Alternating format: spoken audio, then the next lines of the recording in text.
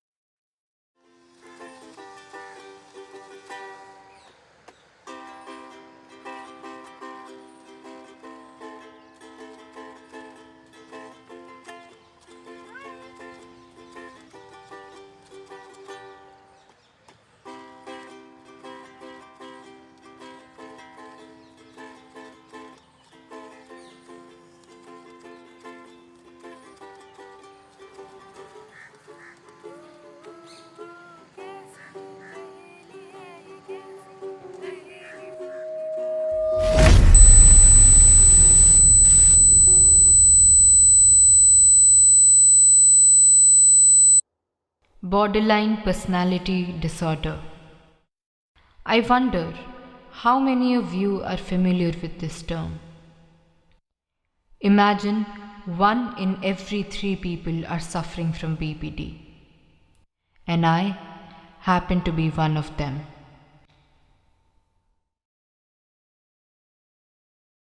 I am told that I am a very high spirited, happy go lucky kind of a person. At least I was. I remember when I was a kid, I used to console other kids when their parents dropped them off to school. But that didn't last for long. In grade 8, my educational board in my school was changed. That probably was quite hard on me because I used to fight with my teachers every now and then. And I was harassed by my classmates at school, in the bus, and at home. I used to see my parents fight every single day. The first time I self harmed, my friends and dear ones happened to see my cuts. And surprisingly, instead of empathizing with me, the comments I received were, "Oh, she's an attention seeker." Seeing these behavioral changes and cuts on her hand, the principal sent her to the school counselor. Every single day I was asked to sit with the counselor. I felt alienated from my own classmates.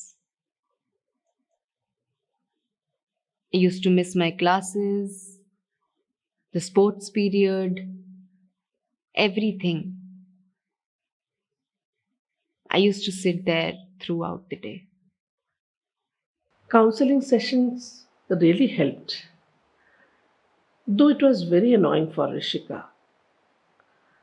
I suppose any young child who is in his or her adolescence not attending classes for days after days could be very stressful.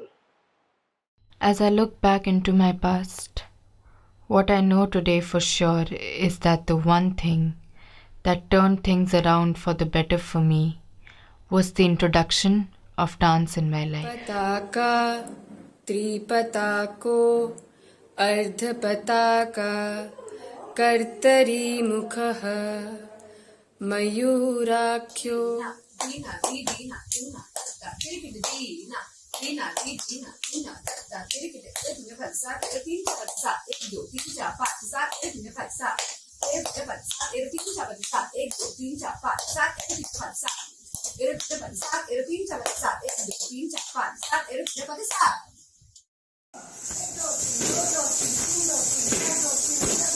I just can't imagine my life without dance being a part of it. I think it would all go dark again.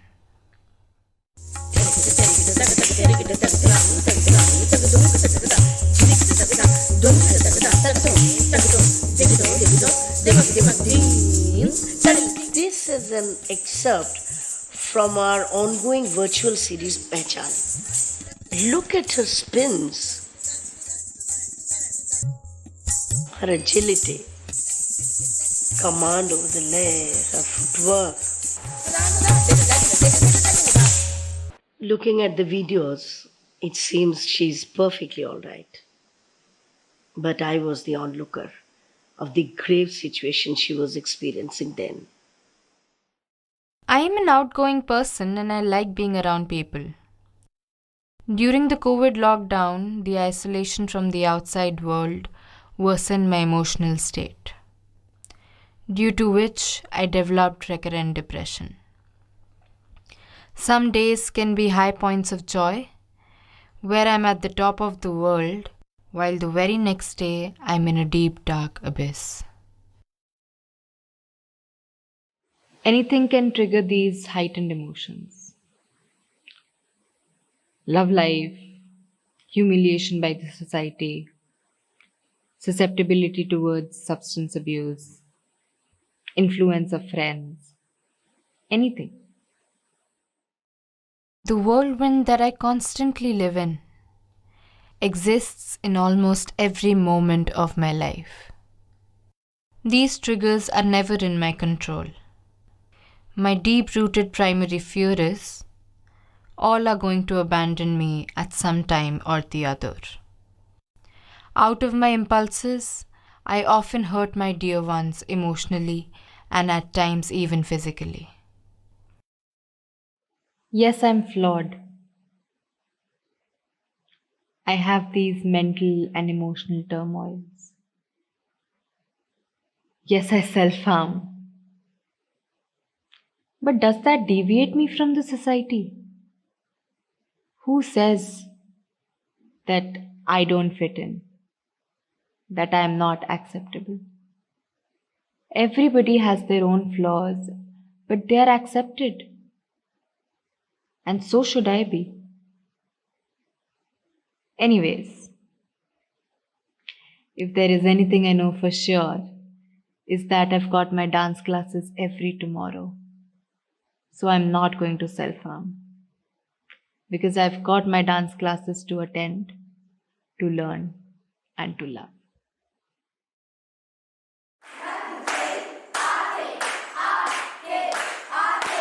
In my moments of darkness, what I have always found standing by my side is the gift of dance. It grounds me, helps me to overcome my fears, doubts, and anxiety. It gives me focus and purpose. It has been therapeutic for me and has lit the path of my everyday life. The way I am, when I am on stage, owning it and winning over battles inside out, I can win over my mental disorder too.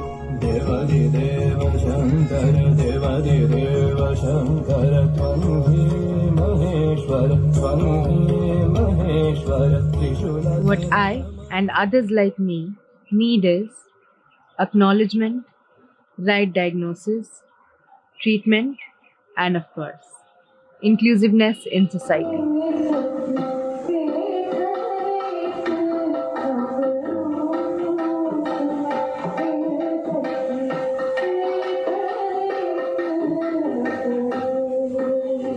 I open my eyes as a smile appears on my face.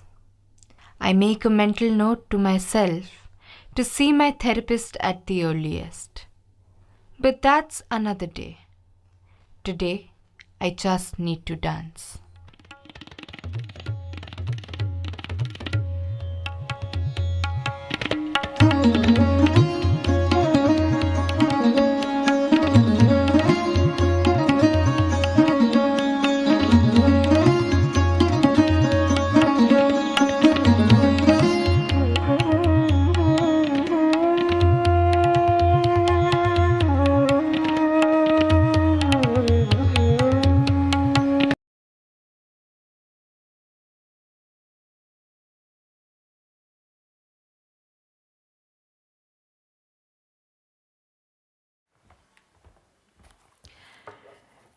Ladies and gentlemen, before we proceed, we'd like to tell you that we are very honored to have received a message from Shri Kripanath Malla, Member of Parliament, Lok Sabha from Karimganj.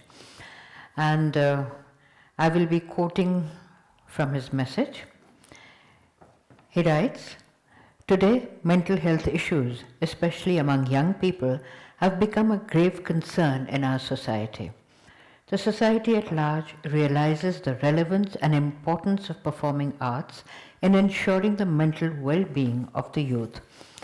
And he concludes with, "I do believe that Dhwani's attempt to collate all the information would help frame a roadmap and be immensely helpful to mental health practitioners and researchers alike, as well as to educators and parents. I wish the symposium all success." Unquote. And now I invite on stage Ms. Kanchan Rai. Kanchan Rai ji is a multifaceted personality with extensive understanding of the social and business worlds. But above all, she is a tremendous human being who gives 100% of herself to the community. Through her Let Us Talk Foundation, She has solved many chronic behavioral problems. She has pulled people out of the state of loneliness and depression. Kanchan has amazing tools to remove fear from the minds of people, enhance their personality according to their ability, through which the lives of many people have changed completely. According to her, it's very easy and it's never late to start. So ladies and gentlemen, please welcome Ms. Kanchan Rai.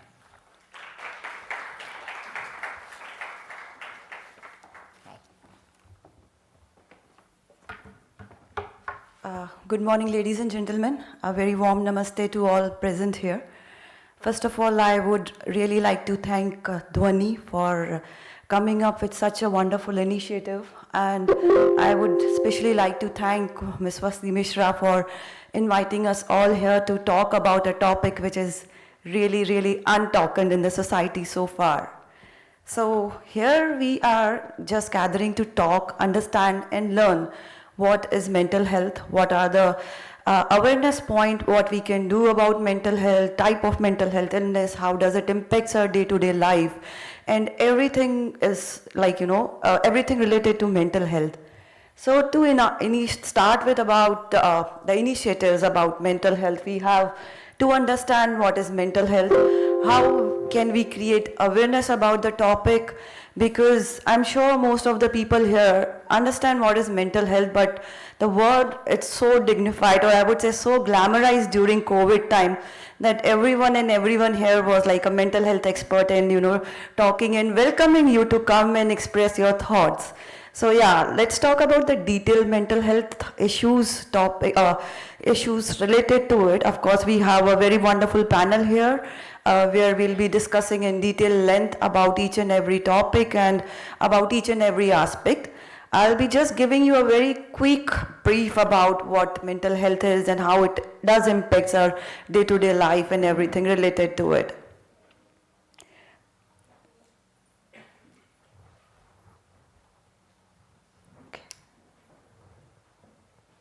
Okay, next please. So yeah, let's talk about the myths. Like, how many of you have really understood that mental health is not an illness, but it is like a spiritual or anything which is devil and you have to get well with that jar fook kind of a thing? Because I come across many people, they just come and say, madam mental health कुछ नहीं होता है, हमारे पंडित जी ओझा जी हम लोग ही उनको झाड़ फूक करेंगे and they'll be all fine.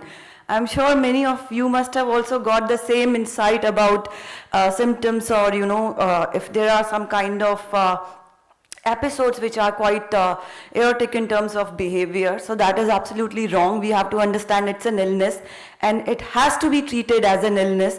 Of course, there are many aspects spiritually related to it. We'll not go there, but yes, it's an illness and it has to be treated as an illness. Second thing is about mental health can be treated if you can get the person married. शादी करवा दो, बच्चे करवा दो, ये सब तो छोटी छोटी चीज़ें हैं, सब ठीक हो जाएगा. But let me tell you very clearly, ये सब छोटी छोटी चीज़ें नहीं हैं. You can't cure yourself just by getting married or having children born in the society.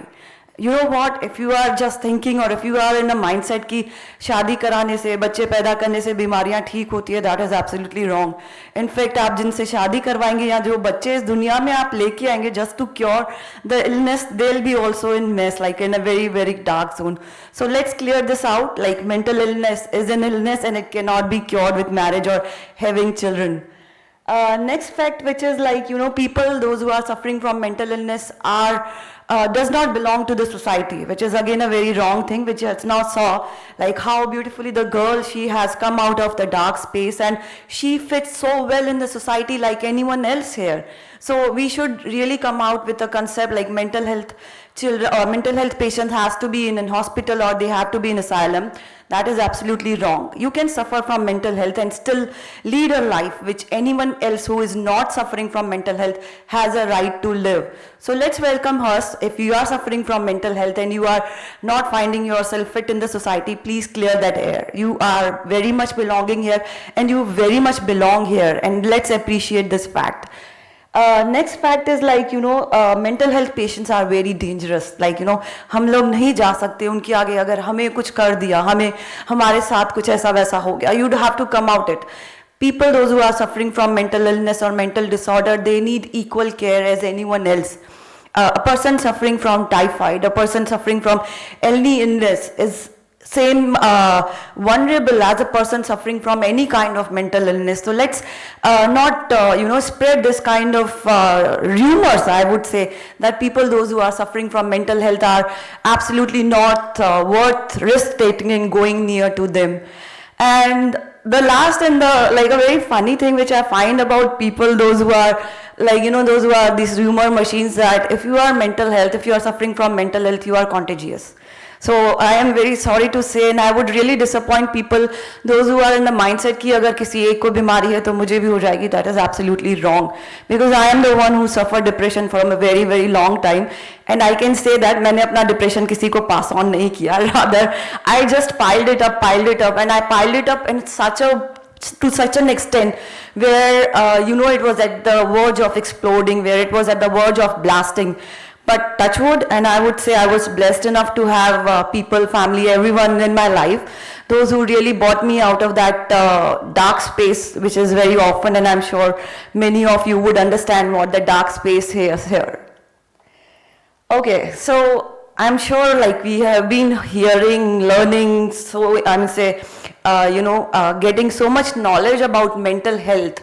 But what is mental health? I would really appreciate if any one of you can just come up with a one single sentence. What is mental health to them from my audience here, a lovely audience? Anyone? Anyone would like to come with one single sentence? Yes, please. Something which one cannot articulate and want to do in their own way, and yet they are unable to focus on a certain point or an idea or a doing. Very beautiful. Very, very beautiful. That's very right. So if we talk about mental health, how does it impact us?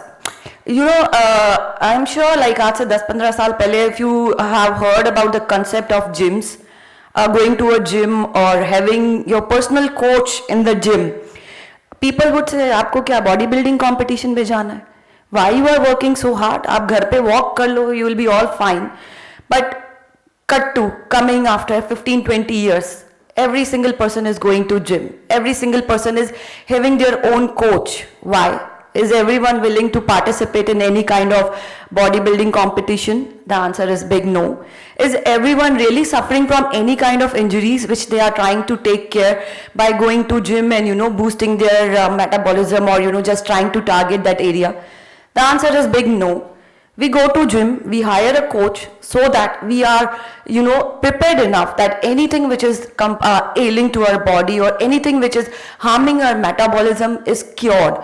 We are not ill because of we are not going to gym because of ill, but it is a wellness part which we are considering, so we are going to gym. And I would really want mental health to be the same health factor which can be accepted and adapted in our society. Like if you are talking about mental health, it's not necessary that you have to be a pagal or you have to shout and scream, that's why you need mental health. No. You need help, you need focus, because we are working on wellness here rather than illness.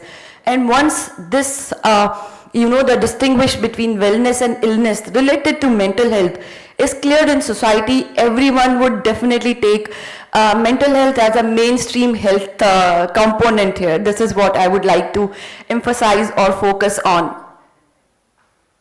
Can we please move to the next slide? So yeah, there are many kind of mental health illness or many kind of mental health disorder. I am sure our panelists have prepared themselves well to talk about each and every illness, whether be it depression, whether be it anxiety, or whether be it eating disorder or anything related to mental health.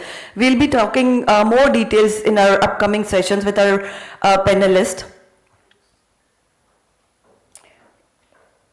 Yeah, I think this part would also be covered about severe mental health disorders like bipolar disorder or severe depression or a severe obsessive compulsive disorder.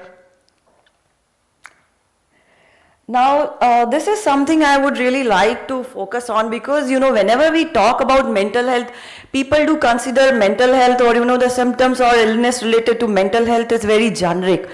they have to understand this can be due to many reasons, and these are the forms of categories which in which our mental health is being divided. So first it's like a very severe things, or I would say very severe disorder. Then we see disorders which are related to our lifestyles, if we are overexposed to anything, whether be it drugs, whether be it alcohol, these kind of addictions are also considered as part or very severe part of your mental well-being, which needs really right attention and focus too. Can we please? Yeah, this is something which I am very amazed to say, but India, we call ourselves as a developing countries, and we do consider ourselves ahead in terms of various things, whether be it invention of COVID, whether be talking about women in power, whether be talking about feminism and everything. We do consider ourselves at par with Western world, but in India, I would say every one person in 5 people is suffering from mental health, and that is still being unnoticed. I'm sure these people are very much from us. Like a person sitting next to you may be suffering from any kind of mental disorder, mental illness, or mental illness behavior which we don't get to know.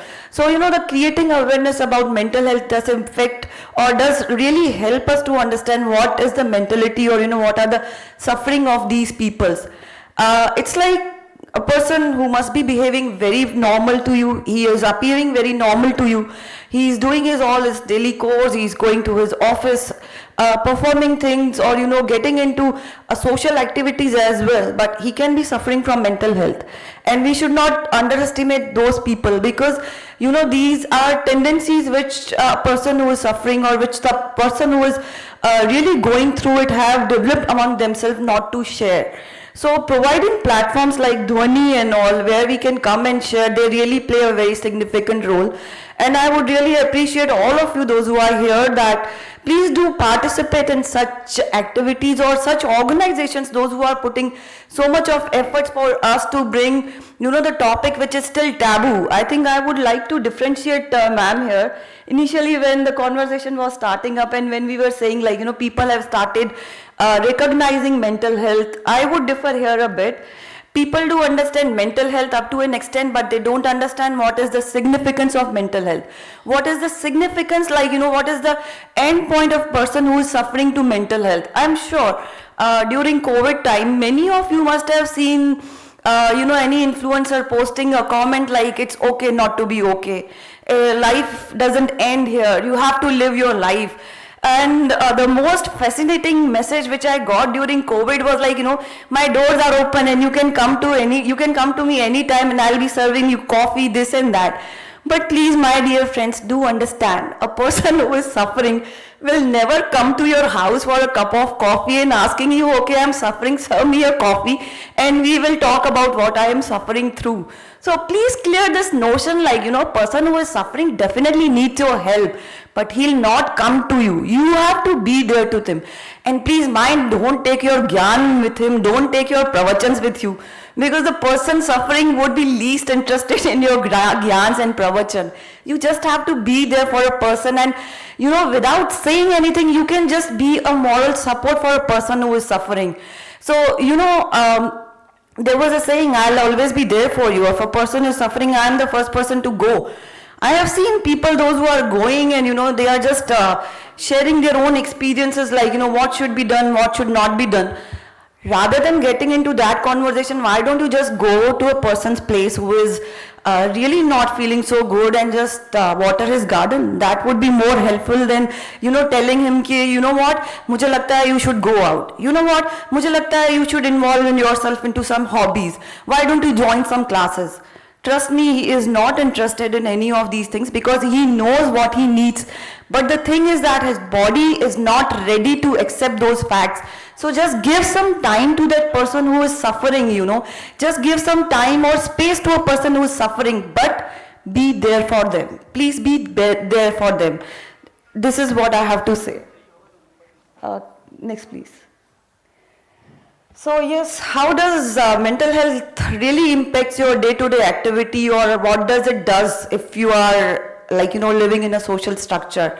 So the way you think, the way you behave, the way you talk, the way you present yourself ultimately is the deciding factor is ultimately your emotional well-being and your mental well-being.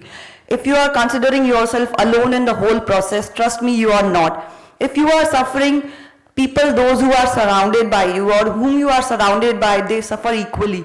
So mental health is not just for one single person. If a person of a family is suffering, whole family is suffering, and we have to accept the fact that it's true. Mental health or mental wellness or emotional wellness cannot be just limited to one single person. It does impact your working behavior. So if you are not feeling so good, you go to office, definitely people would understand, and ultimately it will impact their well-being as well. So please do consider that you are absolutely not alone here, and you have to be very vocal about if you are not feeling good. Now, this is something I would really like to bring focus on, because this is the point which has created a lot of buzz of late. So, suicidal feelings or, suicides, they are not joke. There are many myths related to it, like, those who are coward, they commit suicide. But trust me, it takes too much of courage for a person to commit suicide and end his life. It's not easy for anyone, like, who is living a life and who has been blessed with a life, no matter how difficult it is. But to end that life is not a joke. So try to create awareness about suicidal attempts or suicidal tendencies or suicidal behavior is extremely important part of mental health, and that should not be ignored. Like we saw in the video, if a person is self-harming, he's not harming himself or herself to seek an attention.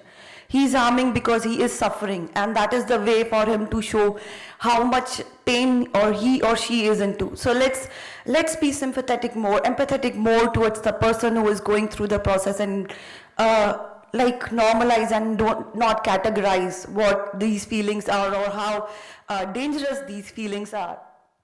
Important point to remember, I think I have already covered up these points, and in our coming panels we'll definitely be seeing all these things, and we'll be talking very much in length to understand what are these important points. So yeah, why we have to be very healthy in terms of our mental health and emotional health, these are few points. I'm sure most of what would relate to, like, if you are free with any kind of clouds which are not favoring your decisions, you will feel happy, you will think happily, and you will behave happily, and the impact is really, really very good. I mean to say, the outcome of the whole process is fantastic. We can't deny that. You can be more productive to your work, you can be more productive in terms of your relations, you can be more productive in terms of your society and your national attributes as well.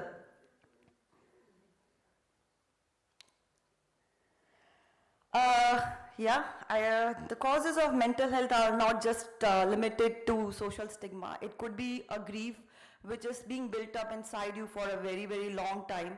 It can be a biological factor as well, like, an accident or an illness, or too much exposure to something which is not too helpful in terms of your brain health. That is again a very important aspect of you to suffer your mental health problem. We have seen, like, children, those who have been abused in their childhood, whether be it negligence from their family, whether they have been bullied in the school for a very long time, they are prone to develop any kind of mental health trauma or illness, which leads to a long-term effects, which is like, though they would not be able to figure or recognize effects during the childhood, but if we see in the longer run, most of the cases which I come across do have some child trauma related to them. So let's try to give our children, our upcoming society members, a very safe and a very healthy atmosphere where they are free to share and talk about what they are going through. Yes, I think this would be very interesting for people to know. We have, especially I'm just talking and using COVID again and again, because COVID was the time when everyone suddenly started being mental health activist, and everyone was trying to create awareness. And there were many videos floated around, okay, I don't feel good, I am not feeling happy, so I am suffering from mental health. And there were so many calls which I was personally getting. So we have to understand there are few aspects which we have to consider before concluding that we do really need some help. So if you are not feeling good for a few days is absolutely fine. We are human and we do have emotions. We can't feel good, happy 24/7. But if you are feeling happy 24/7 without any reason, that could be one of the cause for major cause for you to go and seek help, because you can't be happy all the time.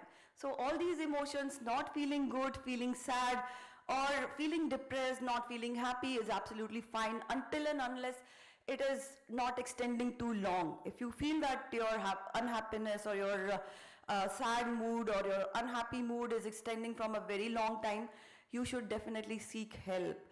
Eating disorders or eating patterns definitely change drastically if you are suffering. But again, this cannot be described in 2, 3, 4 days of your eating days pattern. It has to extend for a certain period of time, like 4 weeks or 6 weeks, what our experts has to say about it. Sleep is a very important factor for our mental health. So if you are getting a proper sleep, it's all fine. But if you don't sleep at all, or if you are sleeping too much, is considered to be one of the biggest factor. Repeating again, it is not considered for 2 or 3 days pattern. It has to be considered if the pattern is quite long. These are the factors as we have already discussed and we'll be discussing in our coming sessions as well. So yes,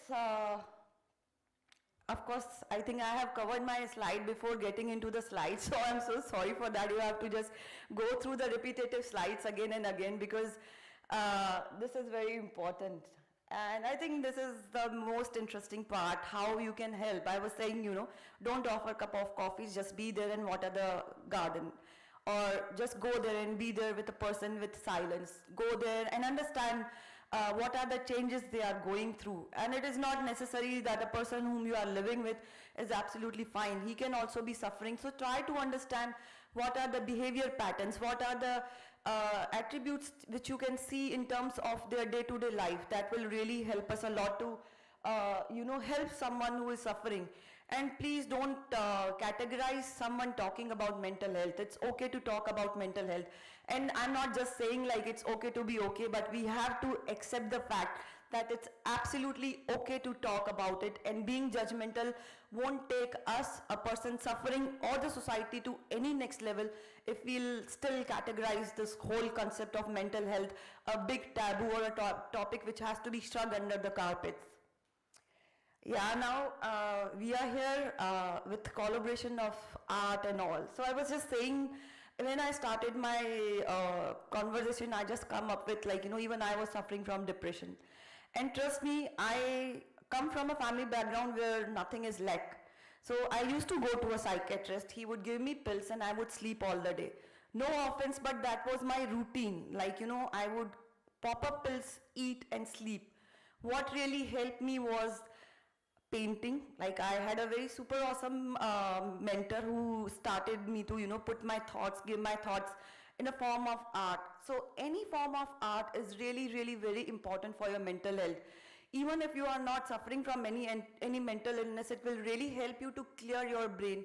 It will really help you to understand what you are going through, or what could be your next course of action if you are stuck somewhere. Because art, or performing any art, is your happy space. It's your space where you are safe, where you are confident enough what you are doing, and where you have no judgments. And the best part is we have a community with us who is also involved in the same activity. So merging art with mental health has proven wonderful results for people, those who are suffering. We just saw one beautiful girl coming up out of her dark phase, and she has beautifully converted herself into a successful artist with the help of art. So any form of art, it can be you can start with a hobby, and ultimately it can lead you to gather more knowledge about yourself. So of course art does play a very, very important and critical role in your mental health and emotional well-being.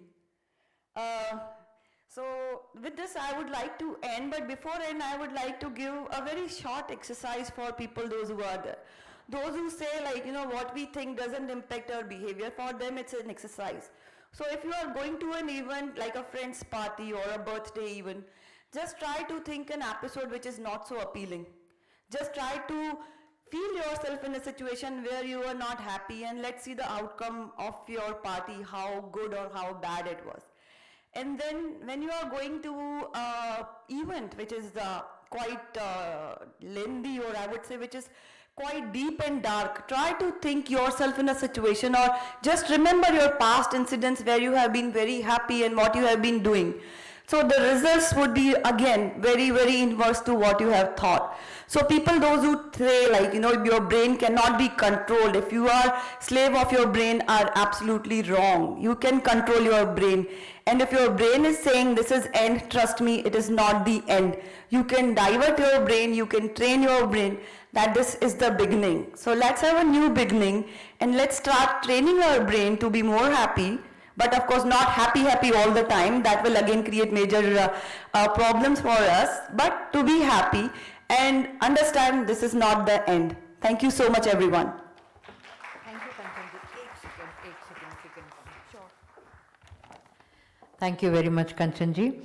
We really appreciate your taking time out for us, and on behalf of Dhwani, we'd like to present you a small gift as a token of appreciation. Thank you.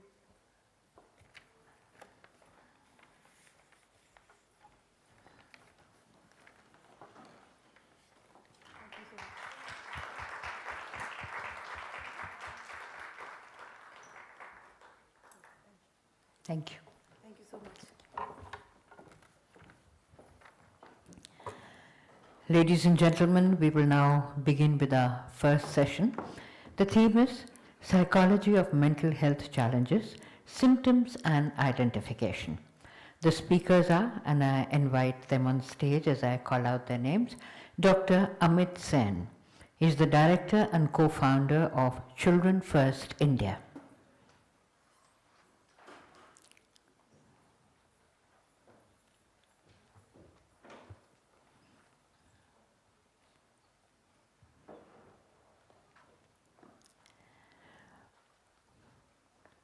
We welcome on stage Dr. Amit Sen.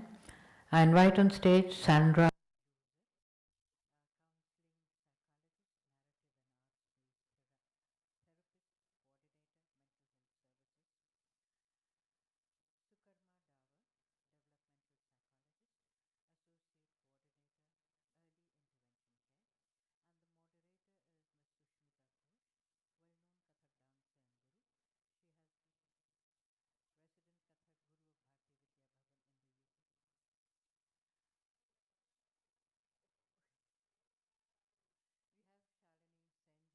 Who is the moderator of this session.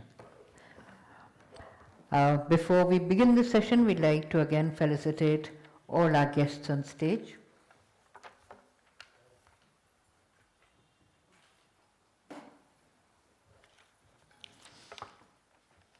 Dr. Amit Sen,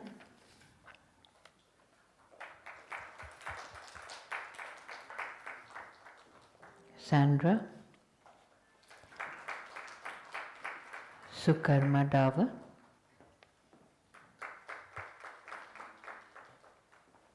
and Shalini Senji.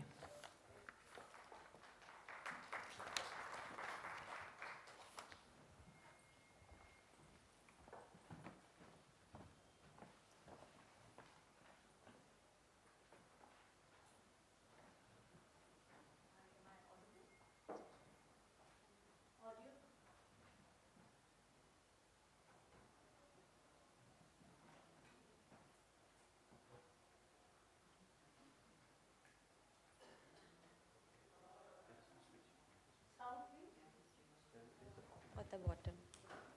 Yeah. It's working. It's okay. Yeah, share.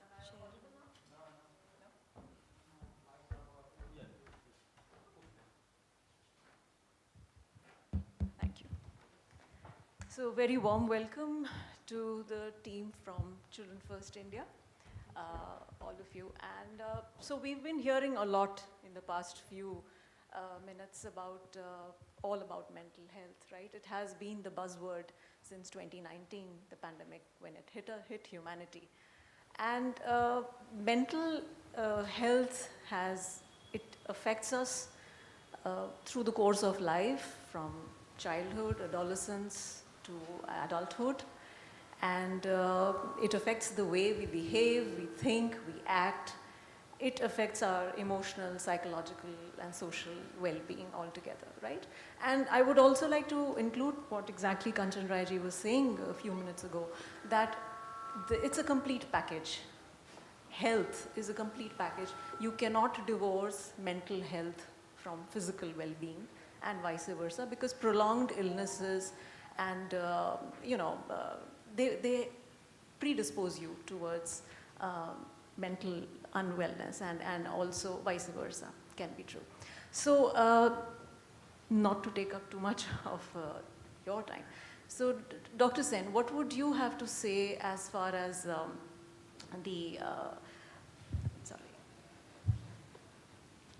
how would you define, if at all one can define, the expected behavior or normal behavior? Because it takes all sorts to make the world. You have a person who can be cheerful, who can be very, very chirpy throughout the day, and that is his normal. You have individuals who go around with a long face and they don't smile, and that is their normal. So how would you define, say, normal or the baseline acceptable behavior?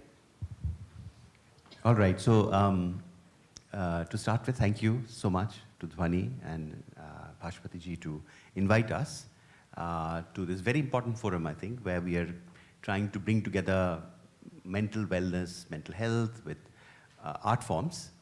To answer your question, this whole debate about normal and abnormal is passé, we think, right? And that is because, just like you said, there is no hard and fast definition of what is normal.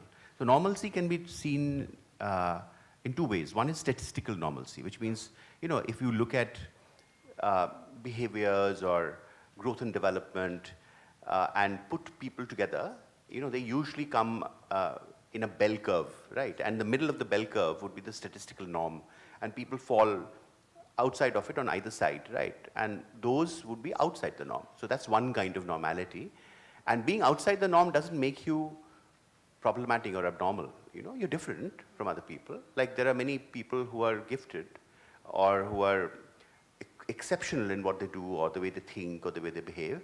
They also fall outside the norm, isn't it? And perhaps some of the others may be struggling to cope with the stresses of life and fall on the other side of the norm. And that's all right, because that's something that we go through, all of us go through from time to time, yeah? That is one kind of norm. And the other normality is about how functional are you, right? So what is this function that we're talking about? We're talking about the function of the brain and the mind, our behaviors, our whole being indeed, right? So it's very broad and complex.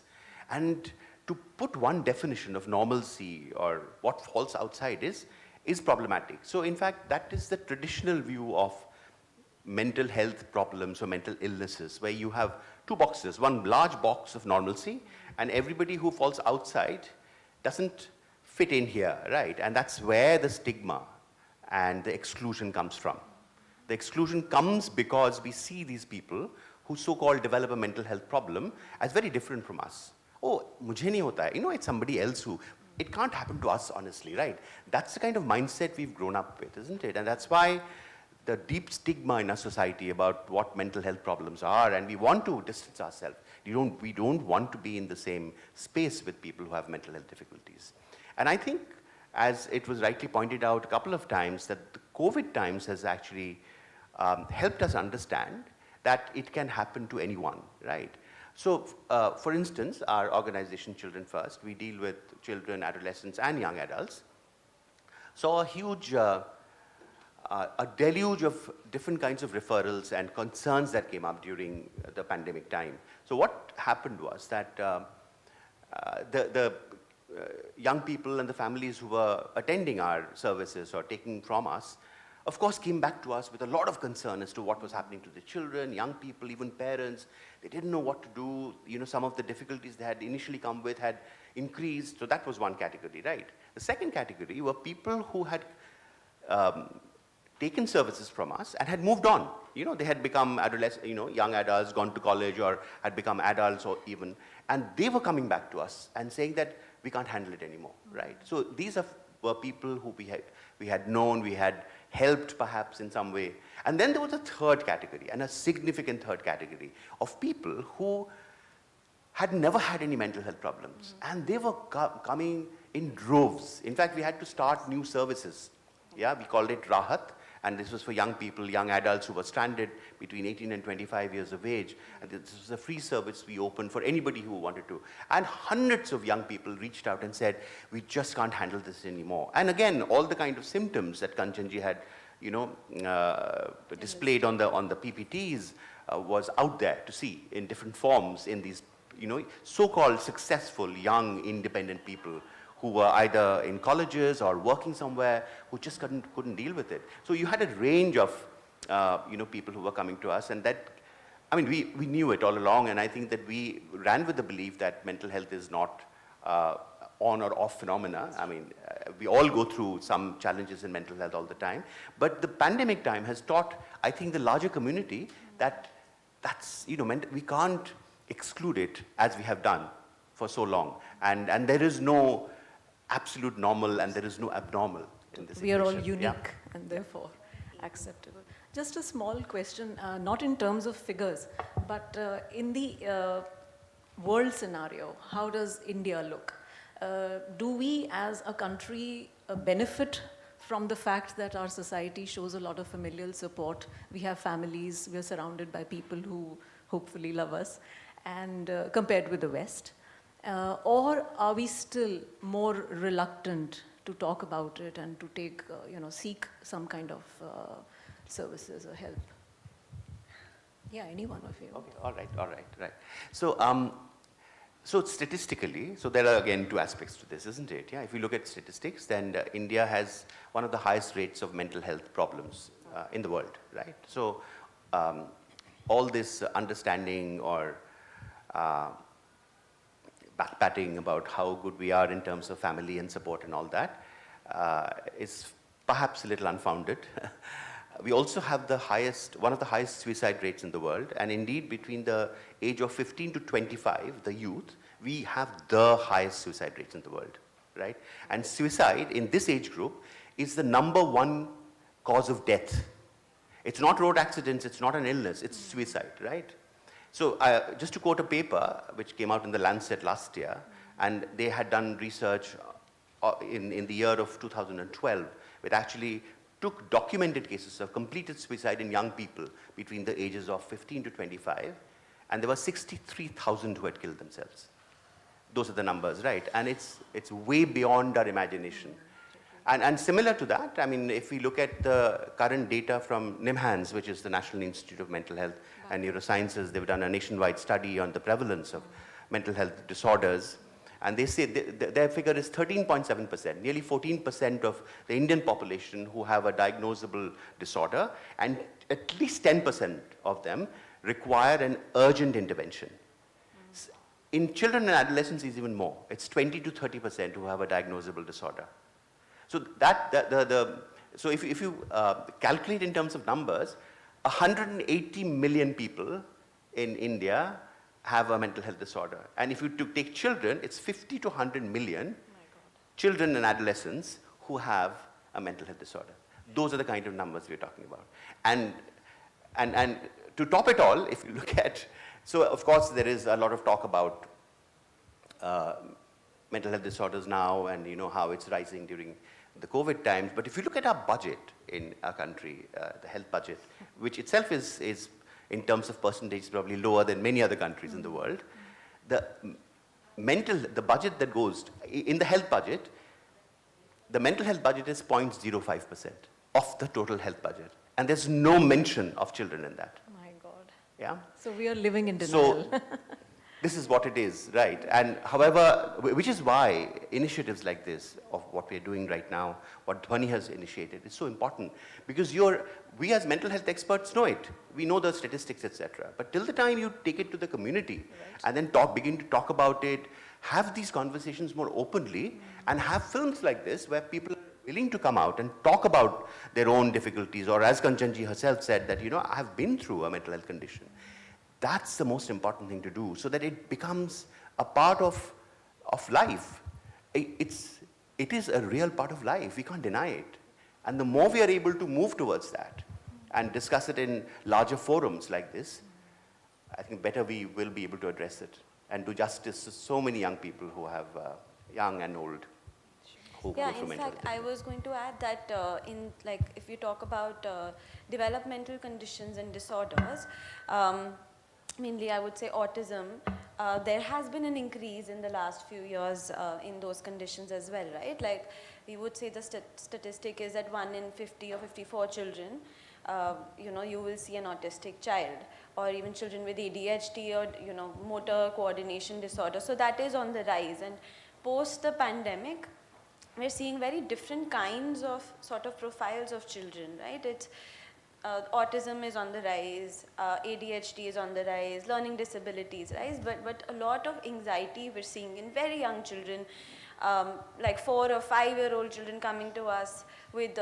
refusal to go to school, intense anxiety with social situations, difficulty with motor, movements and coordination, which we even call dyspraxia, the difficulty with, ideation and planning of motor skills and executive skills. So, and that's because they've not been in novel situations, because they've been isolated from the society, they've been isolated from people and different situations where they would go out, go to a playground, go to parties, go to birthdays, go to celebrations, go travel, that normal part of life is missing. The social interaction was... Yeah, and that's what they've grown up with. Since they were 1 or 2, that's what they've, grown up with, and now they're expected to go out, and the world has completely changed again. Now it's become normal, but that's not normal for them, right? And that new normal, they're taking their own time in adjusting with that, and I think in every classroom you would see at least 10 children who are crying going to school every day, and that's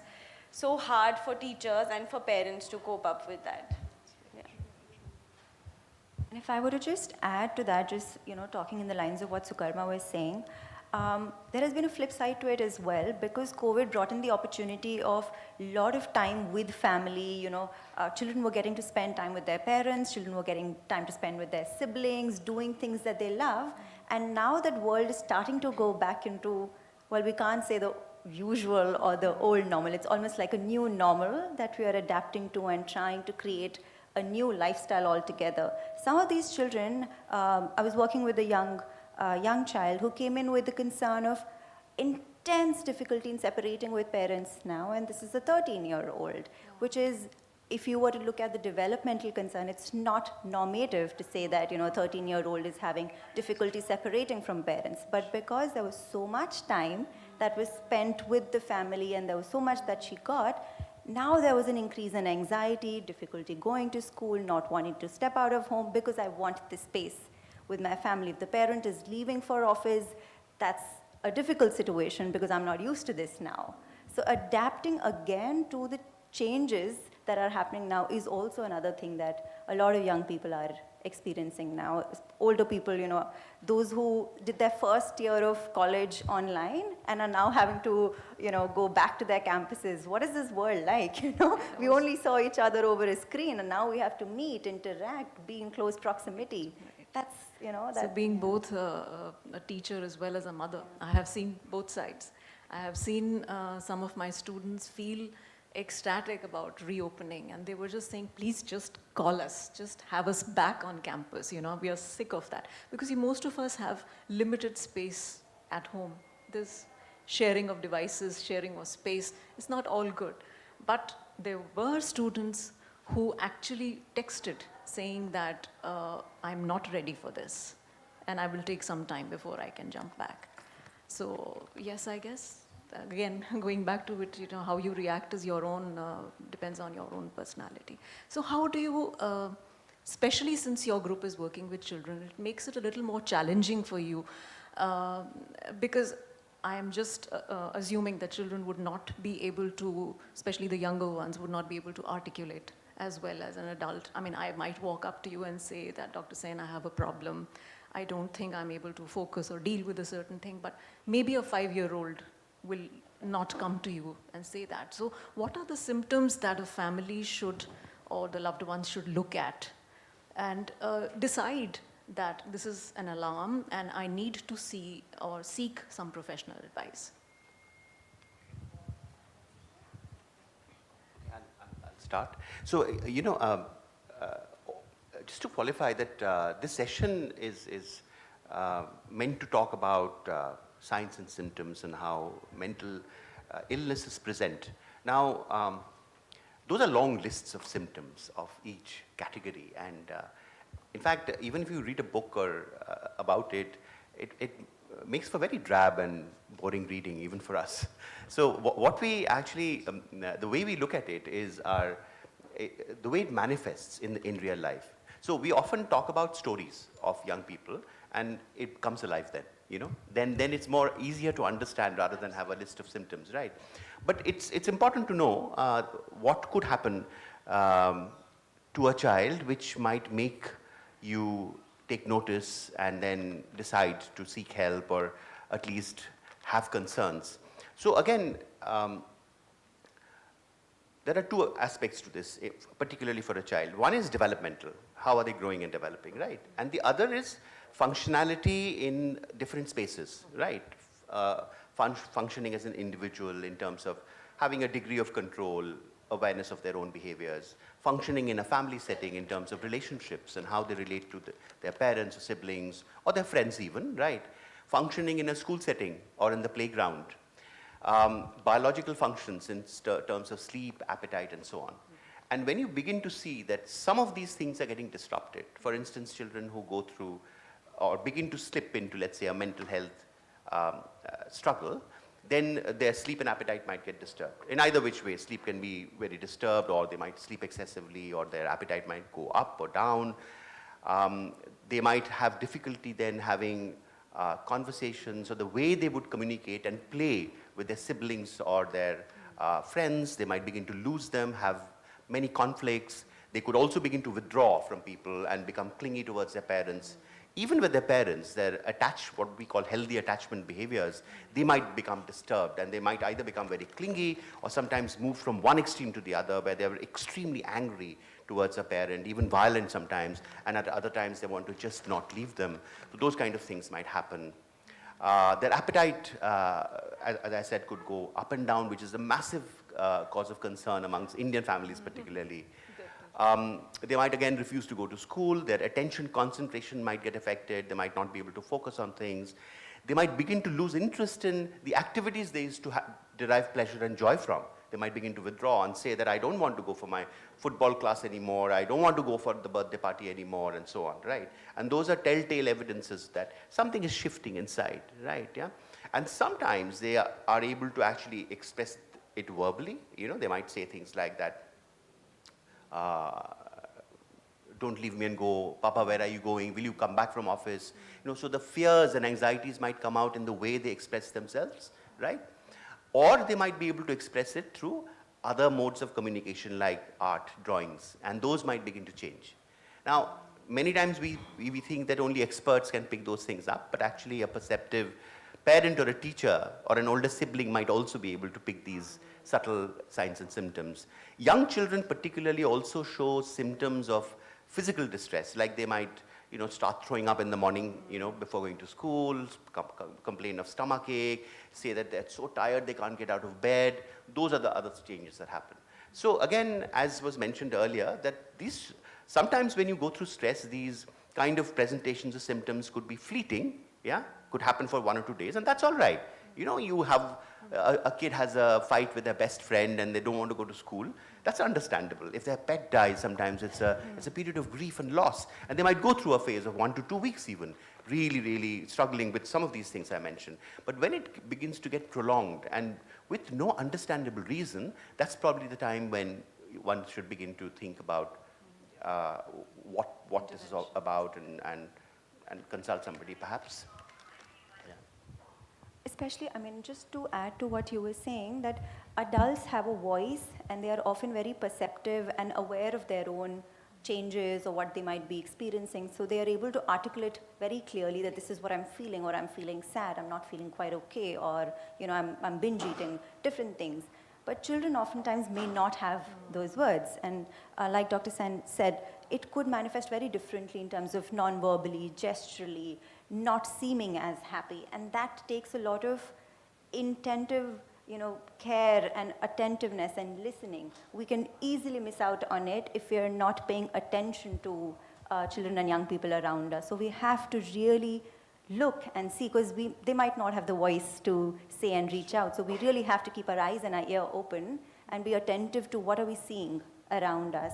Some of them may have crying outbursts or, different behavior. Usually they might be okay, up and about, want to go, get ready, go to the park, and suddenly you might say a difference. I don't want to go to the park today, or पेट दर्द हो रहा है, बहुत रोना आ रहा है. These are some of the typical signs, or lots of meltdowns, which oftentimes parents come and say कि बहुत ज़िद्दी हो रहा है, tantrums इतने हैं.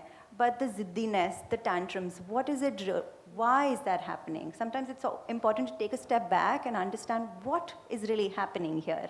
What is bringing the crying? What is bringing the meltdown? And there we might find the answer as to what might be happening.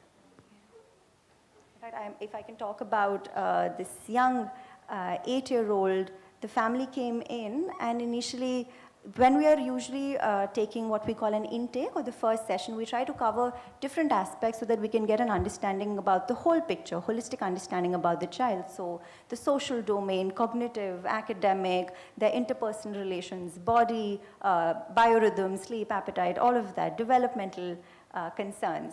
So everything is okay. Usually, in fact, in the Indian culture, unfortunately, जब पढ़ाई ठीक हो रही है, तो everything is okay. But ma'am, पढ़ाई तो ठीक हो रही है.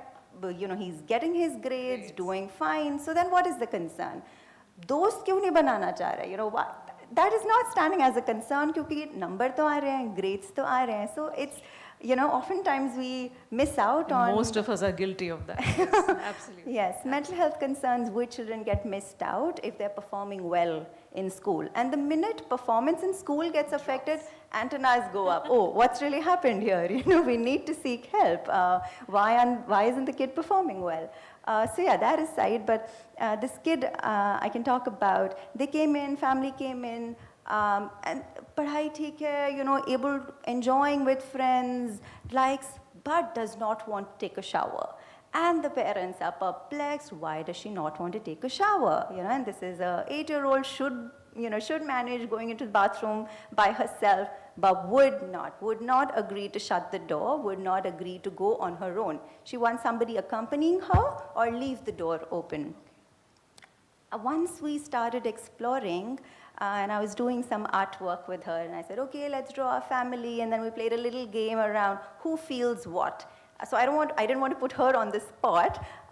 So I said, Acha, what mama feels sad when, what makes mama feel sad? What makes dadi feel happy? And we were playing a little game. And then we were having different chits around fear and disgust and worry and shame. And then she said, हाँ, डर लगता है. I said, अच्छा, डर लगता है. कहाँ पे डर लगता है? And then we drew out, we were using some blocks and some games, and then we drew out a map of her house. कि अच्छा कहाँ पे है? This is the drawing room, this is the living, this is the bathroom. डर कहाँ पे आता है? Living room में डर नहीं आता है. Park में डर नहीं आता है. Bathroom में डर आता है. Isolation. Bathroom में ही डर आता है. And then we were able to explore कि shower से डर लगता है. Now parents were perplexed कि shower से क्यों डर लगता है? But fear is irrational sometimes, Fear can attach itself to very, objects, to things. And it's important to not be judgmental around that time and say, but, that is so, that's irrational. Why would you be scared of a shower? But the minute parents sat down and said, acha, yeah, just being empathetic around her and saying, I'm sure that must be so difficult. That's all, it took to... Otherwise, what was happening was pushing, you're 8 years old, you should be able to take a bath. And then there were meltdowns and crying. So just being able to sometimes, what I want to go back to is children don't have a voice always to be able to very clearly articulate what might be the concern. And that's where sometimes expressive modalities really plays a crucial role in terms of understanding and conceptualizing what might be the concern that we're dealing with here. Yeah. Just an extension of the, I don't even know if it is politically correct to ask, but which socioeconomic strata is actually reaching out to you? Do you really end up reaching out to people who don't even have basics? Is it? I mean, I almost know the answer, but I would like to hear it from you.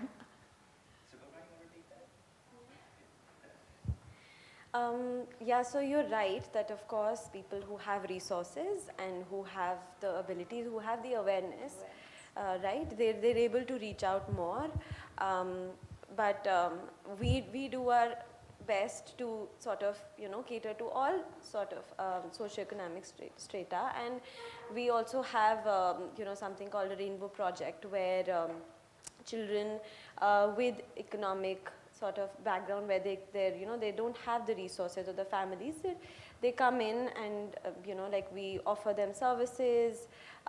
We also have tie-ups with some NGOs, and so we see those children as well. But you're right that but I think the awareness is something that we really need to be working on right now. And like Ms. Kanchan really said, that the myths that are there around and the stigma around mental health, especially with children, right? We almost dismiss it.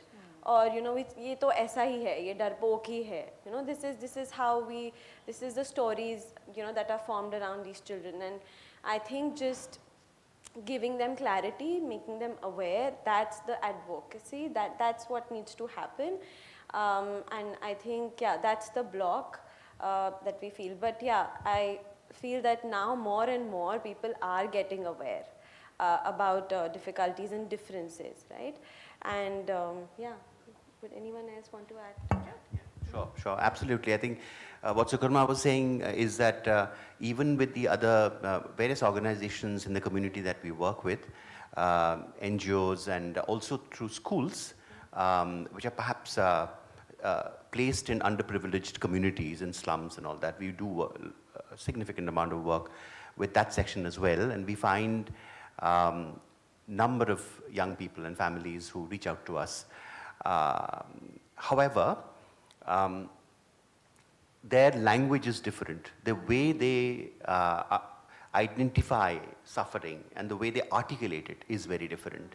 And perhaps in many ways, some of the most subtle things that we talked about, which perhaps becomes evident or is picked up in families who might have, seen a documentary or read an article or, the so-called educated, might be able to pick that up somewhat earlier.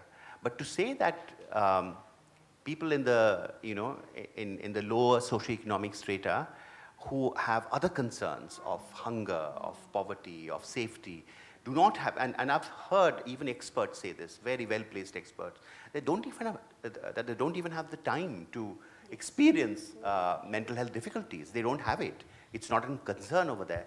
That, I think, is outrageous, because what they go through in terms of life experiences is so extreme, and we see this repeatedly.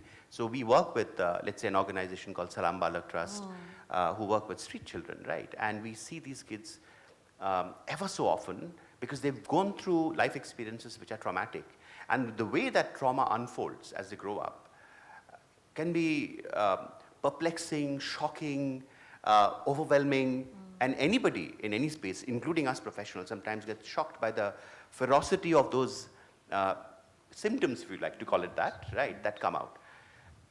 And there's no question that mental health difficulties are seen across the board, and it doesn't depend on, which social so just to connect, what about the other end of the spectrum? The super rich. Social spectrum that you come from which caste, religion, race that you come from, which part of the country you come from. Mental health problems are universal, just like physical health problems are. I mean, there is viral fever, there was COVID across the world, and similar to that, there are mental health problems across the world in every state of society. It's very important to understand that, in fact, I would take one step further to say that many times, we tend to kind of neglect the socio-cultural aspect of it. Because, when we talk about mental illnesses and syndromes and conditions, we seem to place the problem within the person. That, oh, so you have a condition like a depression or a bipolar disorder. So the problem is yours. Like, for instance, we often focus on things like medication, therapy for the person, and not concern ourselves so much about what are the determinants which have contributed to it. Like Sandra was saying, that the behavior is on the surface, isn't it? But there are many things that might be contributing to what it eventually presents to you as, isn't it? The root cause. Yeah, the root cause. And I think that as mental health profession, as a community, it is our responsibility, it is our duty to address those. So this young lady on whom this movie was made, and you could see that the kind of difficulty she had gone through. Now, what we are doing here, and in the way she presented it, it seemed to me at least, that the problem was hers to deal with. She had to go through the therapy, she had to take the treatment for it, and she had to go for a dance to sort herself out. But there were many things that were happening around her which were not addressed or talked about at all. And that's not okay, that's unfair. And that's to do with social justice. And many of these kids who come to us from Salam Balak Trust or other areas which are deprived and stricken with poverty, or they don't have safe spaces, get exploited, get abused, there's no redressal to that. And that, in our opinion, is problematic. We don't think that that is okay. And in fact, indeed, it is. There's a lot of evidence to suggest that if you are able to address some of the things that are environmental, particularly for children and young people, the prognosis or the outcome is much better. Much better. So if a child, for instance, has a learning difficulty or has attention difficulties and is going to school and is struggling with academics, and later on struggling with their own self-esteem, and they might be then begin to struggle with peer relationships. So after some time, when this child develops, so perhaps what I'll do is I'll talk to you about another, let's say 15-year-old. Let's call him Sahil. So Sahil came to us when he was 15, and he came with a diagnosis of conduct disorder, and that means that this child is really badly behaved. So he's angry, aggressive, hurting other people, being cruel to other kids, and so on and so forth. So that's what the definition of conduct disorder was, right? So in fact, when we started getting to know him, we also learned that he was bunking classes, he was truanting from school, he was, answering back, he would challenge teachers, and of course he had gradually started using substances as well. So he was using alcohol, he was using cannabis. So he had all the symptoms of a conduct disorder, And this was the time when he was 15, and parents were absolutely overwhelmed and helpless, that what are we going to do with this kid? We are not this family, we're a middle-class family who are well-educated, and this kid doesn't want to go to school even, right? What are we going to do about him? And then we went down, went back into his developmental history. We figured that when he was younger, actually he was a very playful and charming kid, right? And he was, he would read many books, he would hugely interested in music, which he still was, but his the taste in music was very dark and disturbing, but he still was interested in music. But at the same time, he was distracted in class, he wouldn't finish his classwork, he would be, called as somebody who's absent-minded and a dreamer, and so on. And what we figured by taking that history, that he had significant attention difficulties, right? Although he was a very bright and creative child, but his attention in a classroom wasn't good enough. So obviously in a traditional school, gradually as he came to middle school and high school, his difficulties got picked up more and more. And the kind of voices and the comments that he heard from teachers and parents, because he was not being able to perform, you can imagine his inner world. You can imagine the kind of, critical, hostile, harsh words that he heard from morning till evening because of his challenges, right, in a typical middle-class family. And that then began to tell on his inner psyche. So his behaviors were actually a reflection of how he was feeling. And when we spoke to him a little more, we realized that he was indeed going through massive inner turmoil, had huge doubts about who he was, what will become of him when he grew up. He had symptoms such as helplessness, hopelessness, thoughts of suicide, all of that, yeah? So he was clearly, and his mood has changed, and there was massive mood swings. So he was, by the time we saw him, he would, be he would qualify for a diagnosis of depression by then. But his depression came because something in his childhood was missed. He also had attention difficulty, and retrospectively we realized that he also had a condition called ADHD. So he had ADHD, and that got completely ignored because he was doing all right, he was bright, he was doing okay in primary school. It was only when the behaviors and truanting and the school performance, it was really at rock bottom that the family decided to bring him to us, right? And some others might say that he has not just a conduct disorder, but a substance misuse disorder as well. So you can put so many labels on this little kid who's 15 and ignore completely the kind of things he had to endure and the reason why he has reached where he has reached. And that is, again, we believe, an injustice to this young person.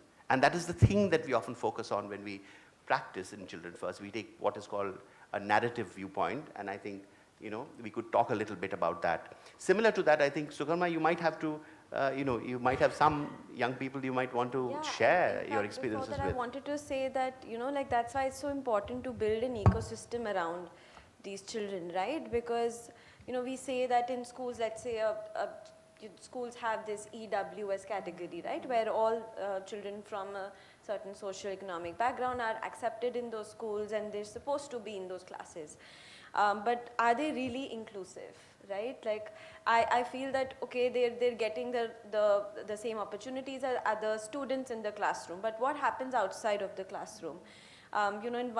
I was just talking to a family member and they were celebrating their child's birthday, and we were just asking, okay, who all are coming? How big is the party going to be? Everyone in the class except those few children. And we were like surprised that, okay, why are you, but they feel odd or they feel out of place. Is it really them feeling out of place, or is it because that we are not, then how inclusive are we? So it is a shared responsibility and accountability. I think that we need to keep in mind that it is not just the schools, okay, they've put them in the classes, but what happens outside?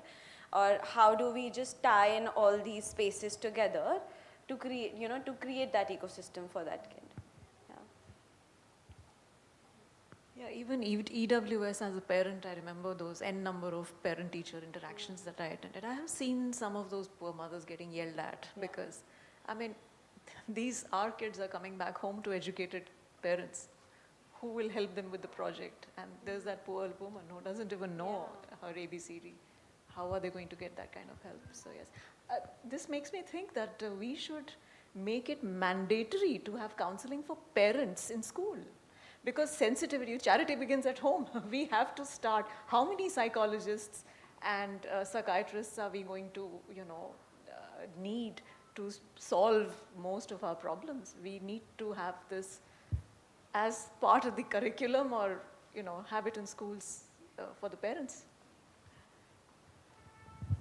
Yeah, I think rightly said, we have to look at the ecosystem around and look at all the stakeholders, not just, oh, this person has depression or this person has anxiety, so we'll only work with, so and so, but we have to engage and invite whoever is, in the person's life, whether it is, if they are going to college, then the college authorities, if they are, younger, then the parents, who all can we invite, who can be there, who can stand up for, this person, this young person, and so that they don't feel alienated, like, we saw in the video, the sense of alienation, the sense of isolation that oftentimes an individual with a mental health concern goes through is just unfair. It is not okay.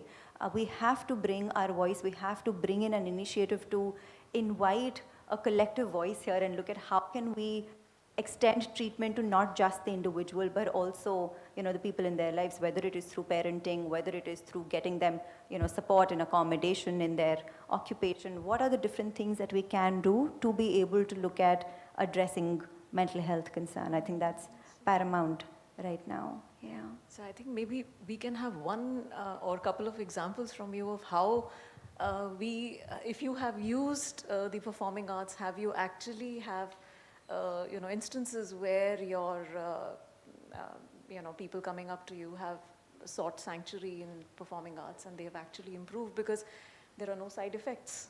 It's wonderful. They're not like drugs, like she just said. She would sleep and sleep the entire day, or you have these harmful biochemicals running through your blood.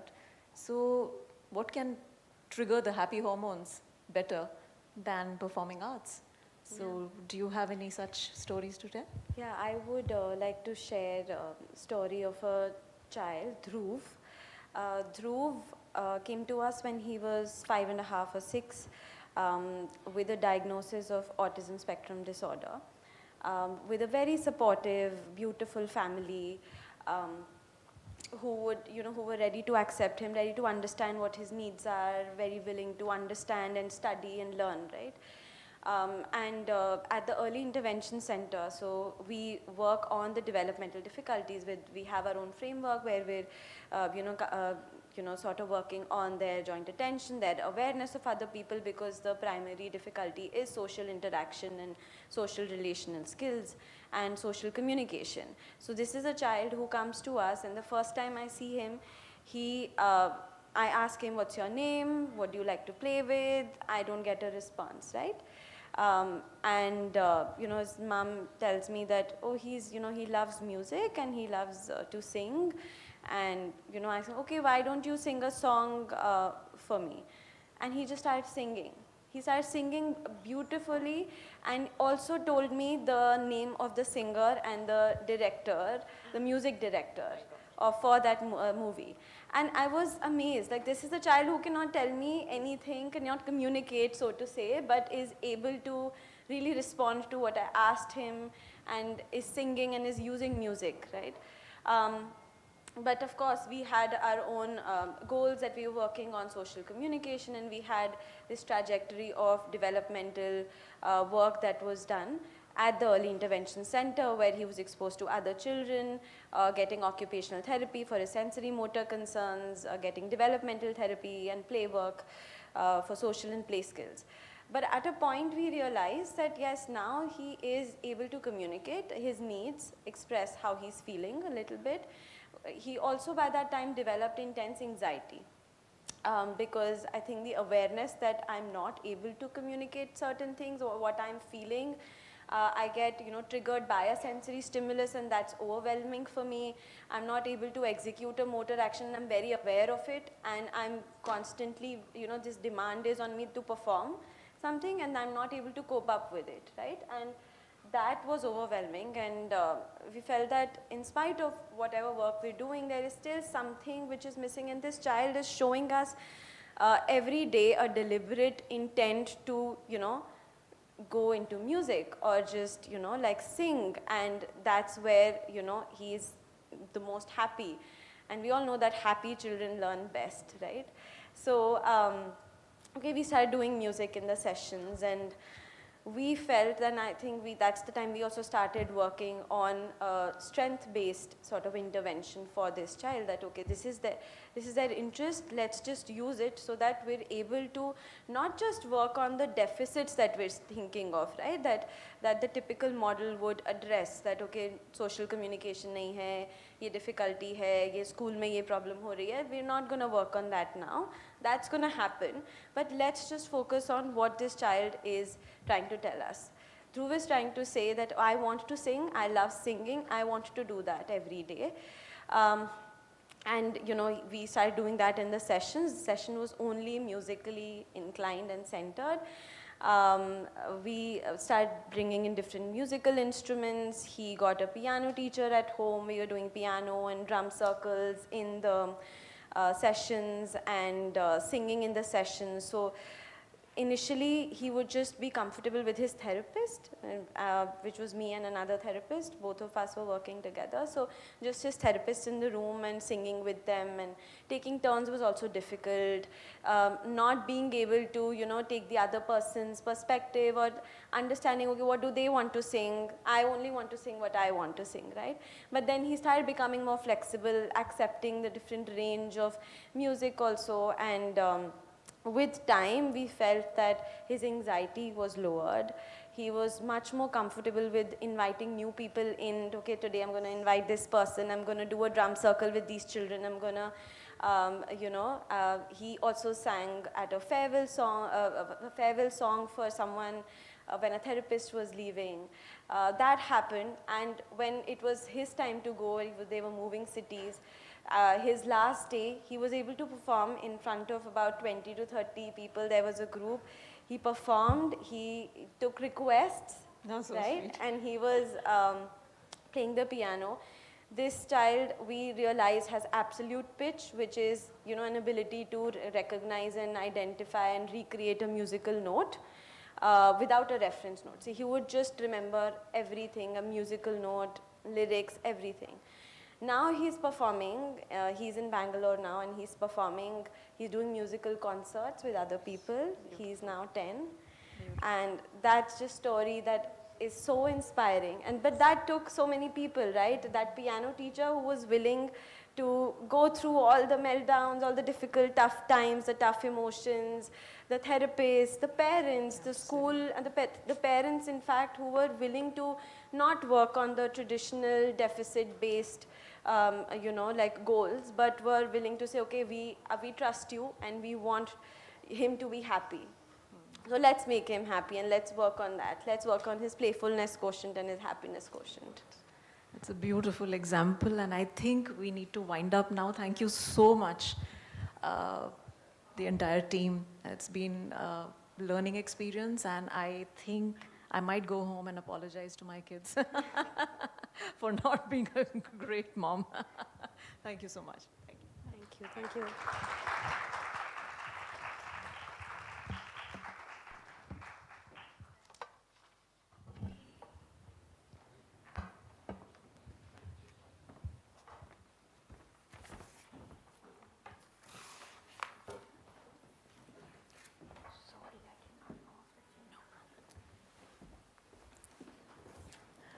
Thank you very much.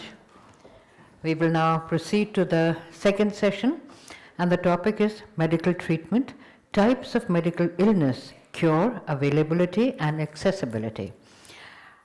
Our speakers are Dr. S.A. Bashir, Senior Consultant Psychiatrist with extensive experience of 32 years in 3 countries.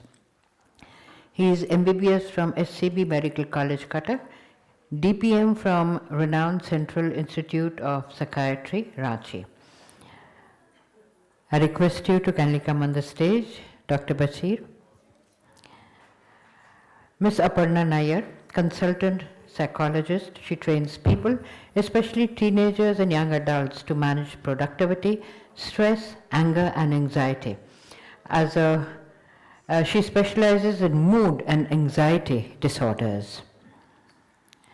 Dr. Bashir, Ms. Aparna Nair, and the moderator is Sushmita Ghoshji, well-known Kathak dancer and guru. She has been resident Kathak guru of Bharati Vidya Bhavan in the UK. She has collaborated with artists and organizations, and she was also director Kathak Kendra, New Delhi. We'd like to felicitate our distinguished speakers and the moderator. Dr. Bashir.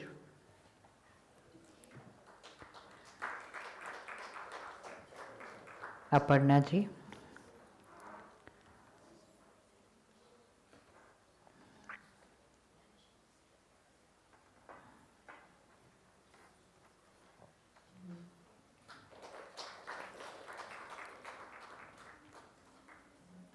And Sushmita Ghosh ji.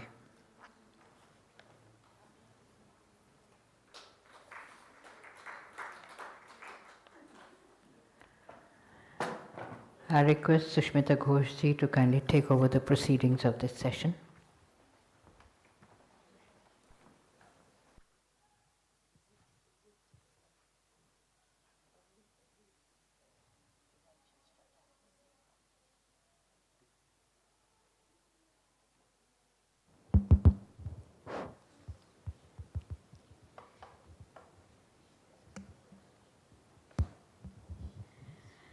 Namaskar.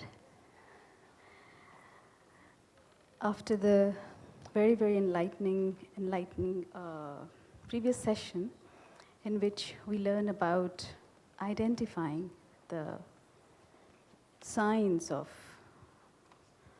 lack of mental well-being, we now move to the next stage of cure, possibilities of cure.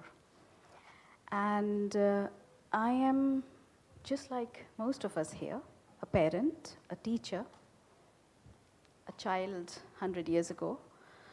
So I think I'm in a very good position because of not being an expert. So then when we talk about treatment and when we talk about cure, we might also get into specifics of medical terms. So I can completely pretend to be someone who knows nothing because just like a parent or just like anyone, and take us through a journey from our experts from there. So I will start with Dr. Bashir. He heads an organization which is a founder of, I believe, called MindPipe. And he has brought a lot of experts together, which gives the client an opportunity to have the treatment from various modalities. So I would like to invite Dr. Bashir to speak of what MindPipe offers in terms of treatment and cure. Dr. Bashir. So let me start with telling that as in Islam we say, Assalamu alaikum. So that means, that peace be upon you. So whenever we talk about mental health, it is not about happiness. Rather, it is that peacefulness. It is that peacefulness with everything around you. Though being a psychiatrist, always our focus is on the people who are suffering, those people who are so-called abnormal. But I feel a lot of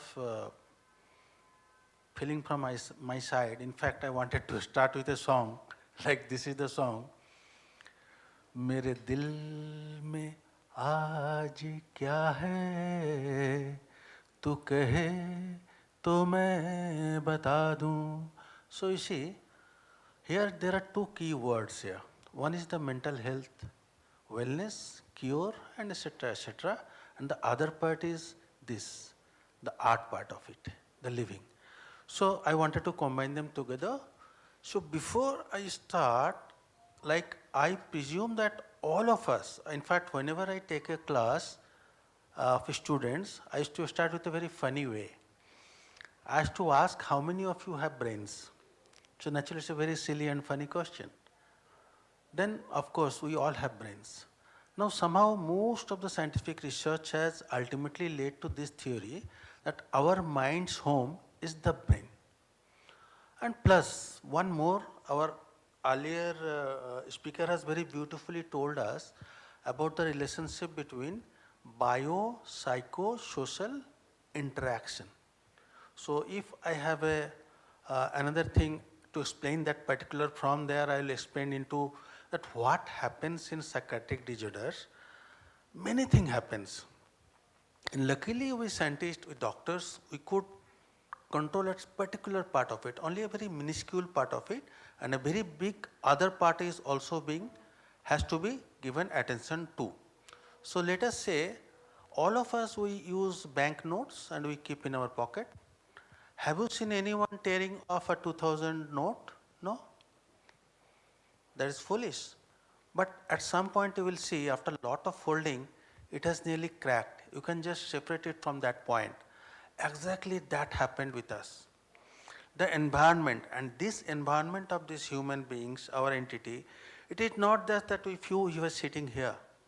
That environment start from the birth, maybe beyond birth, maybe in the mother's womb. And from there it is starting, and that includes not only that person's family, but that person as they grow up, the social situation, the workplace and all that. They all usually give some type of stress to that person. And that repeated folding by this stress, that resulted into two very important changes. One important changes which is very documented, very well researched, and that is the biological changes in the brain. So I'll come to that, and depending on that we have a huge number of treatment. There is no doubt till today that whenever it comes to mental health treatment, biological treatment comes first. I am proud of that. But honestly, I'm into this particular science for last 32 years, but I will admit that is not enough. And if somebody is trying, there is always a dichotomy, there is always a fight that the biological theory and the psychological theory and the other people are doing nothing and these people are doing so bad. Like I just had an example that somebody was taking some psychiatric medicine and sleeping all the time. I'm sorry from the psychiatrist side. It should not have been like that. So there are beautiful medicines, there are life-changing medicines, and they're doing very good. That's why they're celebrated all over the world. But one thing we did not forget, the other part, the social and the psychological part. So we have to intervene the psychological part through psychotherapies and the specialties, psychologist, clinical psychologist, and many others. And another part is the social psychologist, the social workers. The social area if can be changed. Now another very beautiful example I'll bring here. So I have just explained you that what happened in psychiatric patients is biopsychosocial theory. There is repeated stress in his environment since childhood, maybe beyond childhood, mothers has been a drinker. Or maybe there is a lot of fight during the child in the home, mother was in use stress. They all contributed. And then beyond that, the genetics. Before the child was born, it is already determined what type of, let us say, frustration tolerability or other ingenuity or other powerful things he is carrying with. Now coming to the biological thing. There are huge numbers of, one important point here I would like to tell you, let us not talk about cure. Cure is a very misnomer and we'll get lost in search of a cure. So let us talk about management. So now there are some, you see, I know that we are here discussing, especially again, I will never forget that particular part, that is arts and especially performing arts. So in view of that, I am going to discuss here the importance of this performing arts in management of psychological issues. So one of that is that I think that all of us were familiar with cars, we have. Now your car has a puncture, car tire. So you go and it is repaired within 50 rupees, it's nothing. Two type of person will not repair it in time. One person who doesn't know what is puncture. He doesn't even recognize that particular sound in that particular tire. And another person is just too arrogant. He don't even look at the tire. So these two type of person, they will drive that car for more than 4 or 5 kilometers in that flat tire. And after some time, that 3,000 or 5,000 worth of tire is gone. Exactly that's what happened with psychiatric illnesses. So what I am trying to bring you notice that very early, whenever there is any treatment of any illness is done, the most important point is, first point, that is the preventive care. The early detection. You discover the puncture immediately and just spend 50 rupees and get well. So that's what happening, there starts the role of performing arts. So now, not only performing arts, there are so many, and a few of them which I prescribe in my clinic. I prescribe medicines definitely, but I am the very rare doctors who hates medicines. If I write medicines, that's the last of all. If I write medicine, that should be the minimum. If I write medicine, I am very, very responsible about the side effects it creates, which is beyond the desirable effects. So now what happens, that I advise my patients, first of all, to be spiritual. First of all, be spiritual means you have to have, superpower. When you are lowest of the low, if you are spiritual, if you are a believer, you are not alone. God is with you. But if you are atheist, even that is not with you. So better that be close to God, and somebody in anything you be familiar with, you need to go closer to him. And what are they? Every family teaches you how to be religious, how to be spiritual, do that more. Second thing I tell each one of them, that be physically active. And that is, many researches have shown that activity need not have to be more than just half an hour walk. Now just imagine that this spirituality and this exercise, if they combine in form a dance form, what a beautiful idea. And why not? It should be in every household, with every child, in every form. So that is what is desirable. So I thank this particular platform to bring our notice to mental health in an art forum. And that is what is, I'm feeling so good about it, so good about it. Second thing, of course, one of our panelists has definitely advised about the food habits. Yeah, what you eat, our body is a chemical factory. And ultimately, a lot of that comes out. And the last part, I advise my people to get into the hobbies. Each one of us, that like I am a doctor, I am a psychiatrist by profession, but do you know that I love to paint? I love to sing. My bathroom is full of cracks because of my singing. So what happens? These few things I advise to my patients, and then what should be the performing arts as a prescription? Yeah, I prescribe, but are all the doctors prescribing? Then another very big part I will bring to your notice. I have founded a particular entrepreneurship called Mind Piper. We work in many areas, mental health, but one of the very important area is awareness about mental health. Do you know, very near we have this Lady Irwin College. There is a communication department there with Professor Aparna Khanna, and with that department, we have developed, games like Ludo games, and with mental health themes. Like if you go do exercise, you are going up the ladder. If you are doing smoking, you go down the snake. So now what we have done, we used to take those games in even puja pandals, Durga Puja pandals, spread them, invite people to come and dance. Now, one more thing what I am trying to tell you, the impact of performing arts is to make people more aware in a dance form. So there can be other things, like there can be role plays, there can be dramas, and such a beautiful movie which we just had. I would love to spread these movies everywhere. Like diagnosis of a mental health illness is not the end.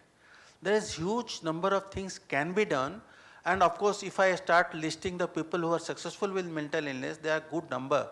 Just from my own practice, I know one IAS officer performing very well with bipolar affective disorder.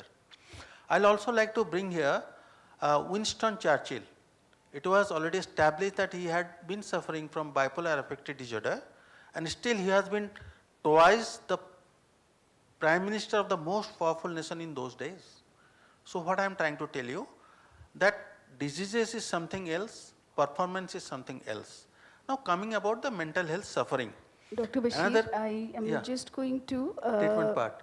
Just one thing, because I was going through your website of Mind Piper, yes. Mind Piper, and there are some beautiful modalities that you mentioned there, which as a lay person I found quite intriguing, interesting. So I would like to come back to you on that later, and in the meanwhile I would like to bring up Annaji here. If I hope. Sure. Okay. So this end which I was trying to tell you. So finally, what I am trying to tell you in this small talk now, that number one is that mental health are there. We have to accept that each and everyone is going through any mental issues. Of course, the statistics Dr. Sen has just given you, it's huge impact. In fact, by 2030, the biggest economical impact on the humanity will be because of depression only. Forget about other psychiatric illness. And exactly, so that future of the world, the India, 15 to 30, the first commonest cause of death is suicide, which is preventable. So please. Thank you so much. Aparna Nair, she's a consultant psychologist. And again, as a very, very lay person, I would like to ask you what that means. And there are certain things that I notice in your biodata is working with children and working with corporates. So again, I find that quite interesting. So please tell us about your work from the perspective of treatment and management, and as opposed to cure, as Dr. Bashir says. Thank you. I hope I'm audible to everyone. So good afternoon, everyone. And first of all, of course, I would want to extend my heartfelt gratitude to Dhwani and Ms. Vashwati for conducting such a symposium and bringing all of us together under one roof. And as far as treatment of mental health disorders is concerned, and whenever we think about treatment, usually one of the things that usually comes to our mind is, of course, medicines or going to see a doctor, and of course that is where a psychiatrist's role also comes in. But one of the, and as was rightly pointed out, that it's not just the medicine that is going to help, you can say, completely cure a mental health concern, but one of the things that really matters is A, the ecosystem in which you are, and B is, of course, how you manage your own mental health concerns going forward. So the role that I play in the treatment of any mental health disorder, especially with our clients, is to help them become come more and more in sync with their own selves, to identify some of the various ways in which they can cope with the changes that are happening within them. And of course, that not only includes just talking to them about, okay, how are you feeling today? Or what is it that you would want to achieve, or setting goals and all of those things. Of course, that comes into the picture as we go along.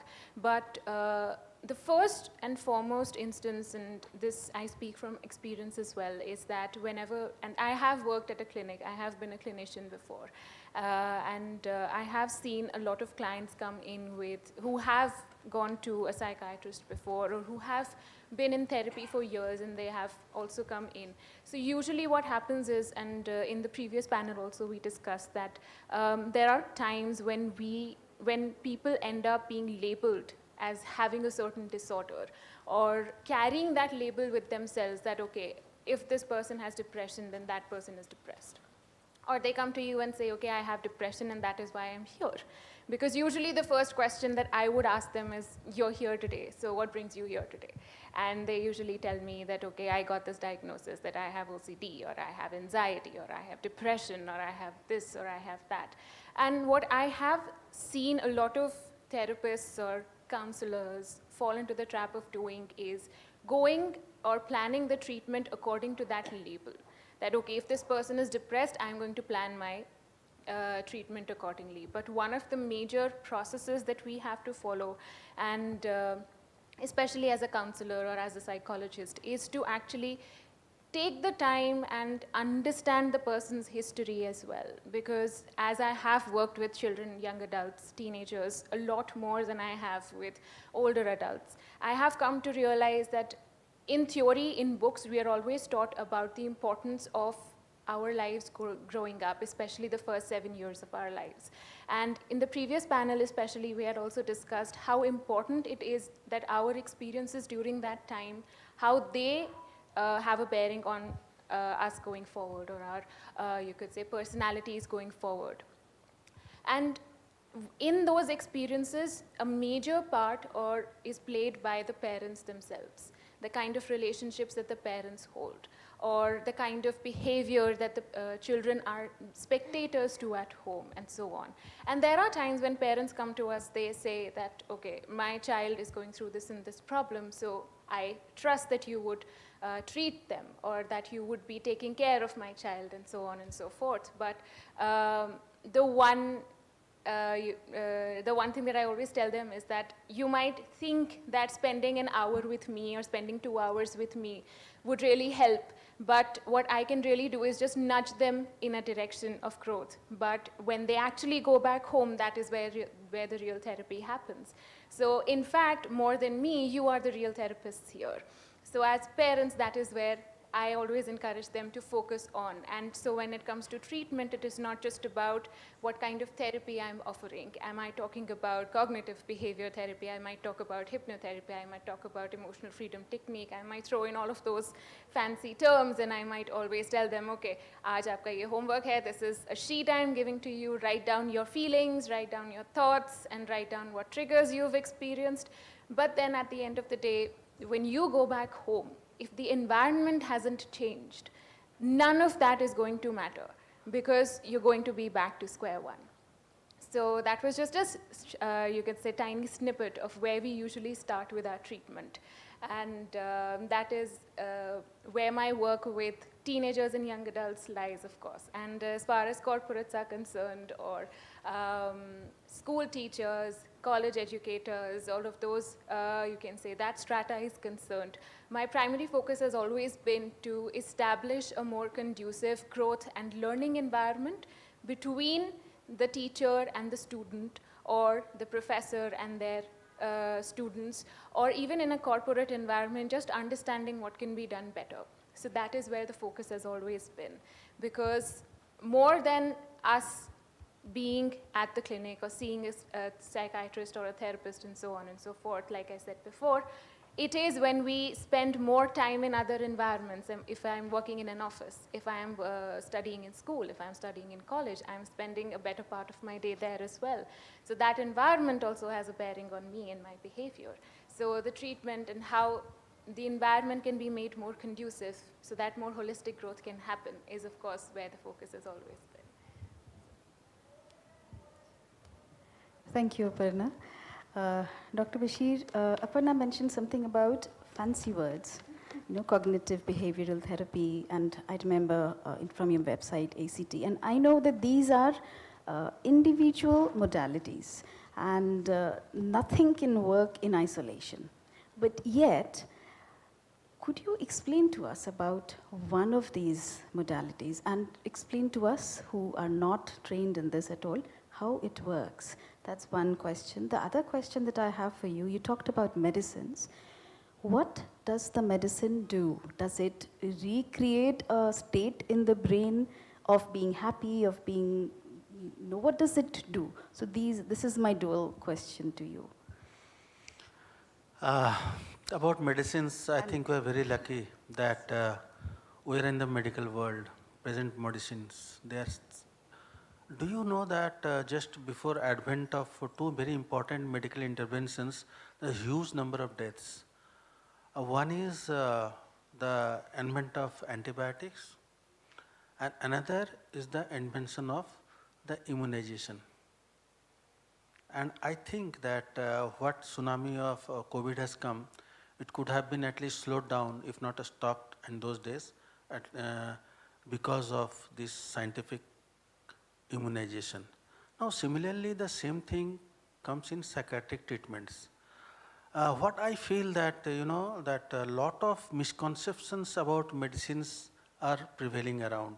One of our speaker before us has just told us that some people think that if these medicines, they will cause a lot of disabilities. Some of things that if you start medicine, it will stay with you for lifelong. Some of them already don't want to. There is a lot of prejudice, lot of stigma attached with a diagnosis and the treatment being taken. Even in the family, pagal hai. There is a song, can you believe it? Pagal hai, pagal hai. We have to protest against that. So that is the justice we need to do. So now about the medicines, lot of research, scientific research has shown that our brain is full of more than 2,000 chemicals. And out of that, we are lucky to know at least more than 5 chemicals who are instrumental in controlling our moods, which is mostly affected, and thoughts in our psychiatric disorders. One is the dopamine theory. They say that there is a particular dopamine area in our brain, especially the prefrontal cortex, cingulate and chordata and all that. So let us not go into those complicated terms, but one is sure that we have in our body some particular chemical called monoamines. Under the monoamines comes epinephrine, norepinephrine, dopamine and serotonin. Now dopamine is especially blamed in the pathogenesis or in the problem of schizophrenia and mania. And there are medicines which can bring them down and bring out a lot of control. And I'll give you some examples how life-saving they are. And another area which is in depression disorder, which is very, very common, and anxiety, they are a bit related. There it has been even the monoamine theory of the serotonin, serotonergic particular group. Also there are also a name of gamma aminobutyric acid and the aspartates. But anyway, all these medicines which we in psychiatry use, they try to go and control that particular chemical. Now there is a problem we face as scientists and doctors. Like I always give this example that I want to sweat a fly here. Okay? So suppose this is a very expensive wallpaper. I sweat the fly, but that wallpaper is damaged. So that happened. I am trying to target a particular chemical inside the brain. I send a particular chemical. It does control that thing. It does control the psychological thing, but it does make some other things uncontrolled. So for example, a very, very common side effects of some psychotropic drugs, especially antipsychotics, the patients become, like a zombie. Patient becomes expressionless, he walks like this. And sometimes what happens, the patient's relatives, they become more fearful of the side effects. So anyway, there are huge number of chemicals, and one always technological development example I'll give you. There's a time when I used to carry a mobile this size, a brick size. But today you see it's not only the mobile, the computer and all that, everything is there. So exactly the same way, there are designer drugs. There are very particular drugs who will go very pinpointedly control that particular, and there is less lack of the side effects. Now one very important area here about the treatment part. I have told you any disease, it goes in three levels. The primary level, the secondary level and the tertiary level. The primary level is when the disease either have not started or it has just started. So that is the cheapest to intervene. So you diagnose early the first episode of depression, which has, of course there is a particular, you have a special checklist. We need a specialist to treat. About the specialist also, I'll give one more example. That whenever there is an iron work to be done at your home, you call an iron smith, you don't call a carpenter. And similarly, vice versa, there will be disaster. So when not during a psychiatric illness, get involved the specialist. I have devoted 10 years just by learning, and this list of the 20 years, 30 years, I am practicing. I am learning every day. And maybe I am going to learn something from here. And exactly same thing applies to our clinical psychologists. So let us have faith in the specialist. And of course, there are a huge number of, those who mimics, those who acts that I am a specialist. Please be scientific, be aware of that. So number one, I will tell you that about all the major psychiatric disorders like schizophrenia, like bipolar affective disorder, depression, anxiety disorder, OCD, in children, ADHD, there is beautiful medicines. Very, very beautiful medicine, very less side effects. And at one point, this medicine was started by a psychiatrist or a neurologist or whoever. It has to be supervised. You have to see the doctor once in regular interval. Not that. I am so sad to see today, yesterday, a patient went to a government hospital. The government doctor do a right diagnosis, gave a right kind of medicine. But after that, because the patient refused to go back to the doctor, so doctor done a big wrong by telling that continue this medicines for years. So that is totally wrong. That is not scientific. What happened? That medicine and made that particular young 21 years girl this fat. There is hormonal issues. There is a problem in the prolactin and luteinizing hormone and what not. And these two, the parents are aware. After 1.5 years, they are realizing that something has been done wrong because we are giving this medicine without the doctor's advice. Now about one important point, we have just told you that I will give an experience, my own experience. I have once treated one bipolar affective disorder complicated with taking alcohol. I was called by a doctor, pediatrician. It was his assistant, he was. So when I went, he was so violent. It took 10% just to nail him down. And thank God we have injections to give him IV then and there, and he could calm down. And he could have been admitted. Just to name few terms, in medical terms, there is Dr. a very Bashir, beautiful. Again, I'm sorry, I'll have few important chemical terms. Sure. Like not only these biological medicines, I'll not drop the names. There are some beautiful medicines coming up. One is electroconvulsive therapy, which is so-called so badnaam, but it's a beautiful treatment. And another has coming up, that is what does this do? What does this ECT, electroconvulsive treatment, which is given electric current through the brain of the patient. It is again in emergency a beautiful, beautiful treatment. Another thing which has come up, may I ask which is why is it beautiful? it has no side effects. Right. like other medicines. And it gives immediate result. Very suicidal patient, they improve within 2 days. It will calm the person down. Very, very violent schizophrenic patient, they come within 2 days. Okay. There is another called RTMS, repetitive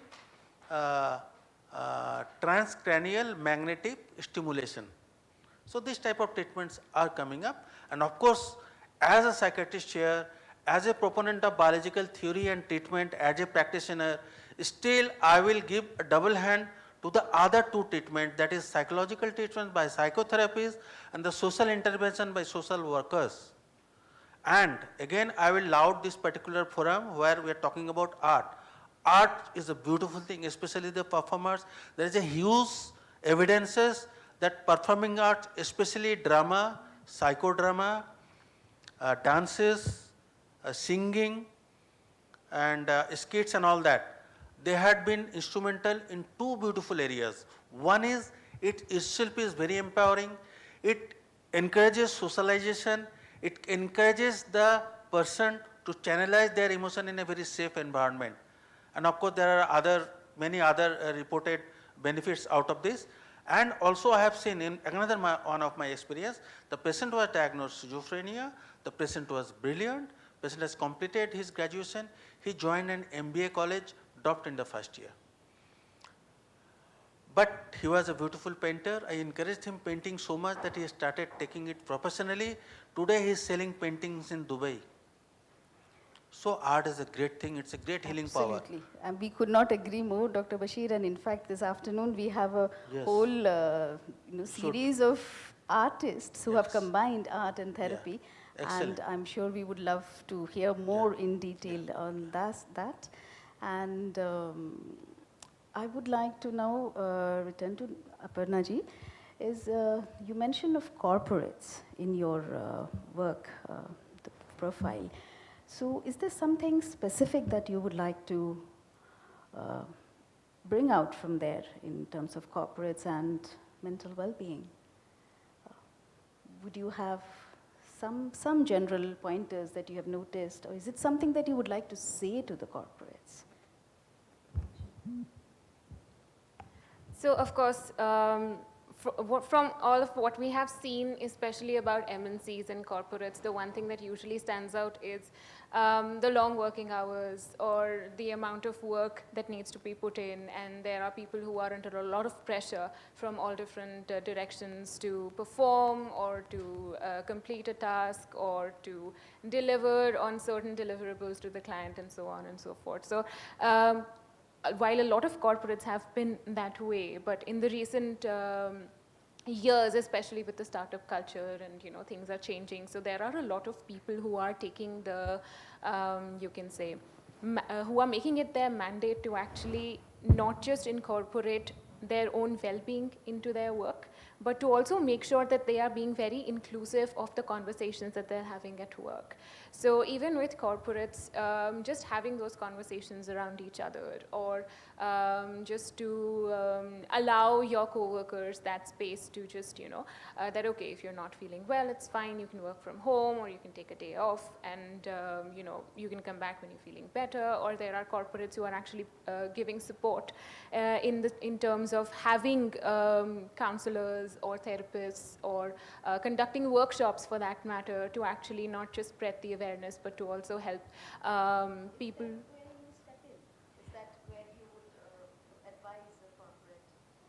Yes, so in a lot of different ways. So there have been companies where I have stepped in as a therapist, in the sense that I'm not only taking the sessions for employees within that company who would actually want to reach out and have conversations, especially during the COVID period, where there were people who had actually lost dear ones, who were struggling to come back to normal, you can say, and struggling with the whole concept of isolation that we have spoken about in the previous panel as well. So that is where I was offering individual sessions, but other than that, the company also wanted me to step in and to actually just talk to them all together in one room to just speak to them about what are some of the areas of their lives. And usually whenever I speak to anyone in general, so if they're asking me, okay, how can I do better in life, or you meet people at a forum and you just, or even at a get together, and there are people who are intrigued by the work that you're doing, so they just come up to you and ask you, okay, what should I keep in mind so that I know that I am being in charge of my mental health? So I always tell them that there are some key factors you must always you can say cater to, and it's not just that you have to reach out to a therapist to cater to your mental well-being, which is great, which you must do if you have the need for help, but at the same time, at your own level, what are some of the things you can cater to? And of course, your sleeping routine, if that is messed up, you need to identify what is it that is creating that disbalance, or for that matter, trying to get into a sleeping routine. Then, of course, making sure that you're catering to your eating habits. What is it, what a diet is it that you're intaking, and at what intervals are you intaking that diet? For that matter, are you, and as Sir had rightly pointed out, that, physical activity or getting in touch with your own self, spending time with your own self is important. Spending time with the people around you is important, because we are all social animals. So until and unless we sit with people around us, we can't really tap into the, you can say, the happiness potential that we have inside of us, which we can also gain from the energy of those around us. So these are some of the things that I always tell people, that if you cater to these will always help you in maintaining that equilibrium, and to always have something to fall back on, because it's not just about relying on someone outside of you. It is also first about relying on yourself, developing that confidence within yourself, and the kind of treatment you give to yourself is what the environment would also give to you going forward. So those are some of the areas where my focus has been. So with them, even in those sessions where everyone was in the same room, I used to talk to them about having different workshops on how they can get better sleep, or even with their work, how is it that, what are some of the areas on which they must focus to increase their concentration or to increase their productivity, and so on. Thank you. I'm just going to kind of cross some of the things that I heard. One is that right in the beginning, Aparna mentioned about the key task of the therapist is to help the person connect with themselves. And in your website, I saw something called a personal narrative, in which it seemed, coming from a performing artist point of view, that sounded very, very interesting to me. It is like almost as if there is a storytelling element of it. So I would, we have very little time, and this is a vast topic that we have just touched upon. So in like 1 minute, can we just share that? It's such a lovely topic that I'd love to talk hours and hours together. I think we would love to hear. Similar lovely people who will like to listen. So here is a very important question she just had. So I think our psychologist will agree with me. Like as you see, that mental health problem is there, everyone, even with me maybe at some point of time. So number one is that when it goes to a therapist, that usually at a level, when we categorize that mild, moderate and severe, usually mild doesn't go. There's no need. Mild is usually just dispersed in the family, friend level. The moderate level, they goes, and the severe level, of course. So now one of the very important theory behind this whole individualization is that number one, even if, just I always give this funny example, you take 4 persons from 4 African countries and stand in front of you. They all look same to you, but each one of them have different country, different culture, different religion. So that's it. Each diagnosis of depression is different, and as I have told you, that whole environment is making this particular disorder in this person. So that's why we have to be individualistic. That's why we have to sit with one-to-one. And first of all, you should say that in my sessions, at least 2 sittings go just by understanding the person, okay, if you are doing a justice. And second thing, few things automatically happening good here. One is, that all of us, we use pressure cookers, and there is something cooking and the steam is equalized by that bulb. And suppose there is some problem with that bulb, the whole pressure cooker will burst. That happens with these people. These people need to outlet somewhere. And the person, the specialist psychologists and psychiatrists were trained to listen.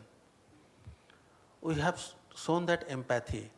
And then another thing happens that, I always, another quotation, I don't know who has told that, a beautiful quotation, that lot of people are dying in this world because of hunger, and much more than that is dying because of lack of love.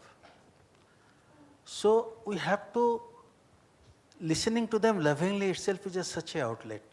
And then of course what we try to do is our patients, as I have told you, that repeated stress has disturbed the chemicals, the repeated stress has disturbed the thought process as well. And we try to change that thought process. Like a very fearful person walking on the road will look at a rope and will jump, it's a snake. But provided with rationalization, thinking and all that, he will understand that, he will know that, why look, this is a rope and this is not a snake. And that's what we do. Thank you And so much. plus there are other methods of psychotherapies. That is called behavioral therapy. There are other cognitive behavioral therapies. There are totally different methods of science which would truly modify the behavior into better ones. We will hear more, because those are the particular treatments that we would like to hear in our way. But I have been given this enormous, very, very challenging task of bringing us all together on one place in very, very few minutes. So I would like us to wrap up right now. It's a great effort, I should say. It's a, what we're already doing is a great effort. And so I think we would like to break for lunch soon. And I can only say thank you for starting this off. Thank you for igniting a lot of questioning sparks in all these. Exactly. I can see people, making notes and listening very intently. So thank you for being here. Instead of really giving a lot of information, what I'll feel that if we go from here a bit inspired, a bit ignited, a bit interested in mental health, that's a great job. And we need more such jobs. And I really, really admire Dr. Mishra for bringing this in such a panel. I really want a repetition. Please, want to do? Thank you very much. So I think we would step down for now, and all of you to listen to me. Thank you. Thank you very much.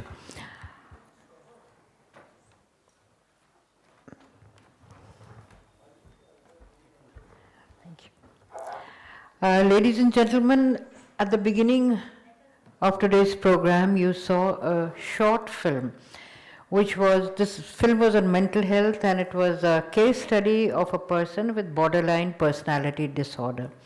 So before we break for lunch, we have a short Kathak performance by her on this stage. And watching her, you would not realize the difference between her and a person who's not suffering from this disorder. I'd like to introduce the accompanying musicians to you. Tabla, Shri Siddharth Chakrabarti. Can we have the lights, please, on the musicians? Vocal, Shri Jayavardhan Dadhij. Sitar, Shri Neeraj Mishra. Parant, I see Ipshita Mishra ji. And Guru Bhashwati Mishra is also on stage, who will be conducting this program.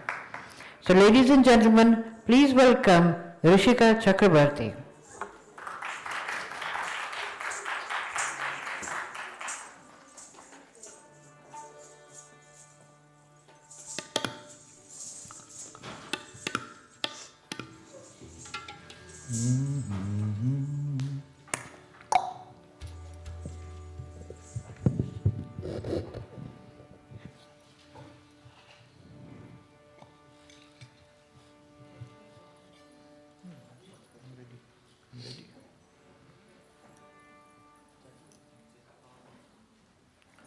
Sitar on कर दीजिए.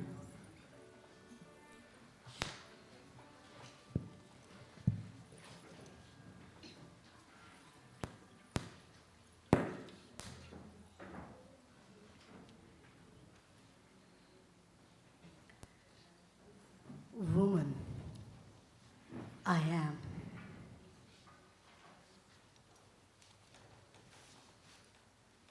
Bleed, I do.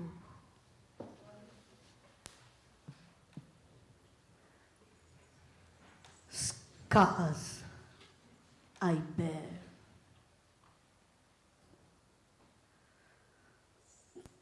Tolerance, I need.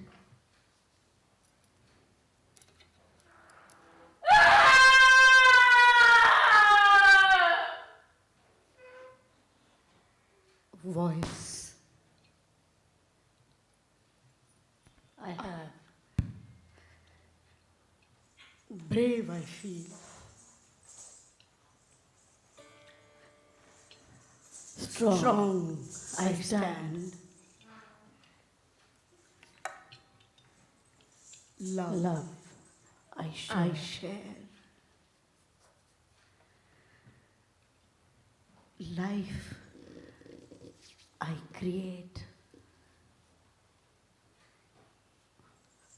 Woman, I am.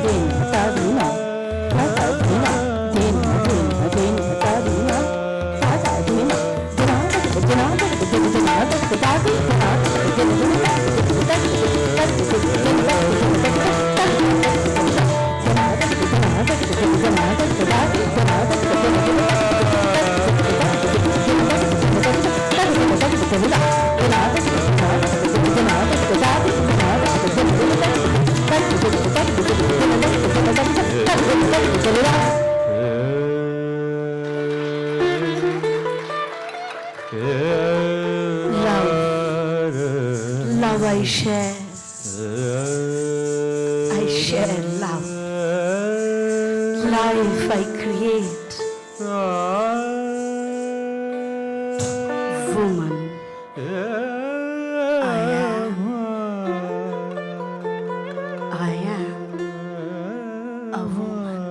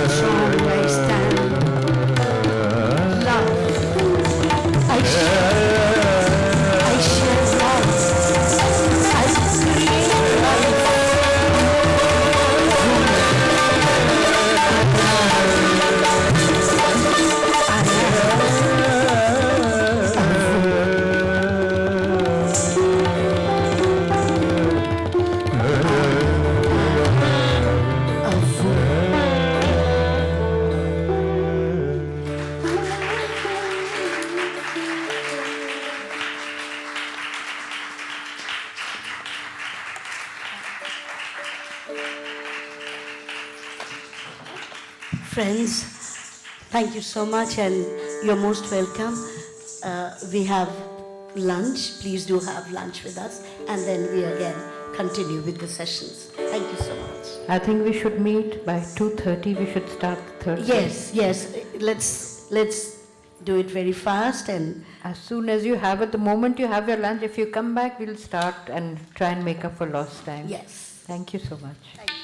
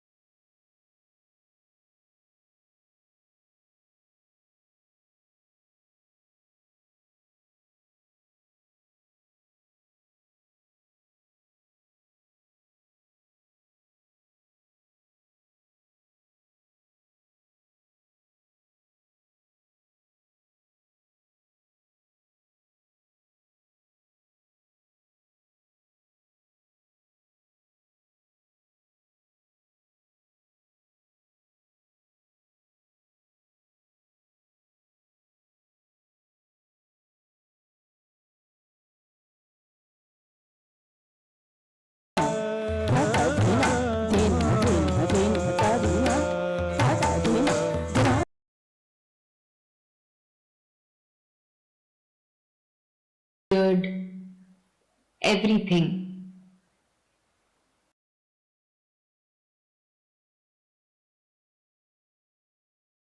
So important to build an ecosystem around these children, right? Because And organizations, and she was also director Kathak Kendra, New Delhi. We'd like to felicitate our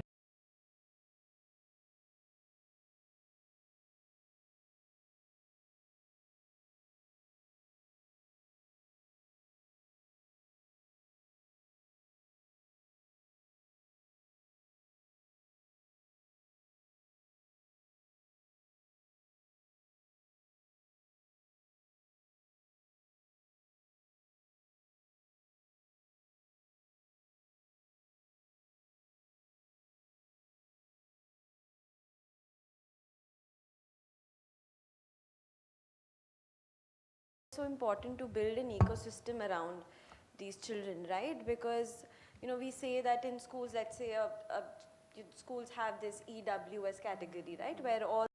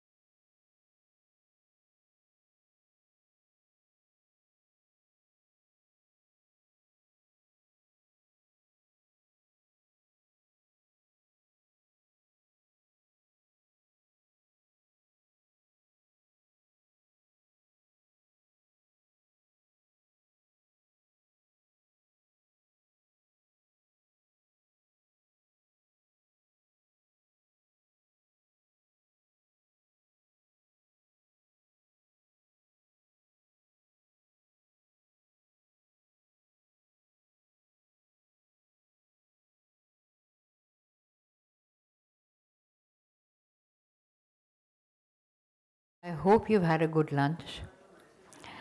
Welcome to the post-lunch session. The topic of this session is the role of society and media. The speakers are Ratna Jyoti Datta. He is a Delhi-based journalist who has worked in the past with iconic news organizations like Reuters, Dow Jones Newswires, the Wall Street Journal, etc. I request him to kindly come on the stage, Mr. Ratna Jyoti Datta. We have Ms. Manisha Sharma, TEDx speaker, life coach, influencer, trainer, and transformer.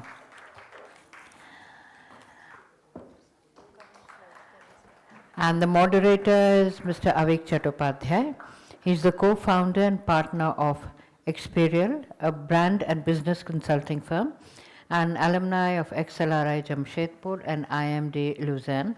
He divides his time between writing, mentoring, startups, and engaging in a few social projects. Please welcome Mr. Avik Chattopadhyay.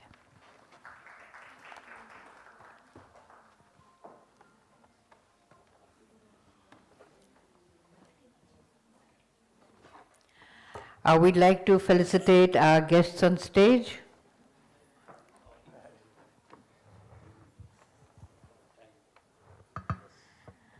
On behalf of Dhwani, we'd like to felicitate first Mr. Ratna Jyoti Datta.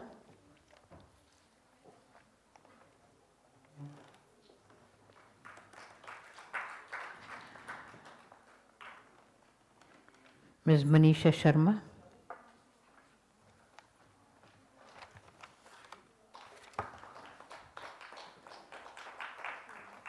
And Mr. Avik Chattopadhyay.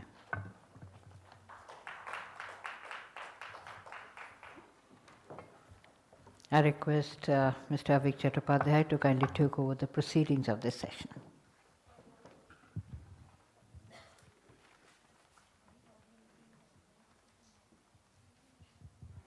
Good afternoon, everyone, and thank you, Dhwani, for giving all three of us this opportunity to share our views and perspectives on the role of society and media in promoting mental wellness through performing arts. And it's a privilege to have both of you here, and I hope you're okay if I address you by your first names. Yes. So Ratna Jyoti and Manisha, right? Because both of you, I mean, you are like domain experts on society and on media, and the subject that we are discussing today, obviously, is something which is dear to all of our hearts. So I'll start with you, Ratna Jyoti, which is you could use mine, yeah.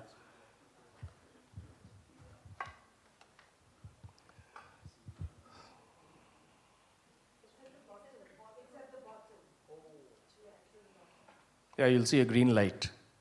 Press for some time, you'll see a green light. Yeah. Okay, so, no. Just press it for some time, I guess you'll. That's fine. Yeah. So, we have 30 minutes for our discussion. And I'll start with you, Ratna Jyoti, which is, given your background in media, the rich background in media, straight question, what role do you think media needs to play in this particular field for the subject that we are discussing today? Media has an important role to play in this subject. Media can sensitize the... Hello, am I audible? Yeah, media, as I have said, media has an important role to play in sensitizing the issues related to mental health and create greater awareness in the society. First of all, media will have to identify the issues and then probably pick up particular issues and then highlight and then also address those who are affected, those who are affected with the mental health problems. Tell their stories, and bring it to highlight, highlight to the society at large. And the objectivity of a multimedia platform, the media has to objectively flesh out the stories with the intention that those who are affected, they should feel normal to come out with the stories, with their stories, so that people at large come to know about the mental health issues, which right at the moment is not, media is not giving that much of space to mental health related issues. Like for instance, when we talk about environmental issues, it is being highlighted it gets a lot of space in the media, but not mental health related issues. So this is, and the symposium like this has a great role to play in creating awareness. I would like this format of the symposium to roll out in the tier 2, tier 3 cities, where there is a lot of stigma associated with mental health issues. People don't come out, or those who suffer from mental health issues, they don't like to talk to the audience. So that is where we have greater role to play. I mean, this format has to be taken to the tier 2, tier 3 towns. That's an interesting, perspective. Manisha, given your personal experience, Ratnajyoti talked about the role the media has in sensitivizing society at large about issues of mental health, and here we are actually at a platform which promotes mental health through performing arts. So, given your personal experience, how inclusive, how empathetic, how facilitative do you think our society is at this point of time? Oh, well, you have, thank you so much, first of all, for giving me this opportunity to be on the platform. Mental health and mental wellness has been something which is very, very close to my heart. I am a single parent to a special child. Rudraksh was rejected in 2007, the year he was born, because he was a Down syndrome boy. And he was rejected by my in-laws and my husband. And I think that was my new birth. I suddenly realized I was a single mom after just 1 year of a marriage. And did wait, as we wait, women wait for their husbands to come back and accept their children and stuff like that. But after a year long of a wait, we finally understood that nothing was happening. So we had to file a case, and I fought for Rudraksh's basic rights in the court of law in judiciary for almost 10 years. 10 years, you're going to the court of law, you're being asked the same questions by the lawyers repeatedly. The judges might change, so you have to repeat your stories again and again. So you're undergoing the pain again and again until I no longer was in pain. So I would say if somebody has some pain, it can be physical pain, it can be mental health, as we're talking about. Please, the first and the foremost thing is acceptance. We as a society, I'm just going to touch on the dark side of it. We are not accepting our own mental health issues. Leave aside the tier 2, tier 3 cities. It is a stigma in the metro cities. They stereotype people. There's one word which is used for them, which is pagale. Who does like that? So I think the first and the foremost step is acceptance. Even before empathy, it has to be acceptance. And when we talk about empathizing, Avik, I believe my journey taught me that no one was coming to save me. Nobody is coming to save you, trust me. You have to save yourself. People can push down ropes in the wells you are in. If you are in a deep dungeon, if you are in depression, if you are in some kind of a mental health issue, your parents, your family, your sisters, your brothers can throw ropes inside for you to be able to pull those ropes and come out and understand that only the circumference of that well is not the sky. Okay? But it is for you to make an effort to come up and come out of it. People can't carry you in their laps. Your parents, your partners, your sisters, your brothers, nobody can carry you in your laps for lifelong. So I think the first point is acceptance. And the second point, which I very strongly believe is missing in the society, is empathy. People don't empathize. Unless and until the shoe is biting me, I am not empathizing. I'll share a very quick example. And after empathizing is that we can talk about inclusion. We can go up to infrastructure. We can talk about support. First, lay the foundation, which is acceptance and empathy. Okay, so I'll just give quick example to it. So I was fortunate enough after Rudraksh was born, the universe gave me those chances to work for projects like Walmart CSR, Corporate Social Responsibility, where I was heading the Delhi NCR zone. And I was given the responsibility, Manisha, you have to run it. And we had to run the CSR by enabling the lowest strata of the society, the students, skilling them and ensuring their livelihoods were in place. We were doing that. But just because I was empathetic enough, I, being a mother to a special child, I knew what all challenges I was going through. I took initiatives of skilling deaf and mute children. We started with Costa Coffee. Now you see those deaf and mute children placed in KFCs. We tied up a MOU with KFC.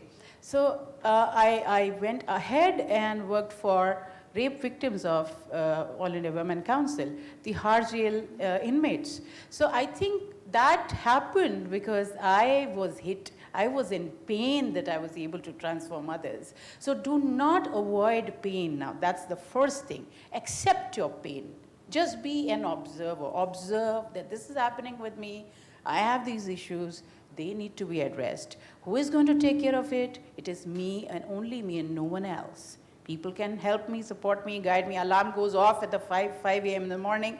I'm the one who is switching it off. I don't want to work on me. One life. As Manisha Sharma, I'm not going to see another life as Manisha Sharma, the same face, the same fingerprints. We have different fingerprints, right? Everybody's different, everybody's unique. We have our own unique journeys. Accept your uniqueness. So I think acceptance is the first thing. And the second is, as I was sharing with you, in Walmart, when we were placing students, we thought, okay, we are doing a fantastic job. We are placing lowest strata of the society, auto rickshaw drivers, their children, people who are working in the slums, who are living in the slums, their children. And so we thought, okay, what impact is it giving? You know, at that point of time, 2010, they were getting 12,000 rupees from Shoppers Stop. They were working in Shoppers Stop and selling clothes and stuff like that. So we did a market research with Shoppers Stop, and astonishingly, 82% of the youth were not giving back to their families financially. The families because of which they were able to stand on their feet, their parents, they were not giving back, and that was a shock to us. And when we dig deep, we realized that it was a culture shock to them. They were seeing the mall culture for the first time, and what they were doing, earning 12K, spending 8,000 on a Prada sunglass, only 4,000 left. I'm again dependent on my parents. And when we were talking to the fathers and the mothers, they said no change has happened in our life. If even he is working, he's not giving back or she's not giving back anything at home. 82%. What empathy are we talking about? So I think the foundation is, people talk about corporate social responsibility. I say it is individual social responsibility. It is ISR. Please change the terminologies. Please undo that. Nobody will do it for you. Yeah, thank you so much. Very powerful words, Manisha. Very, very powerful words. And two things that you said are so powerful. Firstly, learn to accept pain. And the second, what you said was that your shoe has to pinch for you to actually be aware, accepting, receptive. You know, it almost reminds me of the Pink Floyd album, The Dark Side of the Moon. It actually ends with the words, there is no dark side of the moon really. As a matter of fact, it is all dark. So, Ratnajyoti, coming to you, given the harsh reality that society still, whether the so-called evolved mall-hopping metro or, the rural, I personally think maybe the rural is slightly more sensitive than the metro society is. So as media, what specifically can you people do, okay, to, it may sound harsh, but to almost enforce acceptance? As I have said, media hasn't done much on this field. For instance, media doesn't write about the need to have, Rashtriya Manasik Sanstha like AIMS, IIM or IITs. Media, you won't get any write-up on the need of such institutions in the society. And then media is not pushing itself hard on this issue because media probably from here it will not get its revenue. That is also one aspect. These days media is also revenue driven. To take up an issue, if it gets some benefit, then only probably. And probably this is one aspect, and another aspect is this entire problem hasn't come to that level of societal attention where media comes into play and highlights this. As when we compare with environmental issues, you will find a lot of space on environmental issues. But when mental health related problems, you won't get that much of space. So that is one aspect. And another aspect is, what media, there is no story which is probably, it will highlight as a media needs a brand ambassador. So brand ambassador of a particular cause. And here, you won't get any brand ambassador to take up the cause, and then probably if Shah Rukh Khan comes and talks about this issue, probably it will get a lot of media attention. So we don't have that kind of people, brand ambassador. We are rather creating our own brand, probably, and that will take some time. When media, as regards funds, as I have mentioned, funds. So when you escalate the issues to a certain level, then probably funding will come. Now, until and unless funding will come, for instance, to arrange such kind of program and to roll out this type of program in Tier 2, Tier 3 cities and towns, you need financial backing. Only Dhoni can't do this of its own. It has to need institutional support. And when it comes to corporate won't, they won't pick up mental health issues at the first choice. They have so far extended their financial support to other health issues. Yeah, what you said is very interesting, because November happened to be the month for mental health for men, which I was never aware of. Okay, Yes. but some of my batchmates from XLRI who are in the field of human resources, they actually made me aware of that, and I found it quite surprising as to why specifically men. But anyway, but then I actually, for this occasion of VIVRIDH itself, I engaged with the National HRD Network. Okay, now the National HRD Network is the single body for all corporates, right? And I spoke to the person, I shall not take his name. He said something interesting. He said, all this talk about, yes, all corporates are talking about mental health because of COVID, right? And the hybrid work and the disruption of work and losing your job, losing security and so on. He said, interestingly, over the last 12 months, almost all corporates, they have slashed their L&D budgets. L&D means learning and development budgets. They've slashed their budgets. Here I would like to highlight one more thing. Not many of us probably aware that at AIMS you have a dedicated psychiatric ward which treats patients related to digital addiction, mobile or video addiction. So this hasn't been reported in media. We don't know. Somebody told me that this is a very good wing of AIMS, which addresses all kind of mental health related issues. But media, I have hardly seen any stories coming up on highlighting this. So, something has to be reflected in media. That means if something hasn't come to media's attention, that means the degree of awareness in this society hasn't reached to that level. So what we need to do, need to create more awareness about mental health related issues, and also the important aspect of performing arts, which can mitigate the issues related to mental health.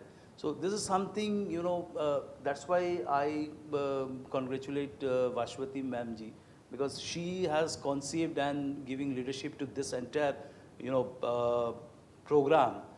But there are challenges which she is facing, as you have mentioned.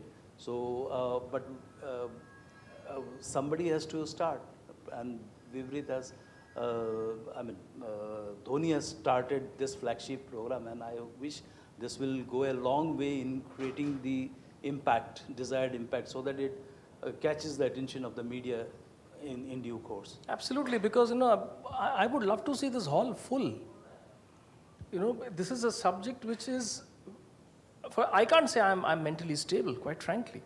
And and when I went to XLRI and actually studied some subjects to do with this, and I realized that in childhood I've had same problems. And obviously my mother's pulled me up out of those, possibly not even realizing that she's actually doing any therapy, but as a mother she's pulled me up. But if I were left to myself, I don't know where I really would have been. So, as regards audience, the audience, I look at it in different perspective. The audience here is the people who are really attracted to this subject, and the quality of audience is amazing. I know many of them. They are social leaders who can create impact. Once they go back after attending this session, they will definitely create an impact, desired impact which we want. And it is a live streaming. I'm told it is being live streaming happening.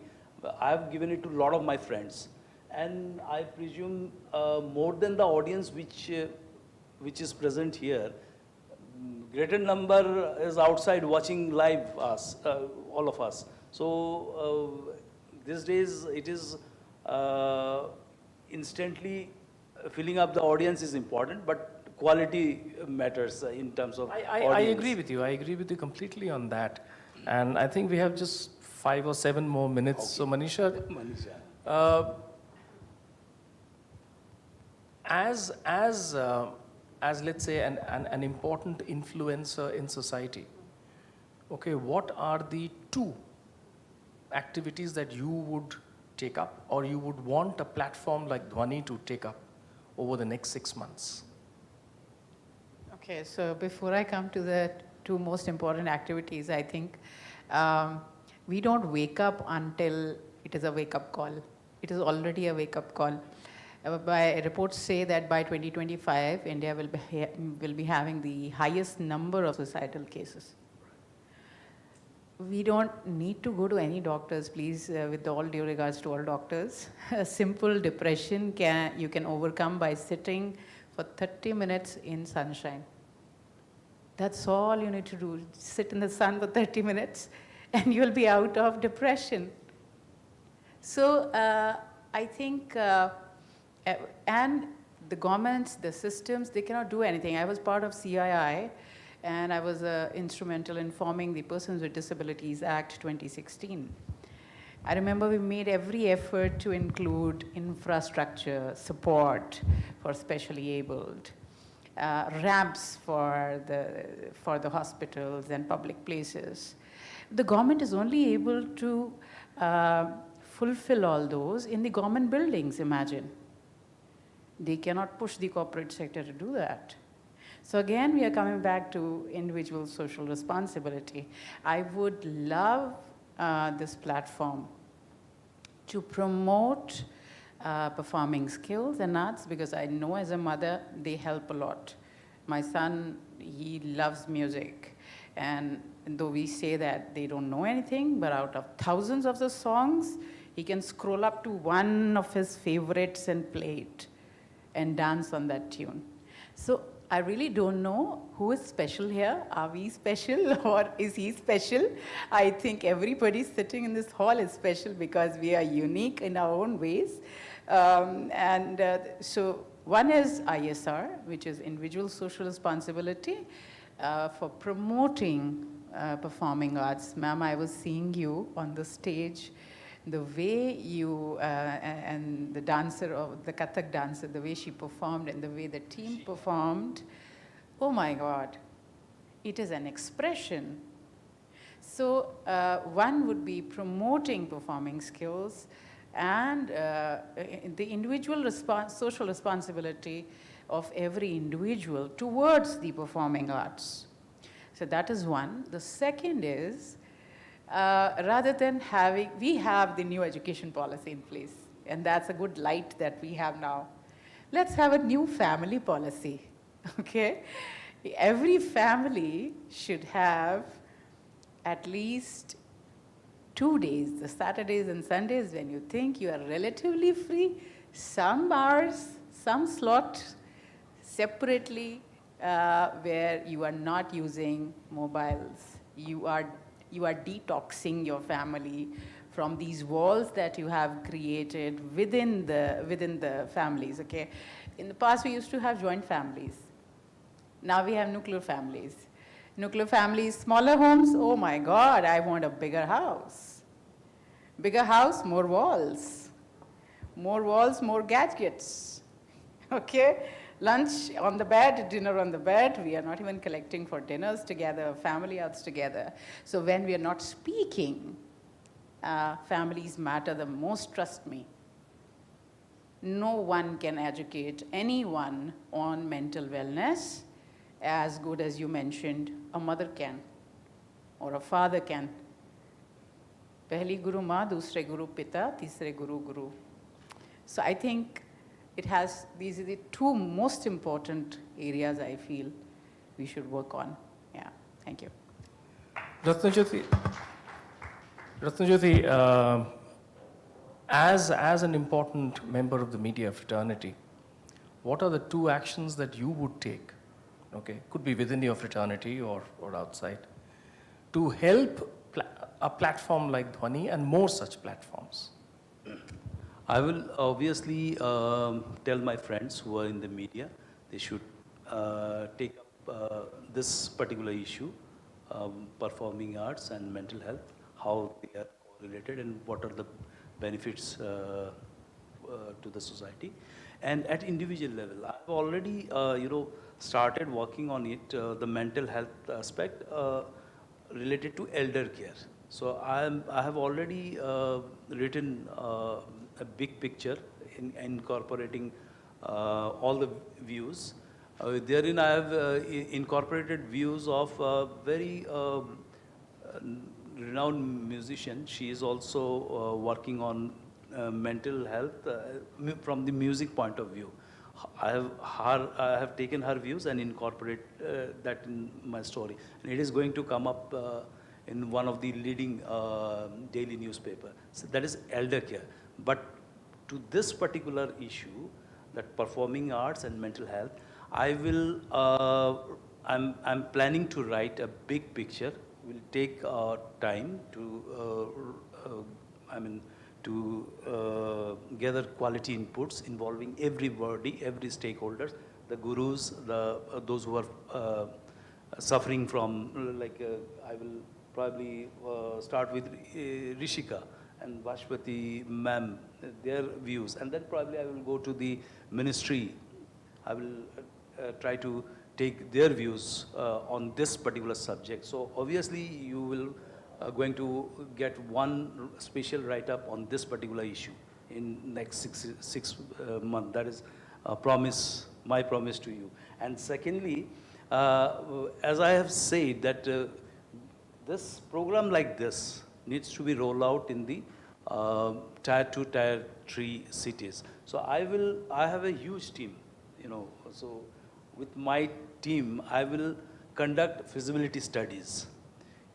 Which are the tier 1, tier 2 cities where this program can immediately be rolled out. I was talking to Kanchanji on the sidelines. She just updated that Meghalaya has introduced a mental health related subject. So I will find out what precisely it is, and probably we can, I will visit Shillong and will try to meet the people who are in the government and probably try to organize, try to see whether this format can be taken there, and we can organize this program there.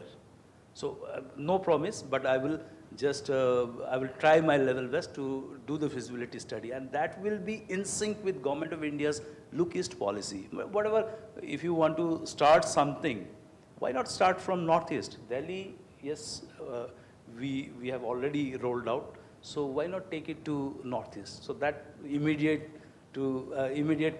promise, not promise, I would say, answer to your question. Well, great. So, to wrap up this discussion, number one, it is individual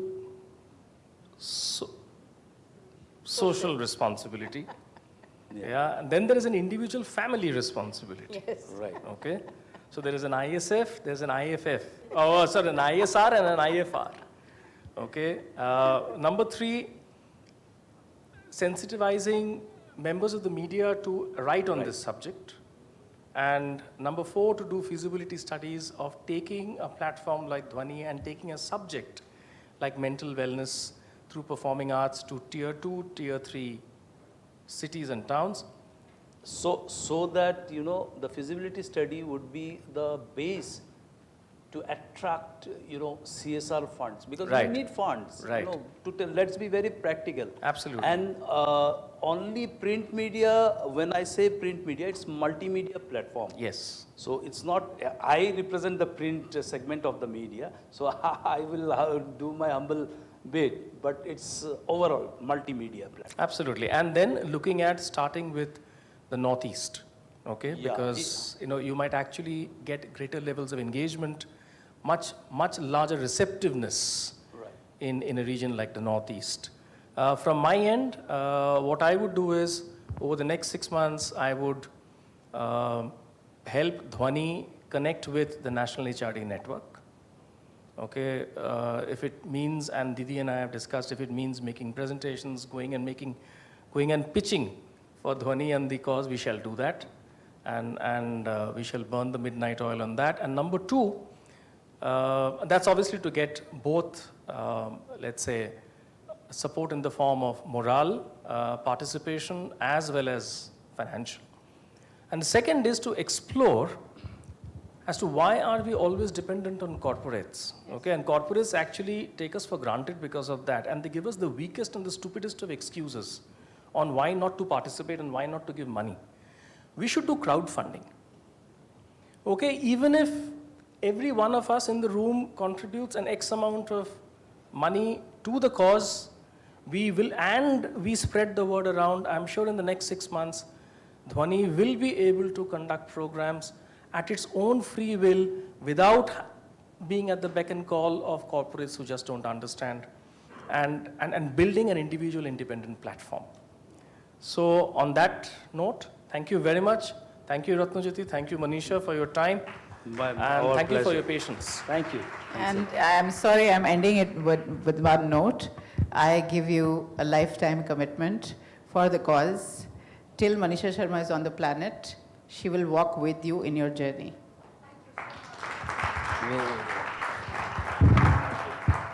Thank you, ma'am, for giving us this opportunity. Thank you. I'd like to thank all the panelists for taking out the time for being with us. Thank you.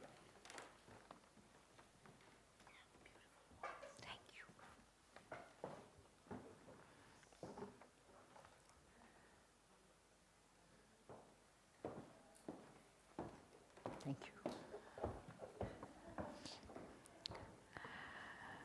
Ladies and gentlemen, we'll now move on to our next topic, which is mental wellness through dance. And the speakers are, I invite them on stage, Navtej Singh Johar, dancer, choreographer, scholar, yoga exponent, social activist, founder-director of Studio Abhyas, New Delhi.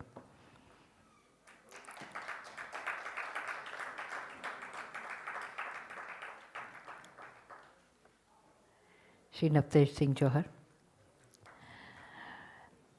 Tripura Kashyap, pioneer of dance movement therapy in India, MA in psychology, author of My Body, My Wisdom.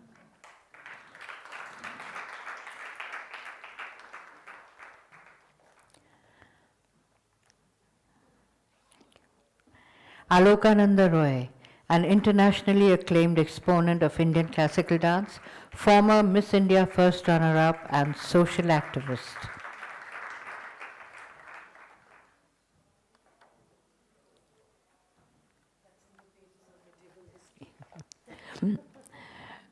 And the moderator is Ms. Sushmita Ghosh. She is well-known Kathak dancer, guru, earlier resident Kathak guru of Bharati Vidya Bhavan, UK, and former director of Kathak Kendra, New Delhi.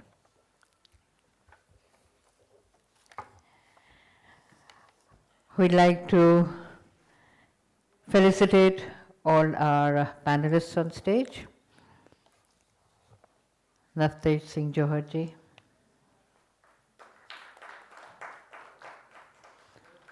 Tripura Kashyap. Alokananda Roy. And Sushmita Ghosh.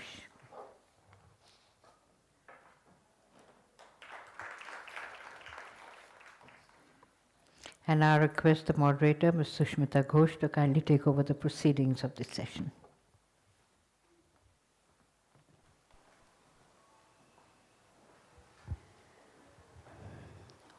Welcome back, everyone, to the last session of the day. And thank you to all the speakers, and welcome to VIVRIDH. I have been here since the beginning of the day today, and I must say that we have all been to seminars and symposiums. This definitely, obviously, has the mark of one being curated by a performing artist herself. It started with a film, and I must appreciate the central character, Rishika, for allowing us a glimpse into her trauma and the turmoil that she's been through and come out as a victor. So I feel very privileged to be part of that journey. Then we saw her perform. Once again, she allowed us a glimpse into that journey. Again, very, very privileged. And after all the discussions since morning, we have 3 eminent personalities here who are performers, dancers, and many other things. But mainly, they all recognize their performing arts as the biggest tool of mental wellness and healing and health. And I feel honored to be here as moderators. And thank you, Bhashwati Didi, for curating such a wonderful event. Thank you. So I would like to start with Navdeep. First of all, would you take us through? You have to press and hold for it. Yes. Do take us through what you do. You mentioned that it's a body-centric, the work that you would like to call as. It stems from dance, it connects with yoga, and how does it connect to mental wellness? Right. First of all, thank you, Bhashwati, for inviting me, and thank you all for coming. So a little bit about my practice. I'm a dancer, as most of you know, and I'm equally a yoga practitioner.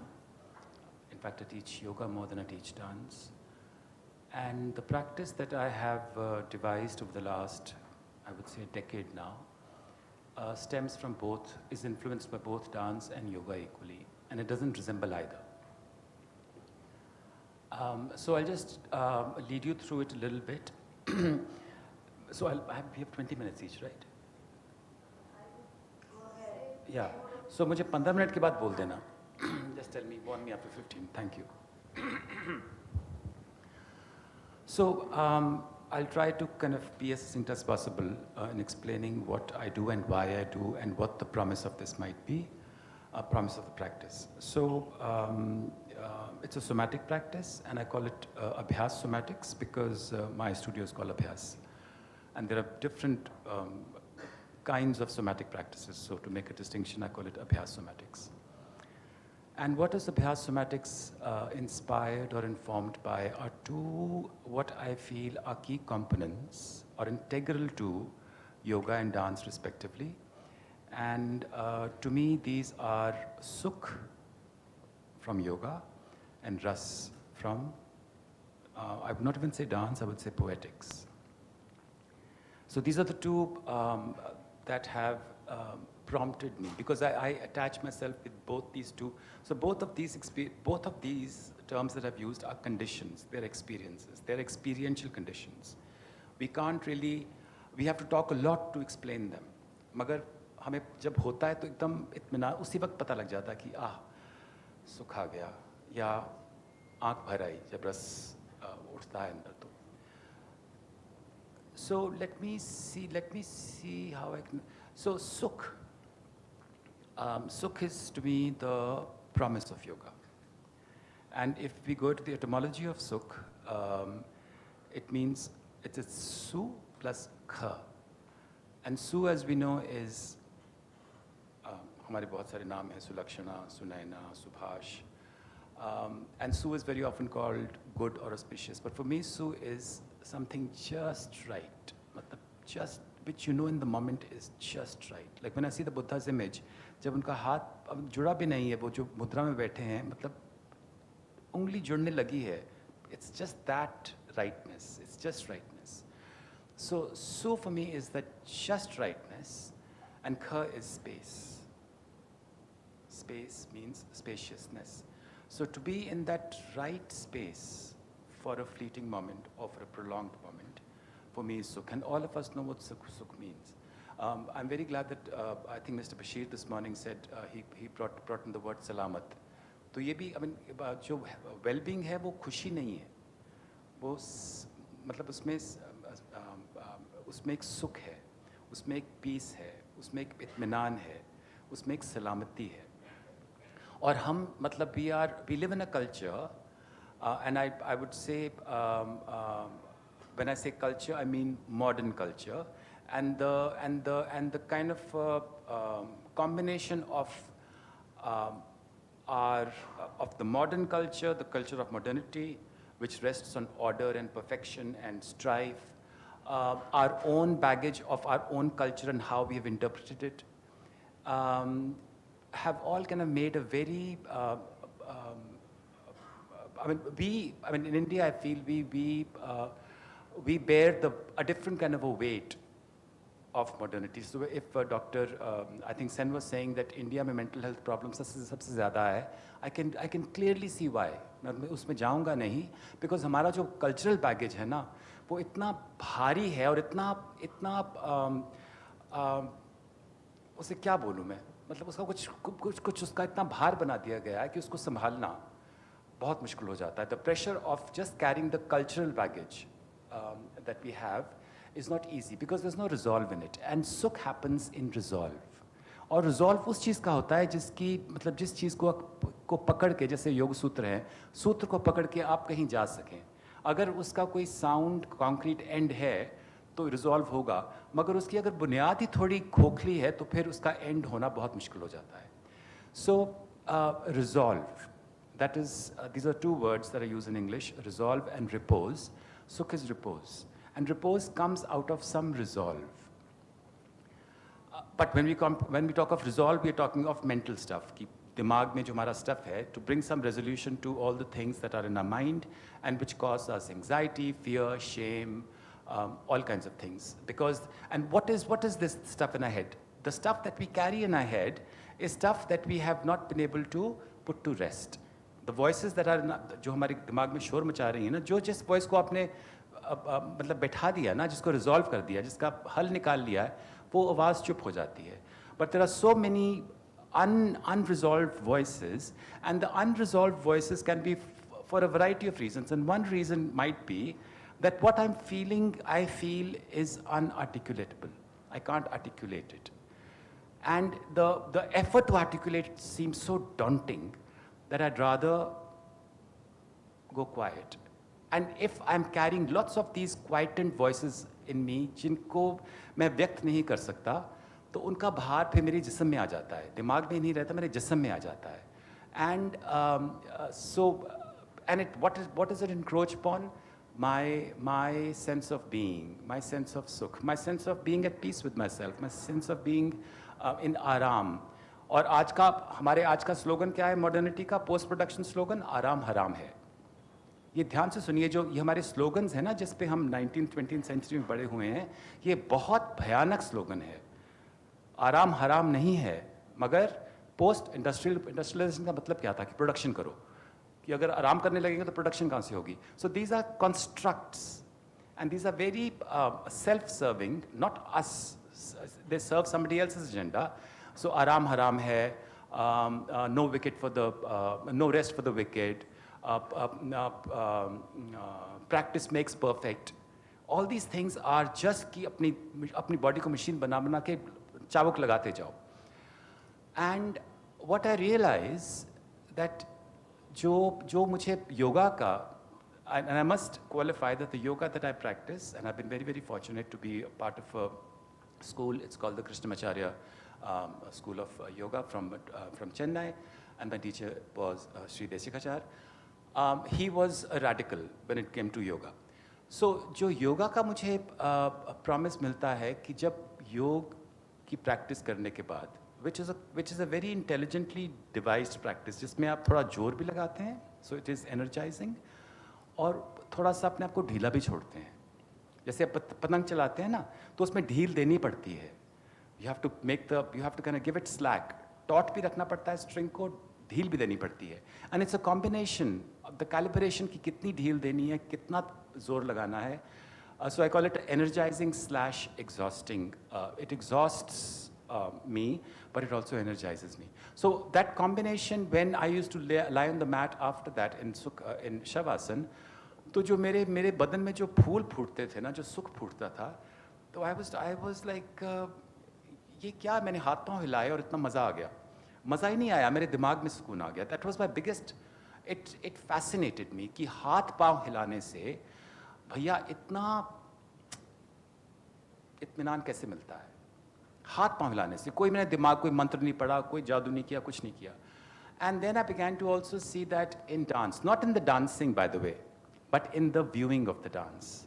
कि कभी कभी जब आप देखते हो कि एक बंदा या डांसर डांस कर रही है, and I am not talking the पेशकारी डांस, जो डांस की पेशकारी, आजकल डांस को पेशकारी बना दिया गया है. आई मीन वो भी शायद ज़रूरी होगा, but there is a component जबकि मतलब बड़ा सरल सा कुछ हो रहा होता है, सहज में जैसे अभिनय हो रहा है, बट वेरी सटल. और एक डांसर की एक झलक में आपको पहचान हो जाती है कि अरे यहाँ तो ये बादल तो मेरी आसमान से भी गुजरा है. I mean, I'll give you an example. I have a friend who watches Sahib Iber Gulam again and again just to watch that one glint in Meena Kumari's eyes, because वो glint आती है तो फूट के रोना शुरू कर देती है. Because that one fleeting second evokes so much in her, and she does it almost to feel good. कि जो चीज़ वो बयान नहीं कर सकती. And what is dance? In dance, what do? We express that is beyond speech. And we all know that there is a lot that is beyond speech. Speech is not the final end.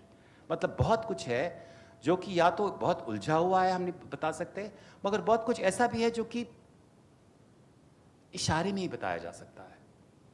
It evades speak. So dance is one thing that can give me that jhalak. So it is not so much in the doing of the dancing, but in the seeing of the dancing. And आज मैं इस मंच पे बैठा हूँ और आज दोनों बहनें यहाँ बैठी हैं. So I want to tell them कि मैं भरतनाट्यम करता हूँ और मेरा भरतनाट्यम का अभिनय जो है, मेरा अभिनय भरतनाट्यम का नहीं है. मैंने जो अभिनय सीखा है वो भास्वती और शाश्वती से सीखा है. मैं बिल्कुल एग्जैजरेट नहीं कर रहा. Because when I saw them, I remember in the 80s जब झनकार में मैं देखा करता था, तो मैंने इन दोनों बहनों का अभिनय मुझे इतना मतलब छू जाता था कि कुछ किया भी नहीं और सब कुछ हो गया. कि दिखाने की कोशिश नहीं की जाती मगर दिख जाता है. So this kind of a thing. So my practice revolves around, first of all, just closing your eyes and viewing the body and just looking at the body matter है ना. And matter की property क्या है कि matter कभी भी still नहीं होता. Movement is the first property of matter. Matter even in sub-zero is not still. So इसमें मतलब मैं चुप करके बैठ भी जाऊं, अंदर फिर भी उछाल है, कुछ ना कुछ चल रहा है. And there are so many things which go unnoticed because they're so subtle and they're so overwhelmed by the activities and functions and what all I have to do कि ये सब चीज़ें देखे बिना रह जाती हैं. And not only there are things that are happening inside my body voluntarily. In I call them sensory prompts. In sensory prompts का circuit भी है. ये मतलब एक दूसरे से बातचीत भी करती हैं. There's a whole, मतलब body में बड़ी रजामंदी है कि मैं अगर यहाँ जाना चाहूँ तो मेरा सारा ये मतलब my body is very रजामंद. It is a very cooperative, very willing body. The body is a very willingly cooperative organism. So when we begin to see these circuits, and of course this practice revolves both sensing and sharing and seeing. So it's a combination of word and body.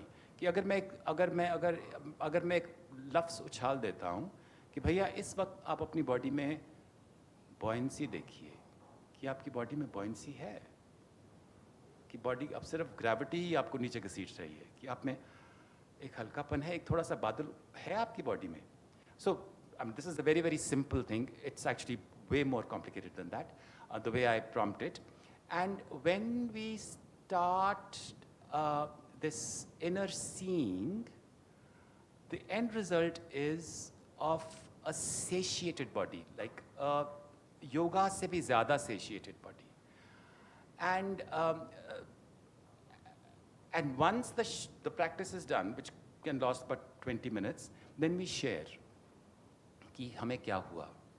Because just as seeing is very important, sharing is very important. I believe in therapy, but I believe even more than that in group therapy, in like collective support groups. Because when I am trying to say, like I might not be able to say something, but you might say something and say, "Arey, ये तो मुझ में भी होता है." And this is just like किसी ने कुछ कहा और मेरी हंसी निकल आई. And not because that person was being funny, but I recognize the same foolishness in myself. कि अरे मैं भी ऐसे ही करता हूँ. हाँ, that recognition, and what is one of the biggest reasons of mental illness? It is that we feel we are freaks. We are the only one. हमारे जैसा और कोई नहीं है. हम बेचारे अकेले हैं. And the fact is कि सारे जो बेचारे अकेले बैठे हैं ना, वो बीच में एक ही चीज़ से जूझ रहे हैं. And once you begin to see कि अरे ये इससे भी ये कुछ होता है जो मुझे होता है, तो फिर it suddenly opens space for you कि अरे I'm not crazy, I'm not bad, because this thing of being bad is also such a thing कि I'm bad. Secretly I feel bad. So this sharing, and there was one more thing I wanted to say. And very often in the beginning, when people practice this, memories begin to come in. I mean, I've seen people beginning to cry, not cry just because of that, because there are these memories that begin to kind of get unplugged. And some of them write about those memories, some of them share those memories. And so that sharing, like Nanak says, जब तक दुनिया रही है नानक, कुछ सुनिए, कुछ कहिए. ये सुनना बहुत ज़रूरी है. जितना कहना ज़रूरी है ना, सुनना उतना ही ज़रूरी है. जितना दिखाना ज़रूरी है, देखना उतना ही ज़रूरी है. So this recognition, once I feel recognized, once I feel that my craziness, once I recognize my craziness also in you, I'm not crazy anymore. So that is the central funda. So, कितने minute रह गए? हो गया ना? हाँ. So I just want to say that this is my practice. It's Abhyas Somatics, and it basically deals with quietening down, listening to your body, seeing your body prompts, which the facilitator, which often is, I am the facilitator often. I facilitate you through a path, and there's a lot of imagery that comes in, a lot of imagery, a lot of poetic imagery, because I'm a dancer, I deal in poetry. And उससे आप कहीं चले जाते हो, और आपको सबसे पहला जो हमारा कार्य है वो बॉडी को सेशिएट करना है कि इसमें ये जो इसकी मिट्टी है ना, अगर इसमें आग लगी है तो इसमें थोड़ी सी, because what happens when you go into सुख, जब आप सुख में होते हैं ना, तो दो चीज़ें होती हैं. एक तो उस वक्त आप you go into your body, इत्मीनान में होते हो, and when you open your eyes, you look at the world from one remove. आपको थोड़ा सा पर्सपेक्टिव आ जाता है कि आप अच्छे फील कर रहे हो, तो आपको दुनिया थोड़ा ना, you're not hooked into the dunya anymore. So you can begin to you can begin to see things. You have a perspective because you're not kind of totally invested in it. And number two, the second thing that sukh gives you is कि आप आहिस्ता आहिस्ता सुख में जाओगे ना, you will begin to let go of so much कि भैया ये चीज़ मेरे सुख को रॉब कर रही है, is it worth it? नहीं, जाने दो. So decluttering of all the things that I'm invested in, and some of them, like I said, if I laugh at somebody's foolishness because I recognize the same foolishness, there are so many foolish choices we have made. There are so many foolish premises we are standing on. हमने कितने मुद्दे उठा रखे हैं अपने दिमाग में, and मतलब होता कुछ भी नहीं है. So to let go of them. So when I it's like literally I leave, I unclutch my hand, और जितनी मेरी fists unclutch होंगे मेरे दिमाग में, उतनी मेरे लिए space खुलेगी. Because what is taking away the space, the sukh of my mind? The voices that I've inherited, that I've internalized, that I have acquired, that I have all the idealisms. We are living in a time of idealism. Modernity is a time of idealism, and idealism is not nice.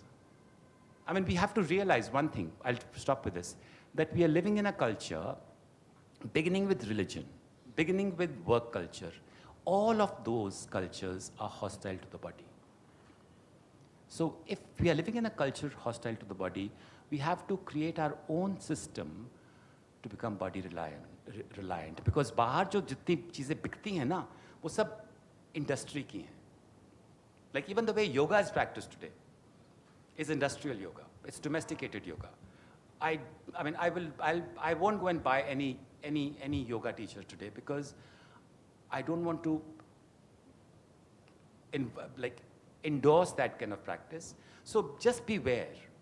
Beware और अपने आप को थोड़ा सा वक्त दो, time दो, and begin to be nice to your bodies and listen to your bodies. I think I'll stop with that.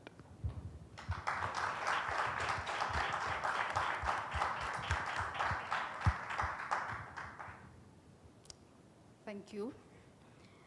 And it takes me back to the general common thread that has been running, that we are hearing.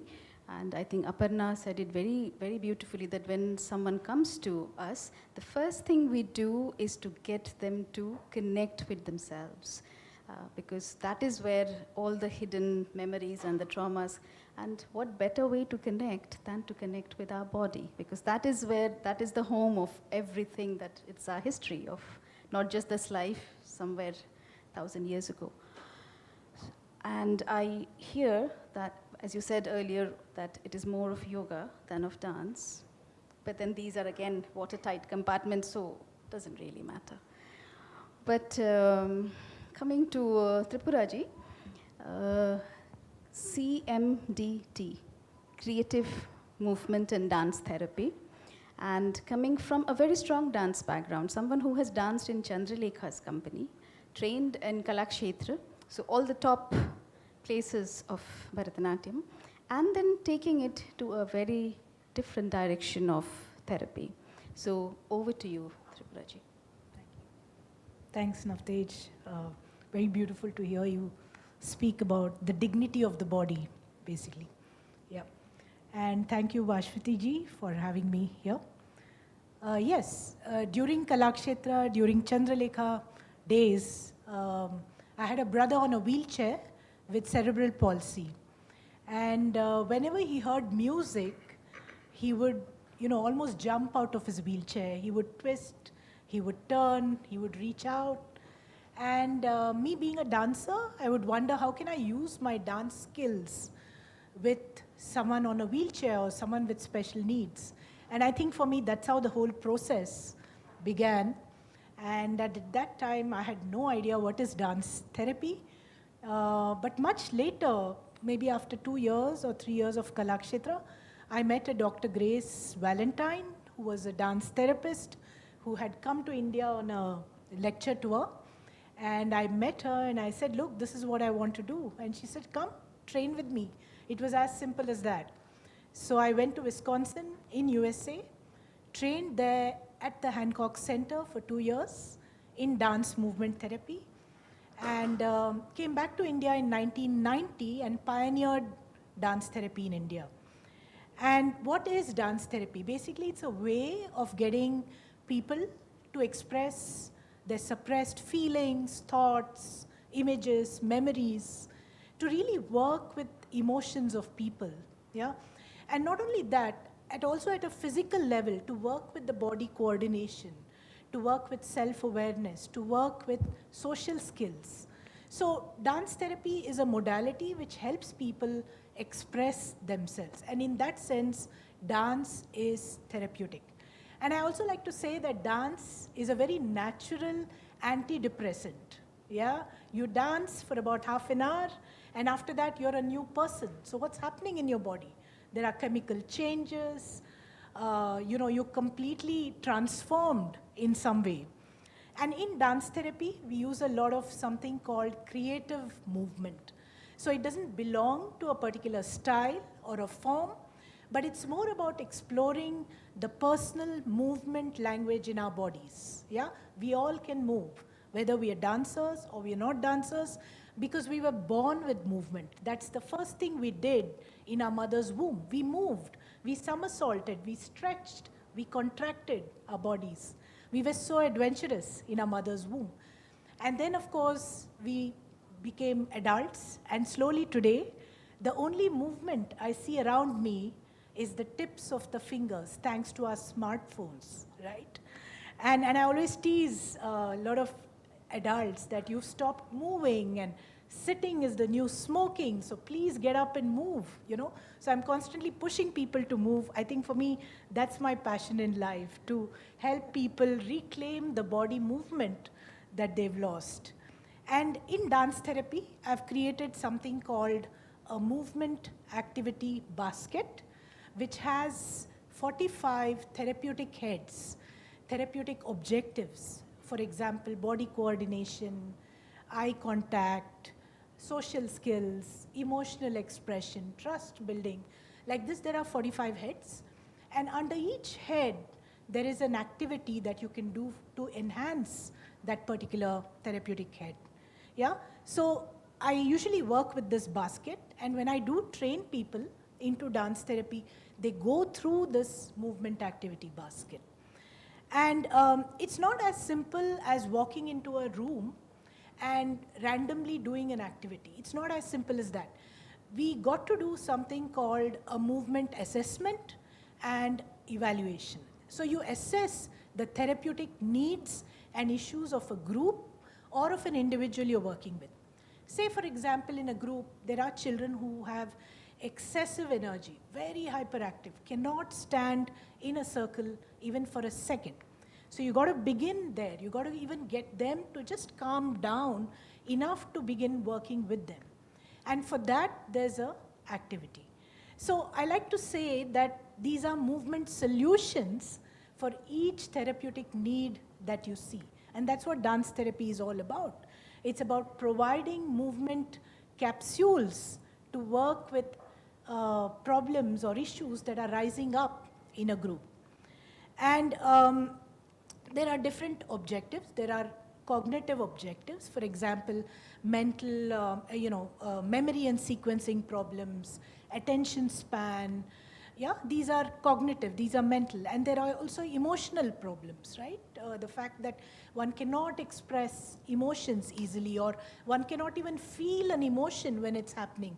There's an interesting word for this called alexithymia, which is where you can't express. Even if you're feeling something, you feel it's an uncomfortable sensation. So we use all these mental, emotional, social, yeah, and we use these objectives and we create movement activities to address these problems. So basically, dance therapy believes in the mind-body connection in a very strong manner. The whole idea is to strengthen the mind-body connection and kind of put the body back together. It's physically integrative. It doesn't make you fall apart, but it makes you put the body together. So when I take a group through a movement therapy process, say for about 6 months, I take them through 5 stages. So the first stage is called movement seeding, where you're helping them to understand what is the movement language they have within themselves. So this is called movement seeding. The second stage is movement exploration, where you have fun with movement. You're like a child playing with movement or discovering movement.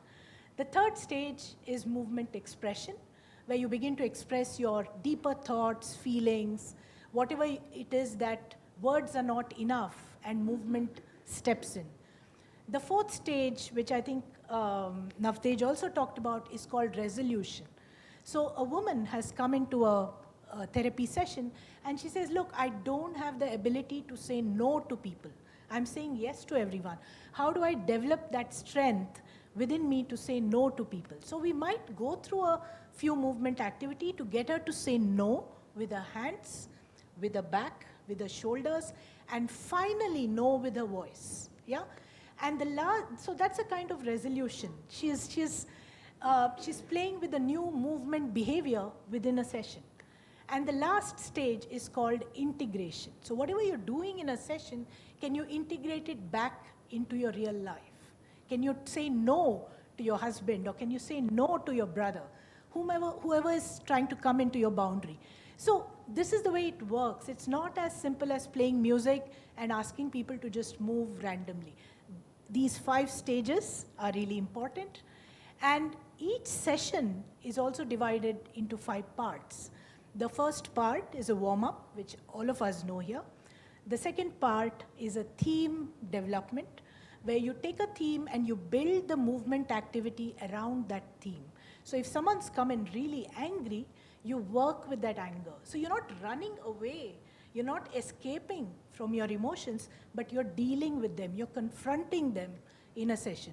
And the third part of the session is called verbal processing, where we verbalize what we experienced, what we shared, what we experienced during the session. The fourth part is a cool down, where just like the warm-up, you cool down your body through breath and movement, and then you close the session. So, kind of to stay with these different parts, with these different stages is very important in dance therapy. And of course, India has thousands and thousands of dance forms, right? And it's very important to look at the therapeutic potential in Indian dance forms, like hand gestures, footwork, facial expressions, body movement. All these have tremendous therapeutic potentials in them. And the way we can actually use them and transform it into a therapy session is basically, it depends on the skill of the facilitator. We do group sessions and we also do individual sessions based on the needs that this person has. The only thing is, I think it's very important to train in something like this. You cannot be a choreographer or a dancer one day and call yourself a dance therapist the next day. It's impossible. You need 2 years of training in it. So as part of SIMTI, which is a Creative Movement Therapy Association of India, which I co-founded, we run certificate programs, we run diploma and MA programs, which is just come in to train people to use dance therapeutically with wide range of populations, children with special needs, adults with schizophrenia, people in prisons, which is going to talk about, de-addiction centers. So it's really kind of spread now. Slowly, I feel the storm is gathering, and with people like you in the audience, I hope we can take it somewhere. And I really believe that movement is our universal mother tongue. We can all speak it, and we should not stop speaking it. Thank you very much.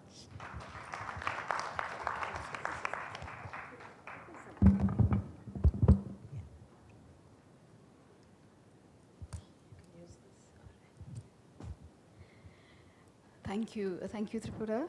And also, I think most of us here, and generally people who come to Mandi House, to Triveni, to Shri Ram Bharati Kala Kendra, we are familiar with the performing arts, dance and movement. But when you take something like this to a different audience, then to move can be a challenge. Dance to bahut baad ki baat hai. I'm sure we can talk about it later. There must be groups where just the mention of the word dance can be a difficult topic. So that now brings us to Alokananda, a very, very special artist. And I was going through her website, and there's a very beautiful video. And one of the things that she says, after doing so much and achieving so much, is that I have no ambition. And that really struck me. And I go with the flow, because if you see her work, it is amazing. She works with the prisoners in Paschim Bangla, in West Bengal. In West Bengal, I've done a couple of sessions in the US and also in Pondicherry prison. Lovely. So I would invite you to share with us. All right. Firstly, I'm amazed at the intellect of my previous speakers and how they have developed the structures that they have. I'm all heart. I really have very little up here. So I jokingly say whatever I have, I tie it up with a turban so that that doesn't evaporate.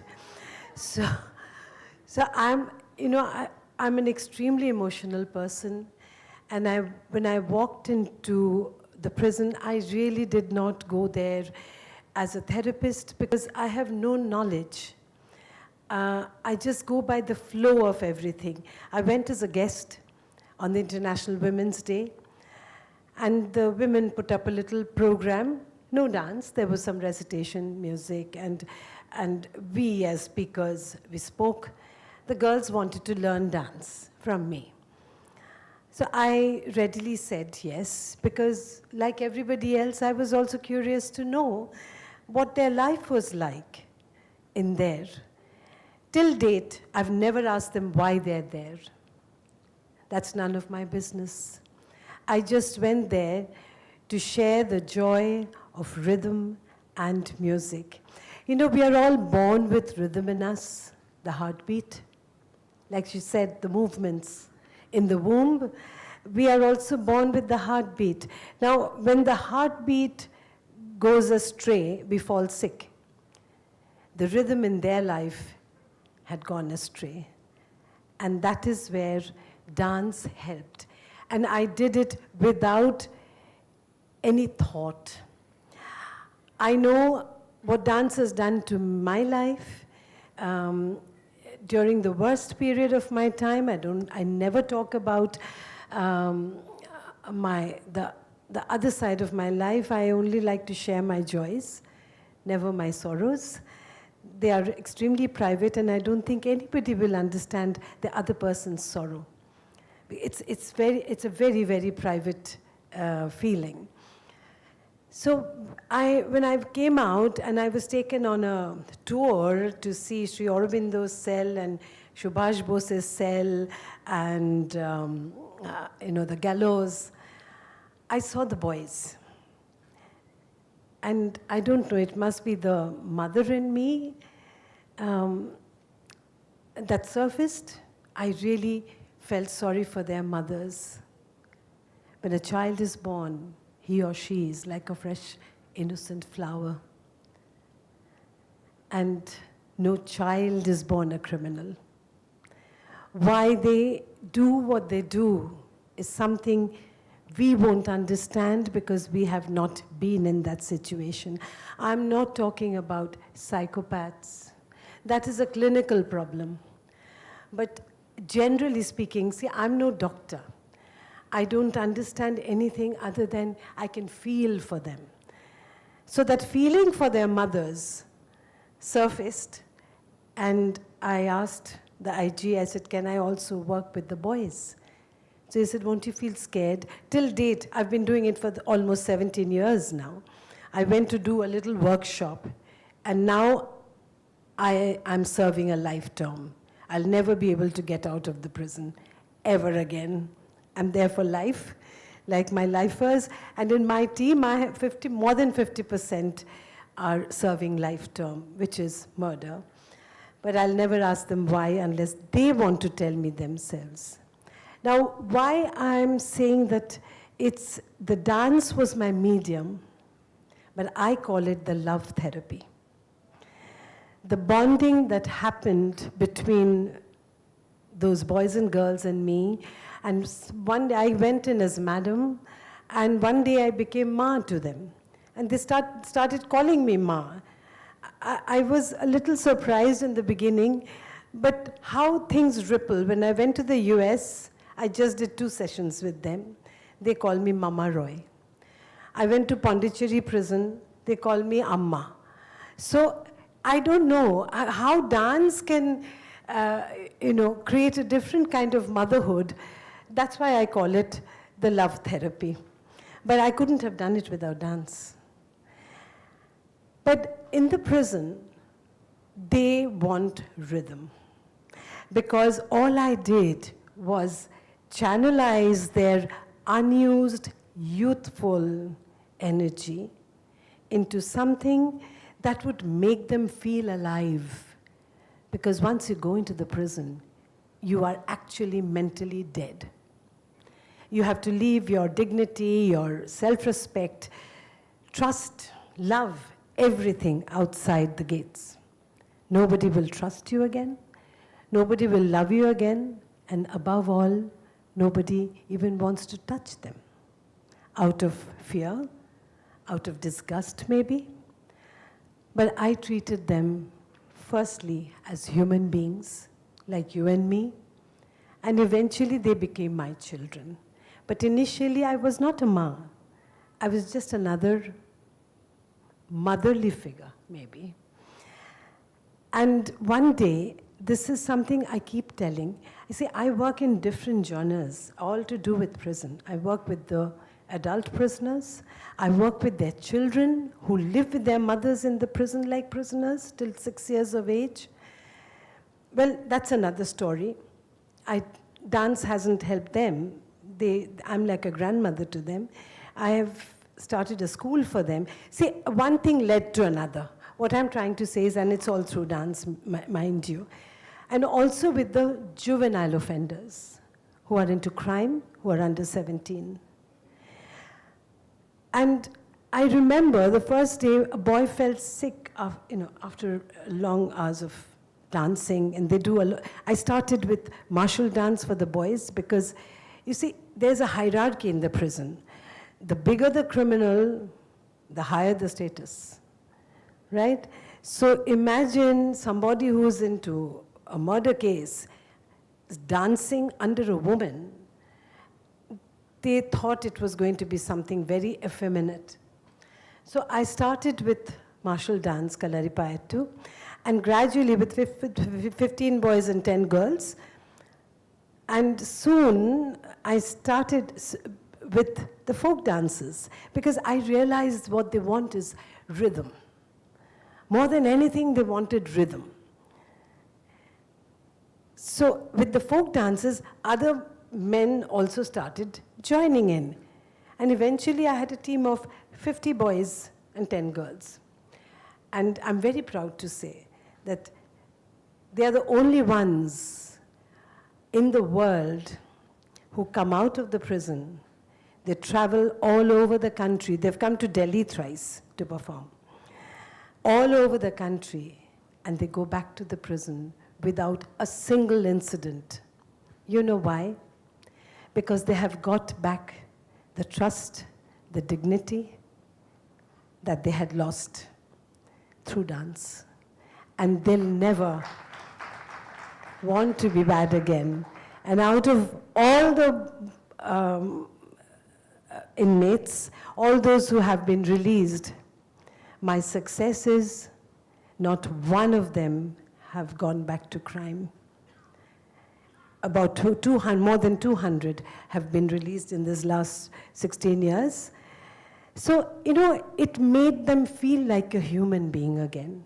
Dance brought back that lost rhythm in their life. And each one, and once, as I was saying, as I said, I've never done my homework in school. And I haven't done it today either.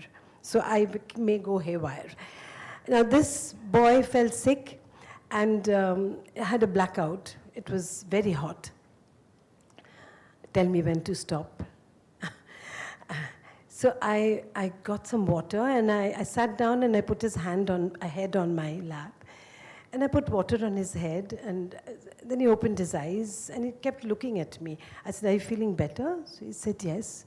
So I was stroking his head and he was still staring at me. So I said, "Do you want to say something?" He says, "No, boys don't say." Why I was mentioning this men's month or something like that, men's mental health month, it's necessary because boys don't cry. They're not supposed to cry. They don't express easily. So I think something needs to be done for them as well. So this boy was such, he didn't say anything. After 2 days when I went back, he wrote in a piece of paper that I've come here for many years. I don't remember my mother. But now when I shut my eyes and think of her, I see your face. You know why? Because I touched him.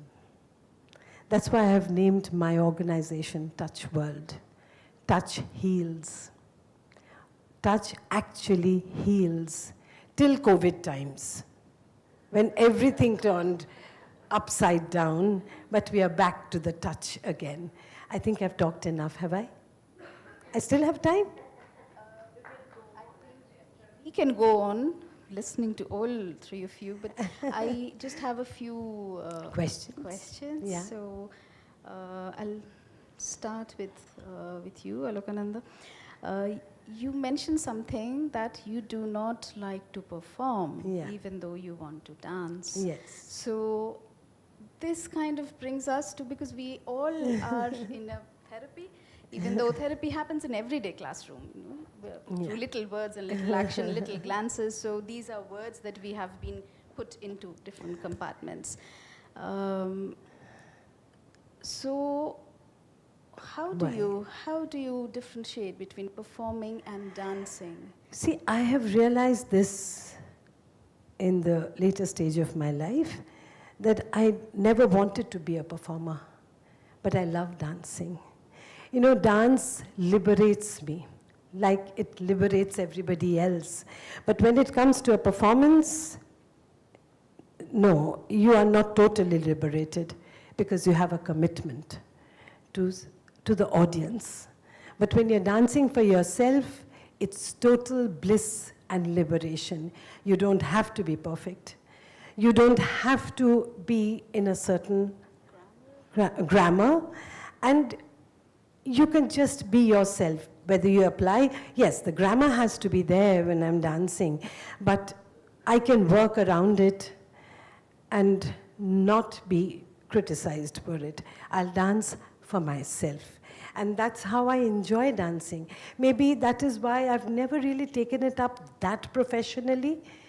I had to take it up professionally when I started my work in the prison, because nobody was willing to support it, because I was glamorizing criminals, right?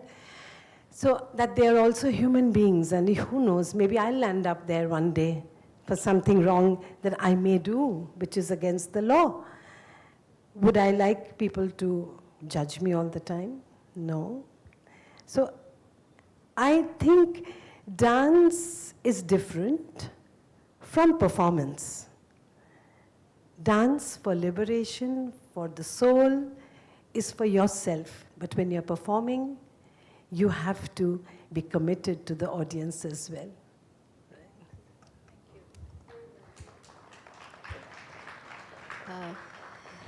Navteji, I was wondering, would someone come to you for therapy? Is that how you present it? Do you call yourself a therapist?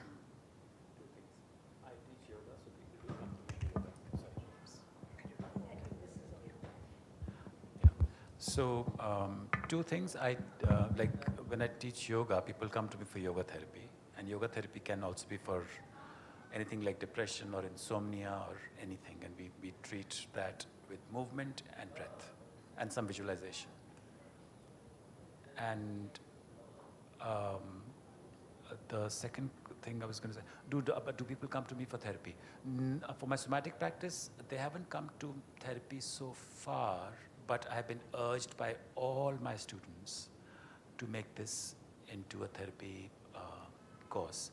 Because I taught it at Ashoka once, at the university, Ashoka, and one of the students wrote to the dean saying this should be made compulsory for everybody, because mental health is a huge issue in young, especially people at Ashoka. So it has, I mean, nobody has come directly for that to me, but I can see that. I mean, I had a student who was suicidal when he came to me, and 2 years later, he is touring all of the country performing. So his confidence has come back, everything. So I didn't do it for therapy, but I can see कि साफ नजर आता है कि मतलब कोई भी नहीं जिसको छूता नहीं है. So.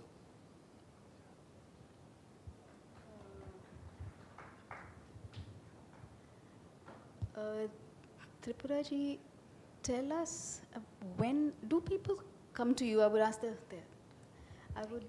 the same question. Do people come to you? When do they come to you? Do they say, okay, my child has this, or my employee has this, and when do they come to you? Initially, when I started dance therapy in India, I used to work with a lot of groups, like visually impaired population, hearing impaired, adults with schizophrenia. So I would go to those centers, like you did, and I would work with them, and that's where I also gained my experience. And then I also had private clinic in Bangalore, where yes, like you said, mothers would come and say, my child is autistic, so can you work with her to improve her attention span or to improve her, eye contact or whatever. So that's how I would customize the session according to individual needs. But nowadays, I work a lot with adults online, mostly because of COVID, and a lot of adults with emotional problems related to relationships, marriages, related to their personality traits, related to addictions. So I work a lot with adults nowadays, and I'm also gaining a lot of strength through that, because many of the adults who come to me feel lost. And the whole idea is to put them back on the track, put them back on that track of the purpose with which they started their work or their relationship. So yes, I do work therapeutically with people. I think the thing with performance is when you're training someone for a performance, the side effects are definitely therapeutic, right? Like children are gaining confidence, children are understanding what is group coordination. But I think with dance therapy, it's process oriented. There's no performance at the end of it. It's purely process. Yeah? I just want to add something to this. Yes, what she's saying is absolutely correct. But in my section of work with the prisoners, but their performance meant a lot to them because they got that social acceptance as artists. Yes, and they give a standing ovation, and they really do a brilliant job. So when they get that standing ovation, they feel, I think, they have not told me in so many words, that just as they were being punished for the wrong they have done, they were also being appreciated for something good they were doing, and they never wanted to be bad again. I think that worked. Yeah, the equation has Yes.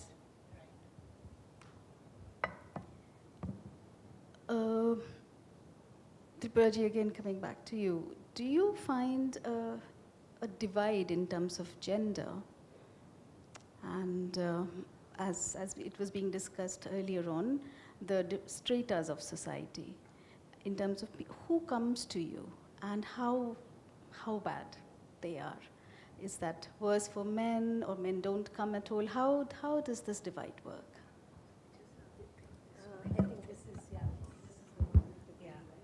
I think the psychology field and social work and the therapeutic field is mostly filled with women practitioners, women therapists, as well as clients who come for therapy.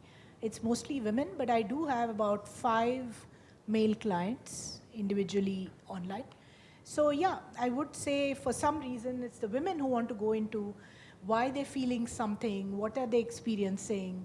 They're really into that whole thing of trying to understand themselves on that journey towards whatever, nirvana, enlightenment, God knows. So I find it's women who are more interested than the men. But that doesn't mean that there are no male therapists. There are many. In fact, Freud, and right from that, it was always a male bastion of therapists. So. Can I pass the same question? I have. There are more women who come to me, but there are 2 things I've noticed. That fewer men come, and the women who come, when it comes down to feeling sukh, when it comes down to be lying down on the mat feeling completely carefree, not all of them can handle it. I've seen many women get very uncomfortable, and in fact that's what used to happen to me in my yoga classes. And I told one of them, I said, क्या करती हो? जैसे कि मतलब पल्ला झाड़ के चली जाती हो, कि इतना मैंने काम किया है तुम पे, तो इसका असर लेके जाओ ना. और मुझे लगता था पल्ला झाड़ के चली जाती है, जैसे कि क्या लगता है आपको, क्या होता है? I think it's all these baggages that we're carrying. That itna, I mean, one man, he said he says, he got up and he says, this is too good to be moral. He said that. He said, this feels too good to be moral. It's too much sukh. So sukh को बर्दाश्त करना या उसको ज़ब्त करना, उसको accept करना इतना आसान नहीं है, खास करके जब हम आराम हराम के स्लोगन के नीचे पले हुए हैं. And then there's morality, that a woman's body feeling so much sukh is like maybe, I don't know what it does. Yeah. So what I was saying is that the men are fewer, but what I've seen is the most of the men who come, वो बहुत जल्दी उतर जाते हैं इसके अंदर. That's the only difference. They're fewer, but they don't have as many barriers, so to speak, as the women do. And so, of course, that's the next step. That's why I started the somatic practice, where this barrier could be addressed, because it's all about sensualness and sensory experiences. So so that's what prompted me to make the somatics. Then do many of the men want to become therapists, or more women want to? Have you ever noticed that? मेरे ज़्यादा male teachers हैं. Women भी हैं. I think, I mean, as I said, we have fewer men, but almost all of them have taken up something in this field. Also, you know, it's a difficult question, but women be, of course, but also the kind of men who come to me are from a strata that they find this to be a lucrative avenue for them, so they take it up as a business, as a lucrative business, like a work. I'm just going to briefly dip into my own Kathak experience and music. So in Kathak, the music is around, a lot of it is around tal, beat, rhythm, cycle, and multitasking. So we are expected to hold a beat and say our bowl, while at the same time focusing on the beat and saying something not in the beat. So the two things, they have their own flow. So when doing this, I'm working with students, and also with myself, I find this automatically, there's a sense of calming. So music has played a great role in my training, also in the sense of calmness that dance has brought. Music has played a great role. I noticed in Alokaji's work that she has chosen the music very deliberately. A lot of Rabindra Sangeet, Nojrul, and one of the songs, Kara Roilo Hukapat, which is about the walls of the prison. So would you like to say something about your music?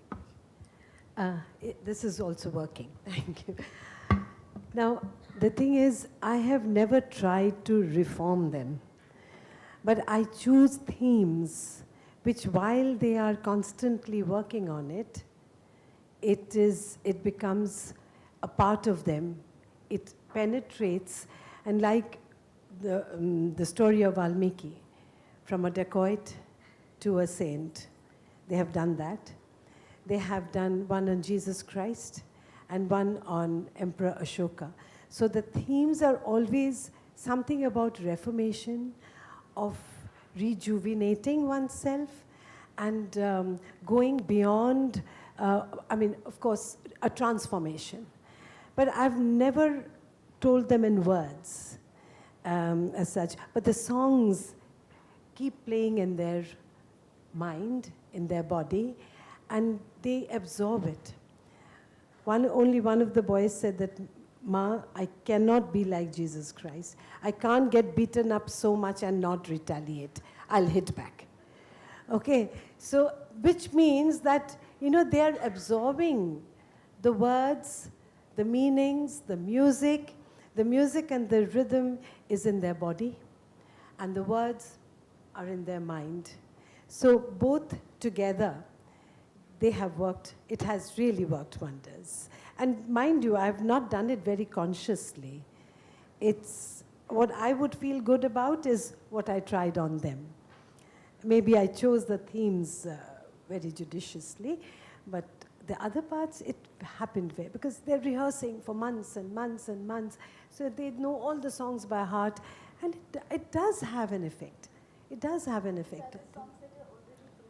Yes, they were not. See, most of these people, they are from very humble background, maybe from the suburbs, the villages. There are very few urban girls and boys. So they have never been familiar, and they have sung the songs in the recording. My boys have sung the song, And they have used the local dialect, the pronunciations. I mean, if you understand Bengali, maybe I'll just give an example. Like in Balmiki Pratibha, there's Enichimora, Rashi, Rashi, Looter, Bhart, the dacoits are singing. All right, this is how we sing, the aristocrats. Now, they have sung as Enichimora, Rasi, Rasi, Looter, Bhart, Korachi Charkhar, Sab, Korachi Charkhar, very, very rural and very, very, what would I say, absolutely rural language. But I kept it that way because that is also our language, our Indian language. So what if it's a different pronunciation and different dialect? Let it be. Let them be themselves and not try to, polish them to an extent where they won't feel themselves. May I extend the same question to would you like to speak about the music part of it? Does it play a role in your work, Tripura?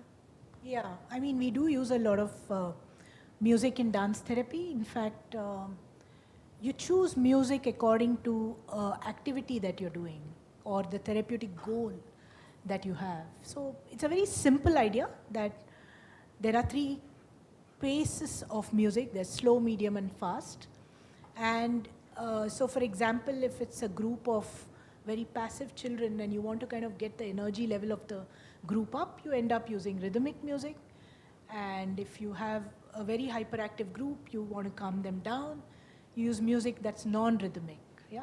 So I do sessions around music for dance therapy. I take people through something called a music movement meditation, where they have to dance to each piece of music from different parts of the world for about 1.5 minutes. You give them the music? Yeah, And they I play the music, I blindfold people, especially the people I'm training, and I get them to dance to different kinds of music so they become more sensitive to listening to different kinds of music, because we're also used to Bollywood, or you know what I mean, it's very conditioned listening. Exactly. So yeah, so open up the music scape for people to work with. I don't really use music as such, but when we talk of the body, yeah. So when we talk of the body, the voice box, I call it, plays a very huge role. So first they just begin to make sounds. I'm literally locating the exact pitch in the throat from where the voice will come out. और उस pitch का क्या intention होगा. So first they locate the pitch, then they produce some sound, and then sometimes come up with words. And very often, especially when I do it in a group, one of them begins to sing. And then the whole group is hearing them. So in my, they're all doing it with their eyes closed. And so invariably, there is touch. And then there is generous touch, like to the point that at the end of the thing, they're all kind of fallen upon each other. They're like lying down as a bundle, and they don't want to ever get up after that. Because and it's such a, and they're boys and girls both, and it's such a safe space for them. कि पढ़े हैं, और body warmth भी है, सांस भी है, इत्मीनान भी है. So yeah, so voice plays a huge role.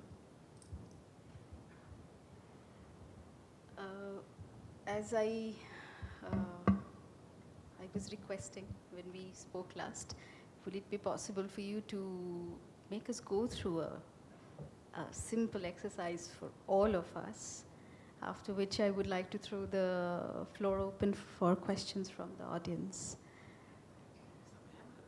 समय है, मुझे वही बोला गया है, समय है. I know you have to.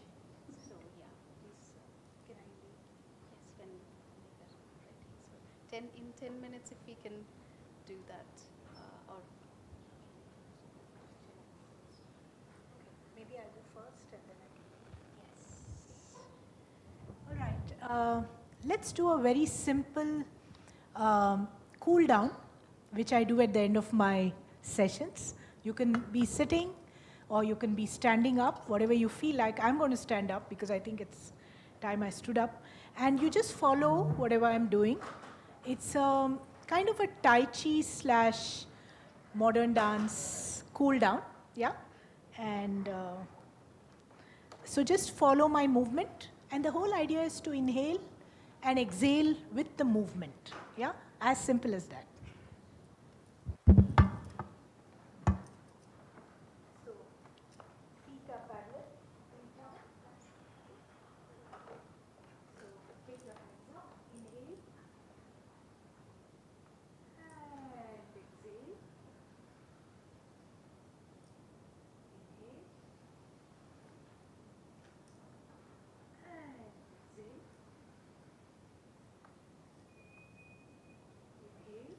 exhale. Inhale. And exhale. Inhale. And exhale. Inhale.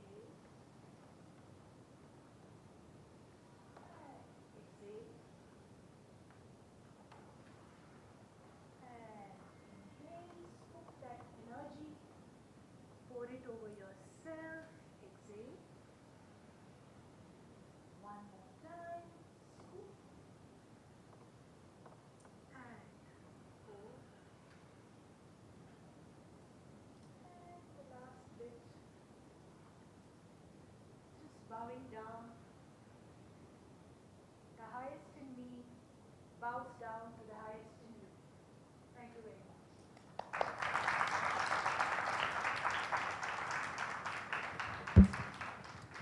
I'm so sorry that I have to leave. I have a teaching class that I have to go to.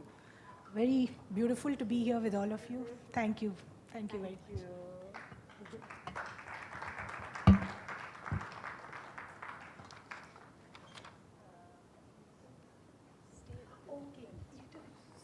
Thank you so much, Tripura. And I know that was a tiny capsule. And I'm sure many of us would like to do that on our own and feel the difference within. Thank you for being with us. In fact, I just want us to leave here with the idea of creating movement rituals for our daily life. Just move for 10 minutes a day. Put on your music, any music that you like, and just move to it. Yeah? So that becomes part of our daily life to energize ourselves. Thank you.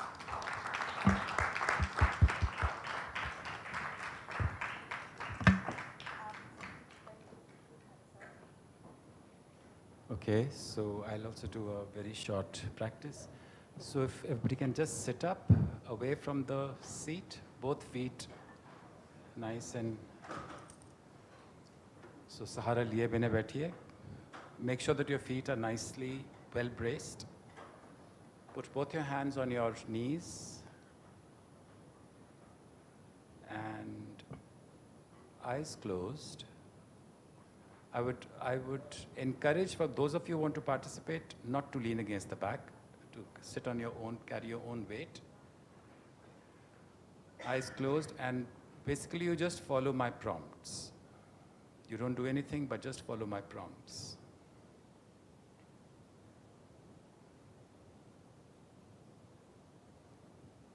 Bring your attention to your right hand, please. Your right hand and your right arm. And just prepare, only prepare. Begin to prepare to lift the right arm. Only prepare, don't lift it yet, please. So when you begin to start preparing to lift, I want you to see all that the body does on its own, reflexively within. What the skeleton does,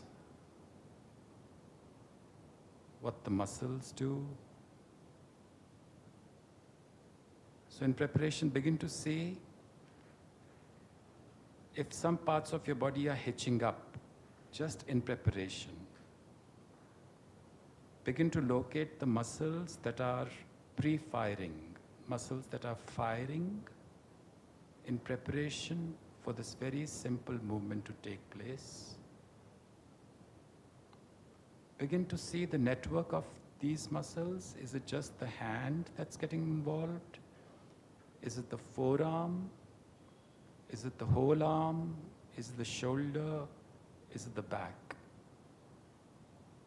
And I want us to really kind of explore this entire network of nerves and muscles and bones that are all activated, waiting. They're just poised to lift.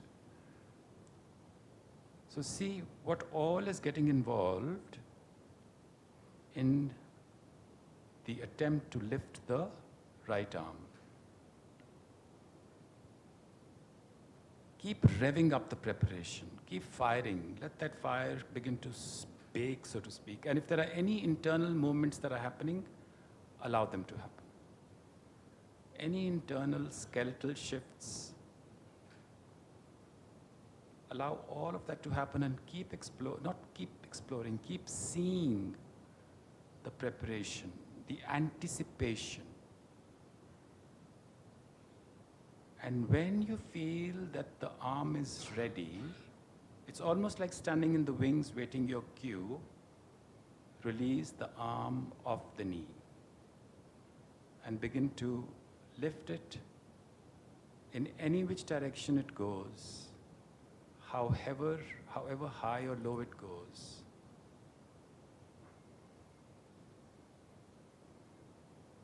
Allowing the arm to lift.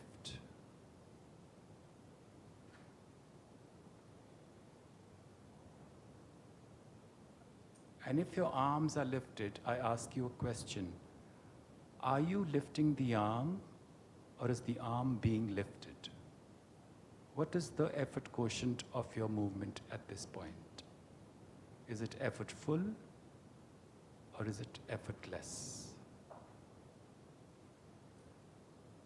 Is there an appetite to just stay there forever, even though it's a fleeting moment of foreverness?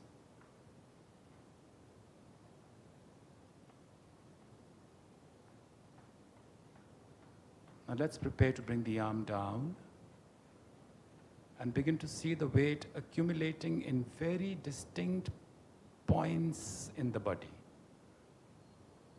where the weight is accumulating and slowly weighing the arm down. And begin to bring the arm down.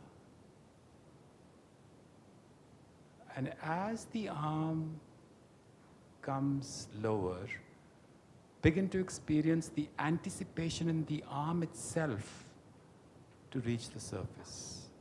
The anticipation of the arm to find the rest upon the knee again. Exaggerate that anticipation. Elasticize that moment of final resting. Experiencing the gap between the arm and the knee. And when you finally come in contact with the knee, then you settle upon the knee, and then the arm melts into the knee.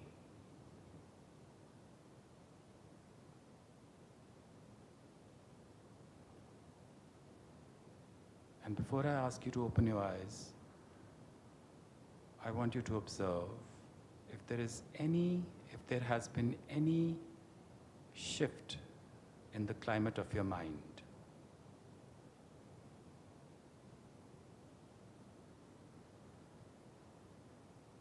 And open your eyes, please.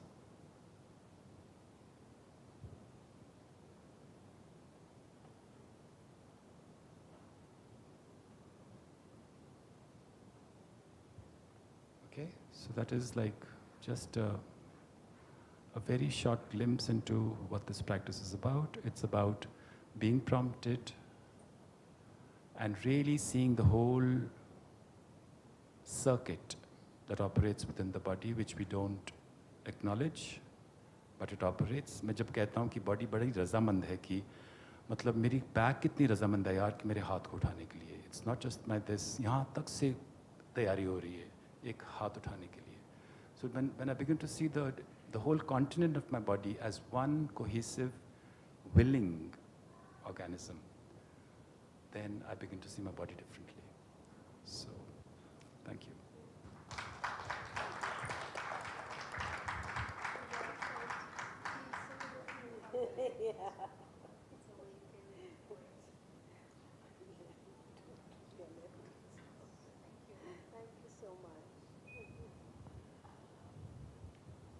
I think we will have to find one whole, at least a day, to become your prisoners.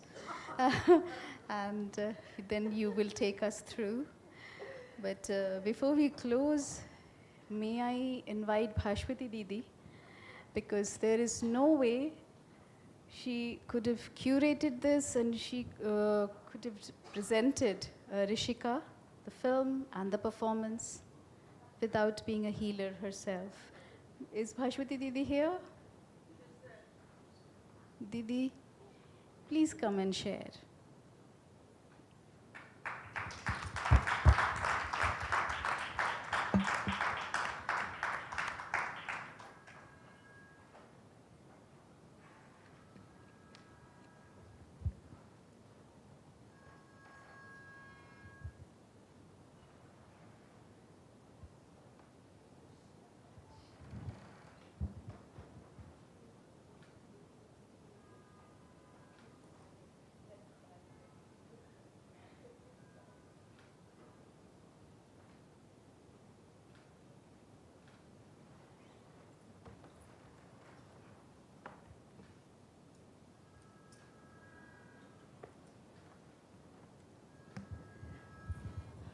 Thank you, friends, for being here.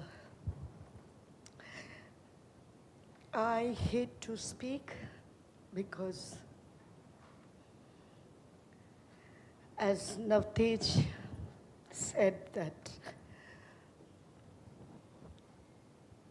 there's something more that can be said when you don't speak. So I'm really touched by my speakers, the moderators, and the people who have come here. At every point, I felt like crying. All I can say that, as Aloka Nandaji has also said, that I haven't done anything really. All I have done is that it reminds me of a poem that let me be a mother of a child who is not from my flesh and blood. I have always tried to be a mother. And like a mother, माँ जब बच्चे को कितनी ही चीज़ें सिखाती हैं, कितनी complex चीज़ों को इतनी सरलता से बताती हैं कि वो बच्चा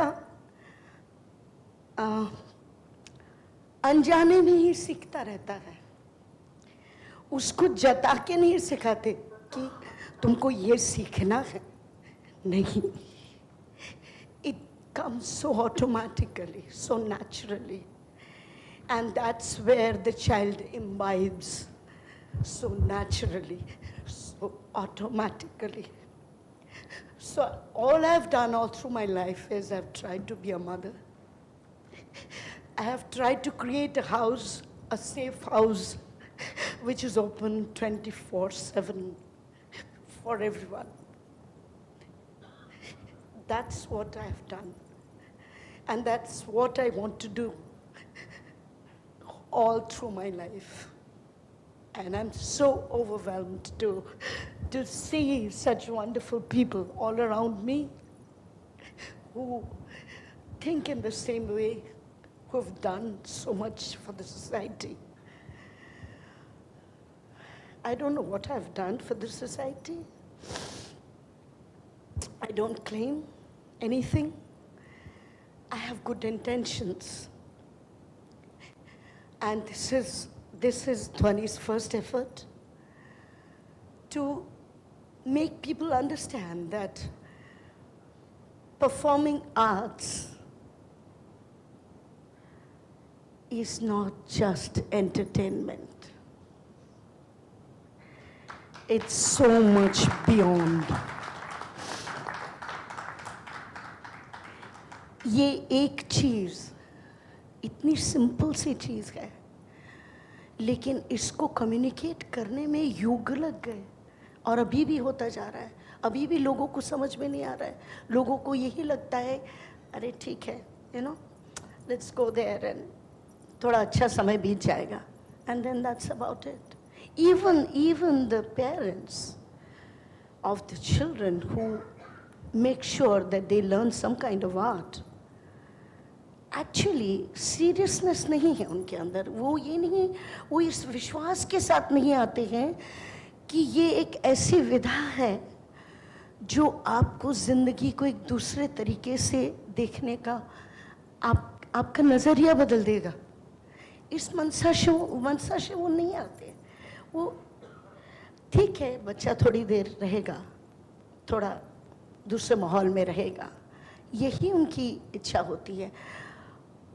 मगर ऐसा नहीं है. ये बात कहने से नहीं समझ आता है, वो रजिस्टर नहीं करता है जब तक वो इसको यहाँ से उसको एहसास नहीं करता है. तो हम जितने भी यहाँ पर हैं जो इस फील्ड में काम करते हैं, म्यूज़िक एंड डांस हम लोगों को यही सिखाता है हम कैसे इंट्रोस्पेक्ट करके जान सके अपने आप को, कैसे, और कैसे ये जो नाड़ी का हमारा जो संबंध है ये हम लोगों तक पहुंचा सके विदाउट किसी फिजिकल एसोसिएशन की इसकी ज़रूरत नहीं है. ये यहाँ से है, यहाँ से. एंड मैंने and I am sure in सब लोगों ने, मेरे लिए कला या डांस पारसमणि की तरह है. मैं समझती हूँ हर एक की ज़िंदगी में होना चाहिए, तभी जाके वो इसको समझ पाएंगे कि ये क्या ट्रेजर है, कि ये जड़ पदार्थ में भी प्राण डाल देता है, और जब बहुत ओवर एक्टिव बॉडी होता है उसको शांत कर देता है. जब आपके सोच बिखरी हुई है उन सारे सोच को एक सूत्र में लाके रख देता है, और जब आपके सारे सूत्र बिल्कुल जमघट ऐसे नॉट्स बंधे हुए हैं तो उनको धीरे धीरे रिलीज करता है. ये सारी चीज़ें परफॉर्मिंग आर्ट्स करती है और इसको आपको विश्वास करना है. इसीलिए ज़्यादा से ज़्यादा आपको संग रहना है परफॉर्मिंग आर्ट्स के साथ, ऐसे लोगों के साथ, ऐसे परफॉर्मेंसेस में, ताकि आप अपने बच्चे को ना, बहुत सारी बातें मैंने सुनी, उनमें से एक है कि the therapists and the doctors, they use dance and music as therapy, as treatment. So to me, I feel that it should be like a prevention, कि आप पहले से बच्चे को तैयार करिए, कि बच्चा रेडी हो जाए कि कभी जिंदगी में अगर ऐसे नाजुक वक्त आए तो वो बिखरे नहीं.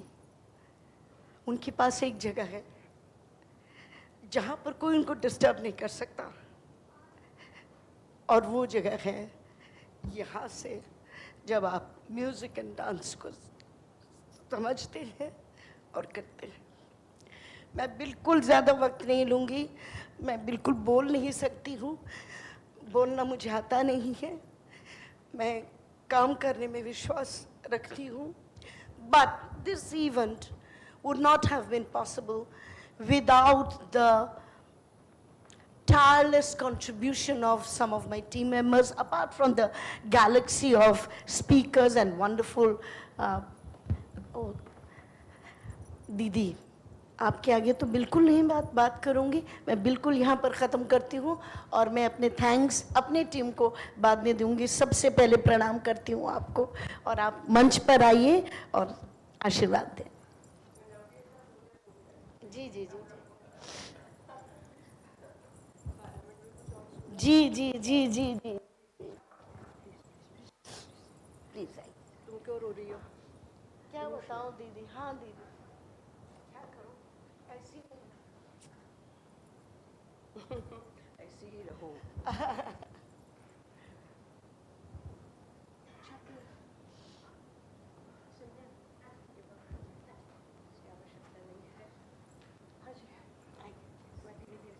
जी जी जी जी जी बिल्कुल। हाँ एक और the whole. Yes, the whole. The igor. Hi, Navtej. Hi. Pranam, ma'am. How beautiful.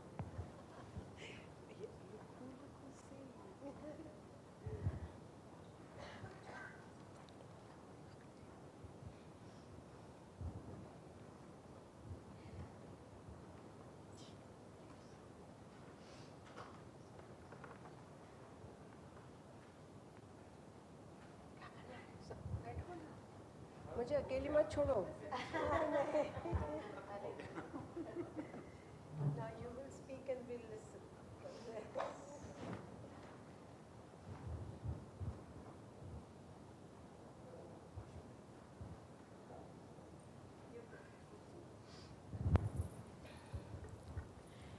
ये हमारा बहुत सौभाग्य है कि हमारे बीच उपस्थित हैं राज्यसभा सांसद।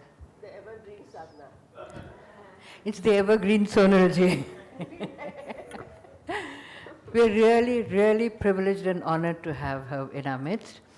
I was told, Sonal ji, आप proceedings देख रही थी कि दिन में क्या हुआ, थोड़ा देखा. So आप आई हैं, आपसे मार्गदर्शन और आशीर्वाद के रूप में हम कुछ सुनना चाहेंगे.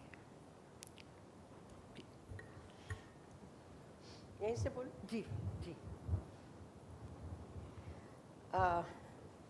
मेरी प्यारी भास्वती, भास्वती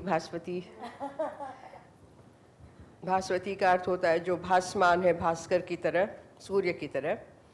और मैं हमेशा कहती हूँ कि पिताजी ने वास्वती कहा, सुगंध, और मैंने तेज की बात की, तो दोनों तुम्हारे बरकरार रहें हमेशा, ये भगवती से प्रार्थना है। तुमने बहुत ये जो सेमिनार किया है, पहले भी मैंने कहा, आज भी फिर कहती हूँ कि ये बहुत पुण्य का काम है, क्योंकि दूसरों के सुख से दुखी होने वाले बहुत हैं, लेकिन दूसरों के दुख में बटाने वाले, उनका दुख बांटने वाले बहुत कम होते हैं। और आप लोगों का जो टॉपिक रहा है वो वास्तव में ख़ास करके कोविड के महामारी के बाद बहुत ज़रूरी हो गया। भैया ये लाइट बहुत है, मैं देखना चाहती हूँ, लाइट थोड़ी कम कर दो ना। हाँ ऑडियंस को। सबसे पहले मैं अपना अनुभव बांटना चाहूँगी, क्योंकि कम ही लोग हैं जो कह सकते हैं कि हमेशा हम आनंद में रहते हैं। कहने वाले कह तो देते हैं, लेकिन वास्तव में आनंद शब्द है वो मेरे लिए बहुत अहमियत रखता है। It's very important word. It's actually the key to your self and to live a full life. तो एक बार मेरी थोड़ी सी दलाई लामा जी तो दलाई लामा जी हैं, महाज्ञानी पहुँचे हुए, लेकिन ये भी होता है कि व्यक्ति विशेष में हर एक में कुछ न कुछ सोच होती है अपनी।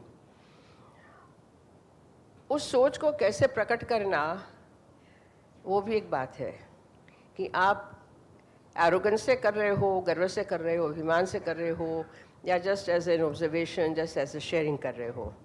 तो दलाई लामा जी का लेक्चर था, सेशन कुछ वर्षों पहले की बात है, ISC में, और जैसे है कि बुद्धिज़्म में बुद्ध ने कहा कि संसार दुख है और ये दुख निवारण के लिए बोधि ज्ञान की आवश्यकता है। जो भी उनके पाठ हैं, उनके जो नियम कानून हैं, जो भी विधि विधान हैं। तो बाद में प्रश्नावली हुई तो मैंने बहुत ही नम्रता से कहा कि योर होलीनेस, आपके अंग्रेज़ी में, कि मैं ये सोचती हूँ अपने अनुभव से कि सुख और दुख तो सागर में उठती लहरों की तरह हैं, उठते हैं और फिर समा जाते हैं, उठते हैं समा जाते हैं। लेकिन आनंद जो है वो सबसे गहरे समुद्र की गहराई, जो परम शांति को प्राप्त है, वो है। और भगवान बुद्ध का अपना अनुभव, हमारे सनातन धर्म में आनंद शब्द है, सच्चित आनंद, सच्चिदानंद, and anand is the final word. तो बहुत हंसे और कहा मानसिंग मानसिंग, मेरा बुलाया, मेरा नाक यूँ यूँ किया। अब ये मेरा जो अपना अनुभव, आपने सुना होगा कि 1974 में मेरा बहुत भयंकर रोड एक्सीडेंट हुआ था जर्मनी में। जो पुराने लोग हैं, नवतेज ने तो इस पे बात भी की है। I showed our interview, your introduction to me recently in Diksha. तो जर्मनी में हुआ, छोटी बीटल फोक्सवागन, उस वक़्त सेफ्टी बेल्ट नहीं, और एक रात के लिए मित्रों को मिलने गए थे तो सामान नहीं था, और वो बीटल फोक्सवागन की जो कहें कि मिस्टेक है या जो भी उसकी एक अलग वो है पहचान, कि उसकी डिक्की आगे है और मशीन पीछे। अब डिक्की में सामान कुछ था नहीं, so there was no balance. और रात को 1-1:30 बजे घने जंगल से ऑटोबान जा रहा है और हिरन दौड़ गया, हल्की हल्की बारिश हो रही थी, तो ब्रेक मारी गई गियोर्ग ने और 3 बार गाड़ी समरसॉल्ट कर गई और मैं फेंकी गई बाहर।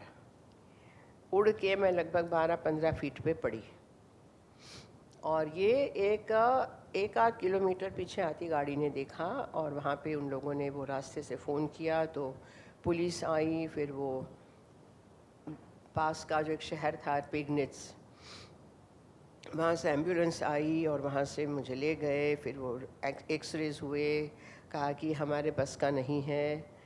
आई was coming to consciousness, I was passing out, और पेन क्या था भयंकर। फिर ले गए मुझे एर्लांगन, जहाँ पे स्पेशलाइज्ड क्लिनिक थे। 3 दिन मुझे फोम रबर पे रखा, तो पता चला कि रीढ़ की 12वीं जो डिस्क है वो पूरी चूर हो गई थी, और 11 और 13वीं डिस्क के बीच में कुछ नहीं था। और बिल्कुल जो कहते हैं ना ये सूत्र, जो बाल से भी पतला एक सूत्र है, बस वो बाल बराबर की दूरी पे टूटने की कगार पे था। तो वो टूट गया होता तो I would have been a life long paraplegic. यानी खैर जो भी होना था हुआ। 14 दिन रखा मुझे। वो उस वक़्त तो और कुछ था नहीं, कास्ट या प्लास्टर कास्ट क्या स्टील के हम वो लगा सकते हैं रीढ़ की हड्डी में। तो पूछते हैं पेशेंट को, तो I could only say this 4 ये रिब की वो पसलियाँ टूटी हुई थी, कॉलर बोन्स तो आज भी नहीं है। और कहा कि तो हम आपको बस वो गिप्स यानी प्लास्टर कास्ट दे सकते हैं और फिर जो नेचर करेगा, कोई कायरोप्रैक्टर मिल जाए तो देख लीजिएगा। ऐसे करके 4 किलो का यहाँ से लेके हिप तक का प्लास्टर कास्ट, और वो भी कैसा कि रोमन टॉर्चर, यदि आपने कहीं फिल्म्स में देखा हो, उसके बारे में पढ़ा हो, तो एक लकड़ी का टेबल जिस पे मेरी ठुड्डी और ये 2 हाथ और घुटने से नीचे वाले एक टेबल पे, पूरा शरीर झूलता हुआ टूटी हुई हड्डियों के साथ। उसमें उन लोगों ने प्लास्टर कास्ट लगाया और बाद में ये कहा गया कि we were expecting her to scream and ये एंड वो। तो भारतीय नृत्य सीखने वालों को पता होगा, खास करके जो पुराने लोग हैं, कि लकड़ियाँ खाई हैं अपन ने कोहनी पे, घुटने पे, अरे मंडी ठीक नहीं हुई, चौक ठीक नहीं हुआ, हाँ ये कोहनी ऊपर नहीं रही, टड़ैंग, तो अंदर तानपुरा बजना शुरू होता है। और जो नृत्य की शिक्षा से जो एक बल, मनोबल, शारीरिक तो है ही है, मनोबल, उसके जरिए शायद ये हुआ कि पसीना पसीना, और मैं बिल्कुल कह रहे हैं कि सफ़ेद हो गई चद्दर की तरह, लेकिन एक चीख नहीं निकली मुंह से। और कहीं मेरे सबकॉन्शियस में शायद ये भी था कि एक भारतीय स्त्री वो नहीं चिल्लाएगी, शायद मुझे लगता ये भी था। खैर, तो उसके बाद 14 दिन के बाद मुझे उड़ा के मॉन्ट्रियल ले गए जहाँ के लोग थे, और वो कहानी है पूरी लिखी गई है उसमें, रीडर्स डाइजेस्ट में। खुशवंत सिंह के बेटे ने मॉन्ट्रियल जाके वो मिले कायरोप्रैक्टर से, गियोर्क मिले, जर्मनी जाके उन डॉक्टरों से मिले। और बाय द वे उस क्लिनिक में मेरी फ़ोटो लगी हुई थी वर्षों तक। डॉक्टर जिसने ये सब लगाया था, उसके टेबल के पीछे उसने मेरी फ़ोटो लगा रखी थी। जस्ट इमेजिन कि कितना एक छोटे से इंसिडेंट से प्रभाव पड़ा कि ऐसा भी होता है कि बिल्कुल ऐसी दुबली पतली कोई लड़की, कोई स्त्री, और ये मनोबल। बाद में सबको पता चला, because when I danced for them, I danced in Montreal, I danced in all these opera houses in Erlangen and for the Siemens headquarter, Peter von Siemens. तो पहले जर्मन डॉक्टरों ने कहा कि 2 वर्षों में ठीक ठाक चल पाएगी, डांस तो भूल ही जाओ। और ये बात मुझे बाद में बताई गई। मैं पढ़ी थी, यहाँ पे एक रक्सैक था पसलियों को जोड़ने के लिए, वो 4 किलो का प्लास्टर कास्ट था। मैं यूँ पड़ी छत को देखती, ज़्यादा से ज़्यादा हाथ ऊपर करके अपनी हस्त मुद्राएं याद करती और सोचती कि क्या हुआ, व्हाट हैपेंड, ये मैं हूँ, इज दिस मी?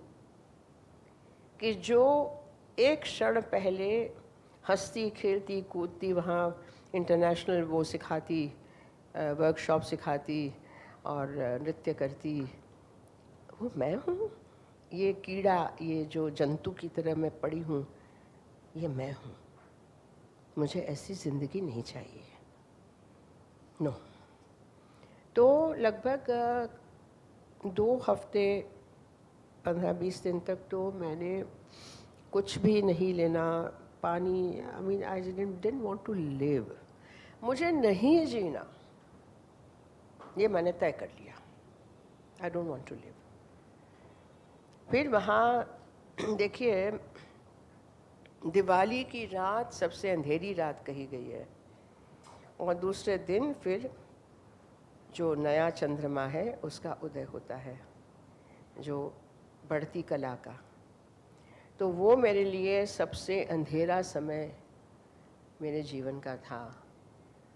और कहा कि तुमको देखने आए हैं doctor Pierre Gravel, chiropractor, has seen you dance in Montreal. When he heard about this thing, he wants to come and see you.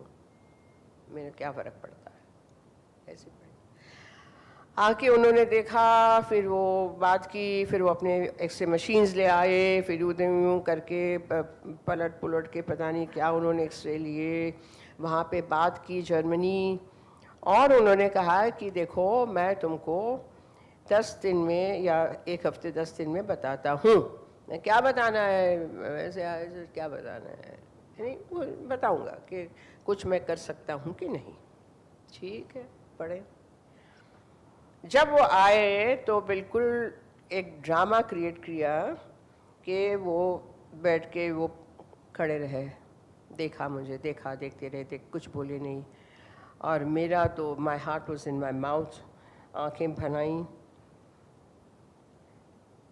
I am afraid Sonal, I started howling, रोने लगी। I am afraid Sonal, you will be able to dance again. It was a kick start to my system.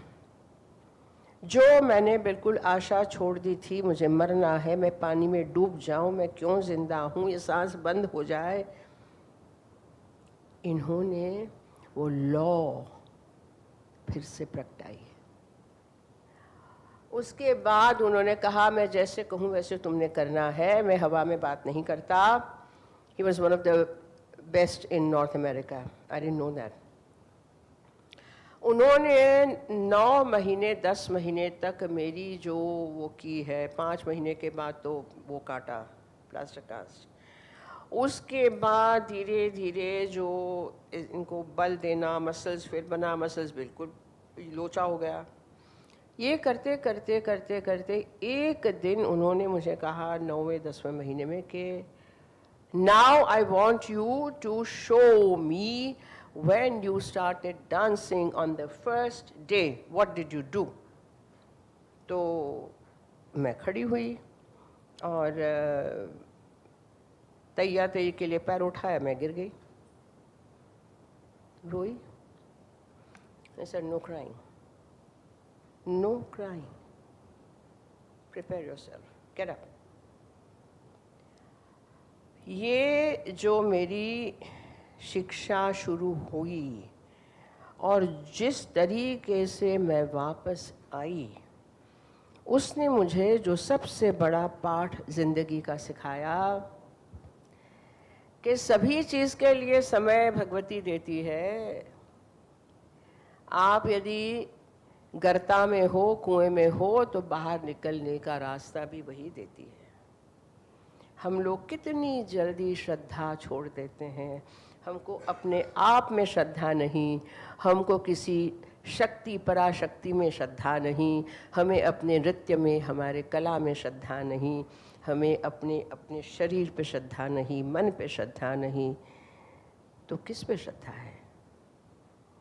तो मैं इससे नहीं कह रही हूँ कि ये सब आसान है, नहीं है, लेकिन आसानी से तो कुछ भी नहीं होता है ना, और आसानी से जो होता है वो करने लायक भी नहीं है। ठीक है, कोई भी कर लेगा।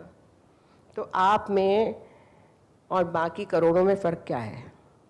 आई always think about it and tell my friends and children and students कि 135 करोड़ के देश में हु आर यू? आप कौन है? How are you extraordinary? And why are you not extraordinary? If you have this X factor, you know how to raise your arm, you know what is how to play with the tal, you know mudras, you know something that others don't know. फिर क्या? हम इसको कैसे use करें, इससे कैसे काम लें कि हम अपने आप को होल बनाएं, हम अपने आप को कंप्लीट बनाएं, हम अपने आप में रमना सीखें। मैं गाड़ी चलाती हूँ खुद आज भी, तो गाड़ी चलाते वक्त कई अफ़गानिस्तान में, ऑस्ट्रेलिया में, कनाडा में, सब जगह चलाई है, और दिल्ली में कोई चला लेता है तो कहीं भी चला सकता है। सो श्लोक याद आते हैं, कुछ कविताएं याद, कोई दोहे याद आते हैं, कुछ गुनगुनाना। पेड़ देखती हूँ मैं, स्टूडेंट्स से, गुरुजी आप गाड़ी चला रहे हो, हम नहीं देखते हैं, लेकिन उसे look look look quick, look at that cassia, so pink beautiful, look at that, look at that, look at that. आँखें दी हैं कुदरत ने, 2 आँखें दी हैं, उनका सोचो जो दिव्यांग हैं, दिव्य चक्षु हैं। कान दिए हैं सुनने के लिए, हवा के झोंके आ रहे हैं, पक्षी हैं, कुछ भी, पत्ता भी गिरता है। कान दिए हैं, सोचो जो बहरे हैं। भाषा वाणी वाचा दी है, सोचो जो बोल नहीं सकते। 2 हाथ हैं, 2 पैर हैं, मन है, बुद्धि है, कला है, कुछ छींटे सरस्वती ने आपके ऊपर डाले हैं। और क्या चाहिए? तो मेरा अनुरोध, निवेदन यही है, डिप्रेस होना आसान है, लेकिन अपने आप को पानी की सतह के ऊपर रखना। भले आप फ्लोट करो, हाथ पैर ना चलाओ, पानी में पड़े रहो। Allow yourself to flow. Don't always battle. Allow yourself to flow. बात हो रही थी सांस की, मूवमेंट्स की, थोड़ी बहुत जो मैंने सुनी। होता क्या है कि हमें पता ही नहीं कि हम सांस ले भी रहे हैं कि नहीं, या कौन सी नाड़ी चल रही है, कौन सा नोस्ट्रिल सांस ले रहा है, सांस अंदर जा रहा है, बाहर आ रहा है, कुछ पता नहीं, क्योंकि वी आर ऑलवेज बहिर्मुख। थोड़ा सा अनुलोम विलोम, अनुलोम विलोम, अनुलोम विलोम, you know the words, they are being chanted like a parrot. हम करते हैं क्या? दिन में जब भी लगे बैठ जाओ, धीरे धीरे अनुलोम विलोम चलता है।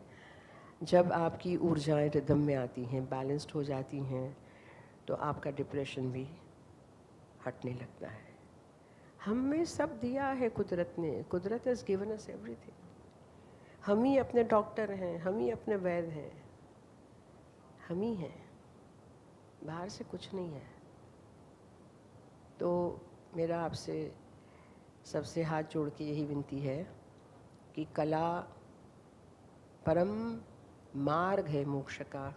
हमें मोक्ष तो नहीं चाहिए, लेकिन जीवन चाहिए, ऊर्जा वाला जीवन चाहिए, कुछ आनंद के क्षणों का जीवन चाहिए, कुछ क्षण हमारे लिए, कुछ क्षण बिखेरने के लिए। और वो यदि हम नहीं करते हैं तो हम गुनहगार हैं। I think we are guilty of spreading gloom rather than light. और लाइट, प्रकाश देना मात्र सूर्य का काम नहीं, मात्र राम, कृष्ण, मीरा, क्राइस्ट इनका काम नहीं, हम सबका काम है। लाइट रहो, लाइट दो। And one more thing, sharing. कोई ऐसा जिसके कंधे पे हाथ रख के आप बात करो, कुछ नहीं तो अपने कंधे पे हाथ रखो। You know, often I have done that. मैं तो अकेली रही हूँ वर्षों से। You know that Bhaswati, Navtej, you also know that. No husband, son, daughter, aunty, father, mother, brother, sister, no, अकेली रही हूँ वर्षों से। कैसे रही हूँ? मित्र, friends. You develop beautiful friendships through thick and thin. उसने ये कह दिया और गले में हाथ डालने वाला कभी क्या कह देता है, you never know. कहने दो, कहने दो। फ्रेंड है तो we accept with all the pros and cons. लेकिन मित्र है तो मित्र है। And I always tell Simran also, it's easy to make friends. It's difficult to maintain a friendship, a relationship. क्योंकि हम इतने जल्दी जजमेंटल हो जाते हैं, इतने जल्दी हम टीका करने लगते हैं, इतने जल्दी हम पलट जाते हैं। तो बहुत सारी ऐसी छोटी छोटी बातें हैं जो याद आती हैं मुझे कि मैं कैसे ज़िंदा हूँ आज तक, मैं आज तक क्यों आनंद में रहती हूँ। I have gone through ups and downs. मेरे तो अप्स एंड डाउन्स यूँ हैं, ऐसे भी नहीं है, यूँ हैं. अपना कोई घर नहीं है. इमरजेंसी नहीं एक्सेप्ट की तो ब्लैकड आउट वर्षों तक. नो पद्म अवार्ड, जब मेरे से कई छोटी उम्र में पद्मश्री बन गई. नो पद्मश्री, कुछ नहीं. आज ये है कि अवार्ड नहीं, अवार्ड नहीं, अवार्ड नहीं, अवार्ड नहीं. आप अपने आप को अवार्ड दीजिए. Come out of that well of depression, work, काम, उसमें मन लगाइए. मुझे लगता है कि that is the best medicine. इसको मिल गया, मुझे नहीं मिला. उसको एकेडमी अवार्ड मिला, मुझे नहीं मिला. उसको पद्म अवार्ड मिला, मुझे नहीं मिला. उसको ये प्रोग्राम मिला, मुझे नहीं मिला. आपको क्या मिला उसकी लिस्ट बनाओ ना. डायरी लिखो, बोलो. इसमें आपका क्या चप चप चप होता है ना. व्हाट्सएप में क्या करते हैं, ऑडियो क्लिप्स. ऑडियो क्लिप्स मेरे पास आती हैं, अब ऑडियो क्लिप्स आने लगी हैं.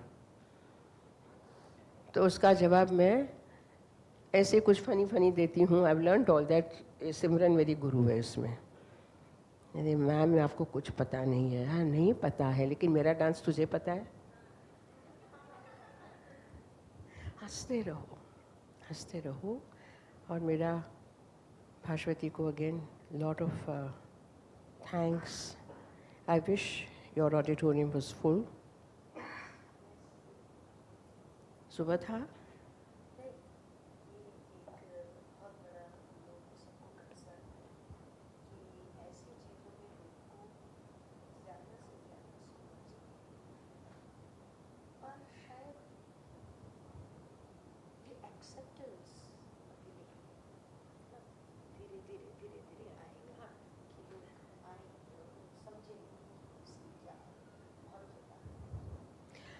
एक चीज़ और है Bhaswati, I share with you all कि दीक्षा महोत्सव जो अभी हुआ IGNCA में, गुरु शिष्य परंपरा, वो बिरजू महाराज जी का हुआ था. उसके बाद मेरा हुआ कोविड के बाद. और दूर दूर से मेरी शिष्याएँ आई, पुराने लोग आए. I have had a very colourful life. I mean, I am not to be boxed into one dancer. मुझे म्यूज़िक पसंद है, मुझे ट्रैवलिंग पसंद है. I love. तो ज़िंदगी को जीना है. अब ये पूरा जो एक वो था, and I would have, one should not expect any more. लेकिन अब सारे लोग अपने अपने गुट में जैसे कि बंध गए हैं. ग्रुप्स. इस गुरु का उधर नहीं जाएगा, इसके उधर नहीं जाएंगे, इसके उधर नहीं जाएंगे, सुनने नहीं जाएंगे. क्यों भाई? Are you such a great person that you don't need to hear anything from anyone? आप कौन हैं? तो ये जो एक एरोगेंस आ गई है, एटीट्यूड आ गई है, ये सब चीज़ को मारती है. You never grow, you will never grow. B with, not against, not away. आप संसार में हैं, आप कला में हैं, आप इस माहौल में हैं. आप जुड़ते रहिए, जुड़िए जुड़िए जुड़िए. क्या सुनेंगे? एक शब्द कहीं, एक वाक्य कहीं आपको ऐसा तीर की तरह लग सकता है कि आपकी जिंदगी बदल जाती. You never know.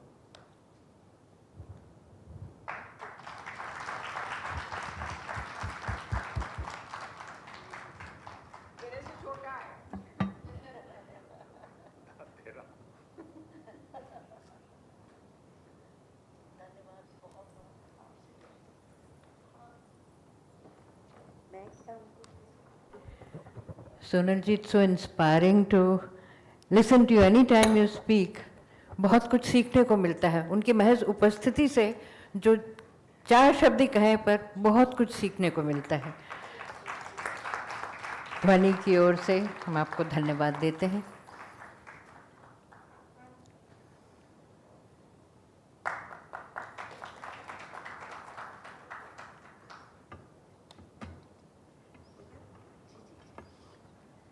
एक बार फिर आपका बहुत बहुत धन्यवाद. सब लोग कॉफ़ी आप सबको हम चाय के लिए आमंत्रित करते हैं, जलपान के लिए आमंत्रित करते हैं, लेकिन इससे पहले ये भी बताना चाहेंगे कि कल शाम 6:30 बजे यहाँ ध्वनि के रेपर्टरी के कलाकारों की प्रस्तुति है, द हीरो इन शेड्स। ज़रूर देखने आइएगा। बहुत धन्यवाद आपका।